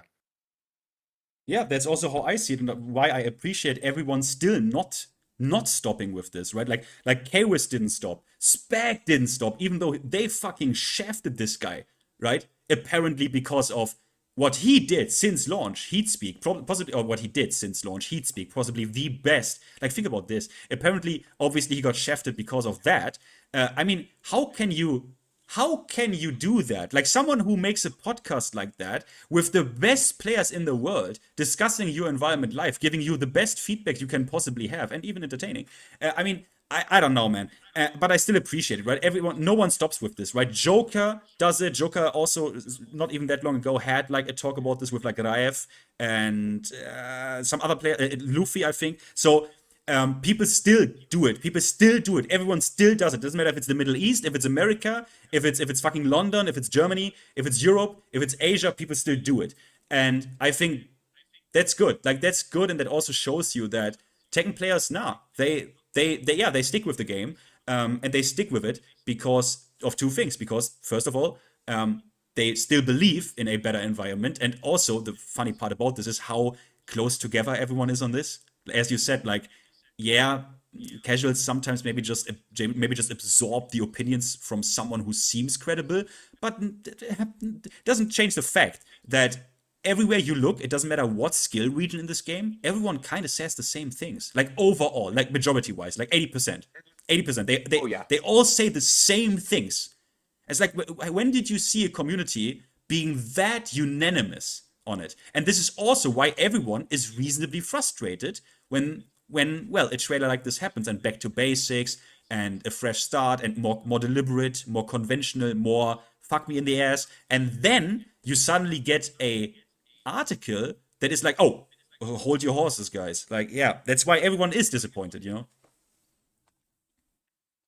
Yeah, I completely agree. 100%. But all right. Yeah, they're messing up. Yeah, maybe. Yeah, hopefully not that much. But it was nice talking to you, man. It was nice talking to you, honestly. Yeah, I hope I didn't sound too incoherent. You caught me right after work, so I'm a little dazed, but yeah, I appreciate your insight to the, like, you've clearly thought about like the play test, all the potential solutions to all these problems way more than me, and it was eye-opening, honestly. So hell yeah, it was good to talk to you. Thank you, man. All right, Ulrich. Then I see you next time. Yeah.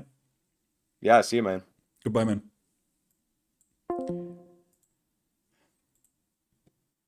Just imagine there wasn't any article. Well, zero vibe. That's interesting, right? I mean, let's imagine.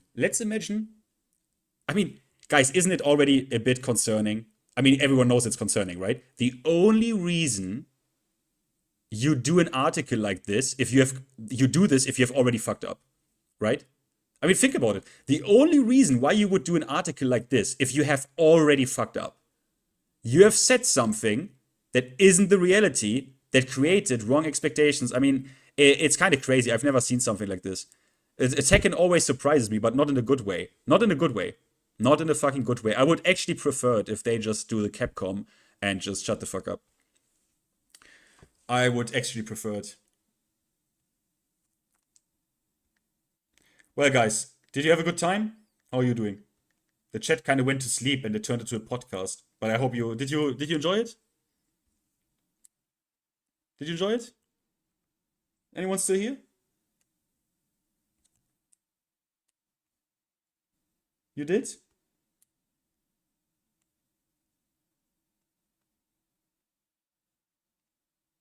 W stream? You think so? What was your favorite segment? The first one or the second one? Is there anyone here who has seen everything? First part or second part? In-game part or shitting on dumb people part? Didn't think I would like Ulrich? Ulrich is sick. That's the thing. Bro, the thing about Ulrich is, for some reason, everyone thinks because of this thing, because this shit went viral, right? People think he is like an actual asshole or something. The guy is just mad funny, and he lets it out on stream. Mayman had that phase also once where he said, "Okay, guys, you know what? I will just say the things that I think." Okay? I don't know if you know this about Mayman. Mayman had this phase once where he actually talked about it, that he on stream, he held it in. And then there was a certain point where he said, "I can't do this anymore." This does something to me, not in a good way. And Mayman was like, "From now on, I will just let it out. I will just say it. And from that day on, he says, if you're an Alisa player, you might be as well bacteria. And that's it. And that's fine. That's good. And I mean, if you watch Ulrich and you think he is serious when he says the things he says, like, come on, bro. Like, come on, man. Come on. And also the stuff with the what's the word? With the screenshot stuff, bro. If you have seen an Ulrich stream, this guy is in the lab.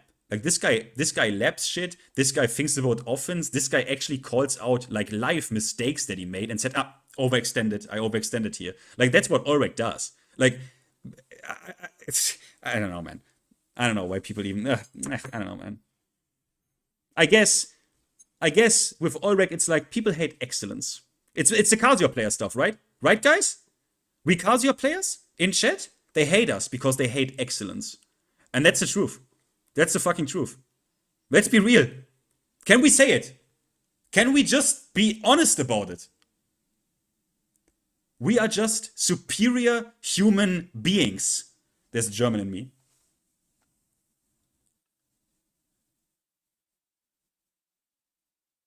TMM is still the most insufferable Tekken creator? Come on, bro. Choblau, please. What would you do? Like, come on, really? The most, like, how is Mainman insufferable? Come on. Like, that's way, like, insufferable? You know what's insufferable? What is insufferable is... do you know the... that's a fucking super cringe analogy that only old school Counter-Strike global offensive players will know. But if there, okay, let me see if there's one autistic idiot in the chat that is an old school Counter-Strike global offensive player from like 2015. Do you know the guy? What was his name? Rahim? Do you know Rahim, the caster for CS:GO, who always did babadi-boo, babadi-boo, babadi-ba, babadi-ba, babadi-boo? Do you know this shit? That is fucking insufferable. Does anyone remember that guy? 2015 CS:GO? Holy fucking shit. think it was called Rahim or some shit. Holy fuck. He was casting like this. Legit. He was legit casting like this. Holy fuck. Babadi-boo, babadi-ba, babadi-yaba. What the fuck, bro?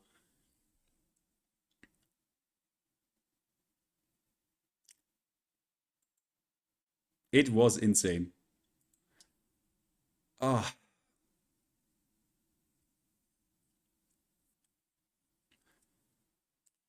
Whenever I watch TMM stream, he always looks so depressed. Bro, I would as well. Did you see some of the takes in his chat?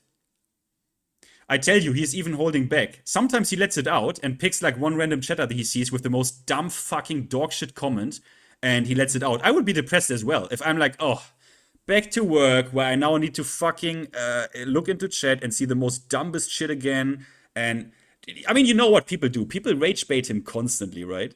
You know people do this to main men. They constantly do this. For example, I give you an example. Tell me if I'm right. Tell me if I'm lying. You know I'm honest about this shit. Main man is giving a compliment to his opponent, says nice throw breaks. And then his chat immediately, who want to poke on this sublime level, are like, yeah, but that throw hit him. And like, that throw hit him. And you know this shit? Like, does he really? Come on, like that is dog shit. Like, they always do this. It's like this weird poking on the sublime level. And like constant, like little baiting. Like, I don't know, man. It's like, I guess if you reach a certain size, also you get people who just want to provoke you, right? Like, they want to provoke Mayman. They want to do that. Mayman does have shitty life advices, though? Does he? I mean, I don't know. What life advice did... Wait, did he? What life advice did Mayman give that's shitty? Did he ever give life advice? Did he ever give life advice? Okay, hit me. What did he say? Hit me. Did you see the whiny shit he said about Nova? Yeah, but he's... Look, Chobla, you don't want to hear it, right? You know that Nova started all this, right? And you know what Nova said, right? With like cold members and shit. Like, come on. Nova is obviously also overselling it, man. If he gets you with it, that just proves how smart Nova is. He is actually smart when it comes to that shit. You think he doesn't know that? Do you know that he has done the same shit that he accuses people of in his own videos when it comes to the gaslighting shit? Man, that he gets you with this is crazy. You know that he has done the same shit, right? I think he did this on purpose, by the way, multiple times. Where he cuts out specific segments of Arslan Ash's Jin Kazama tier list placement on purpose. Where he cuts out the exact segment where Arslan Ash says Jin is a character without weakness. That he cuts out. But he leaves in where Arslan says, yeah, well, the reactability of... Like, come on, guys. Like... Man. You're like... Man. You're underestimating people. You're underestimating Nova when it comes to how much fun he has with both sides of this. Oh, man. Or with the down 2 tournament where he's like, well, I happened to only look at this game from the F. And where Kudan's blocked all of the down 2s. It was a coincidence. Come on, guys, man. Come on, man. What are we talking about?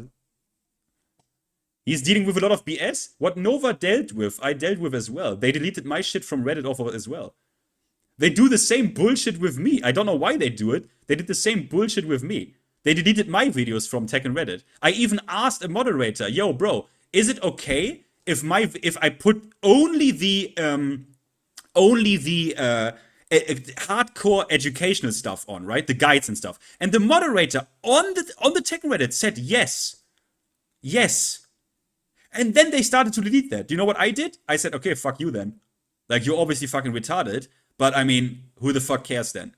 Like, they did the same shit with me. I can even prove if you want. They did the same things with me for no reason at all. I think they are just fucking assholes. Honestly.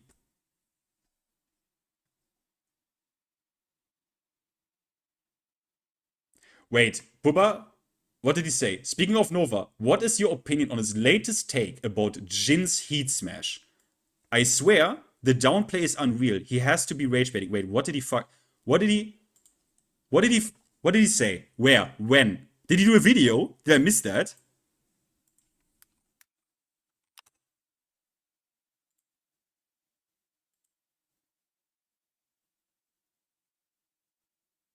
Heat Smash, the nerf I wanted. Okay, that's good. I didn't even... Okay, yesterday. Nah, bro, I can't do this now. If you tell me there's actual BS in there... I can't, bro. Now, you are not telling me that he's downplaying this shit. No way. Please not.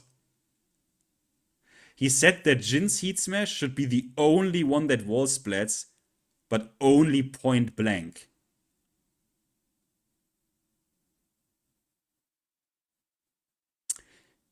You know what the problem with this is?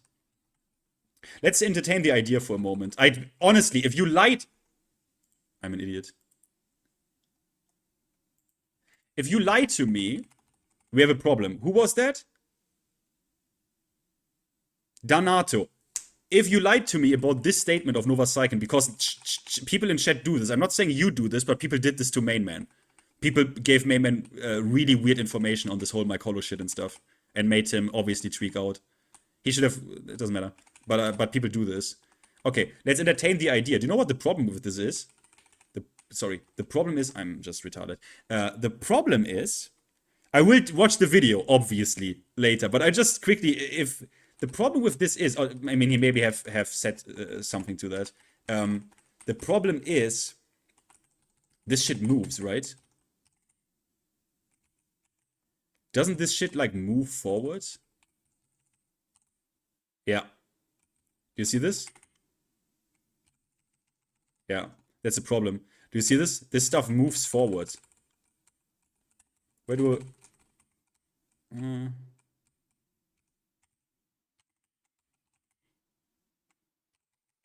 Yeah, you see? This is a problem. This moves forward. If it was entirely stationary, like it wouldn't move an inch. There's something to talk about there, actually. We could talk about that. We could actually talk about this. Bro, I don't dislike power. Obviously, if we would do that for Jin, because I probably see his logic. His logic is, I will already predict his logic. His logic is that Jin's heat kit is a bit right? Like, this is good. This is mega good, actually. This is mega good. People fucking cap if they don't think this is good. This, though, is this worth it? I mean, this is a bullshit attack, right? And actually, Jin players have figured out ways where they could place this and use this, right? But this is a bit... 25 frames. It's a bit weird, right? People always said this about Jin, right? Yeah, Omen is definitely underrated. Definitely underrated. But maybe it's because, like, of this, right? Because usually you just do, like, and then you do... Right? But hey, I mean, look, this is still also +9. Still +9. Point blank wall. And it pushes you to it. I don't know. But again, if we were to think about something like that, right? If we were to talk about anything like this, of shit still wall splitting, then we need to implement what I talked about. You cannot heat smash if you do this. You literally cannot heat smash now. For the whole duration of the heat bar, you cannot heat smash. You cannot do it. You cannot do it.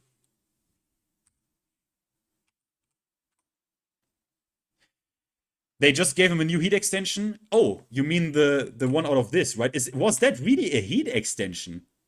That just looked like a new move. But okay, I didn't even pay attention to if that has heat involved.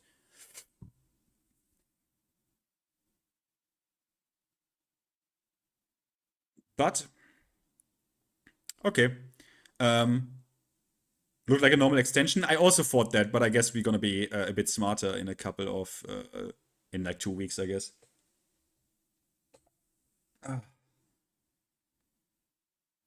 But okay. Thanks for hanging out with me.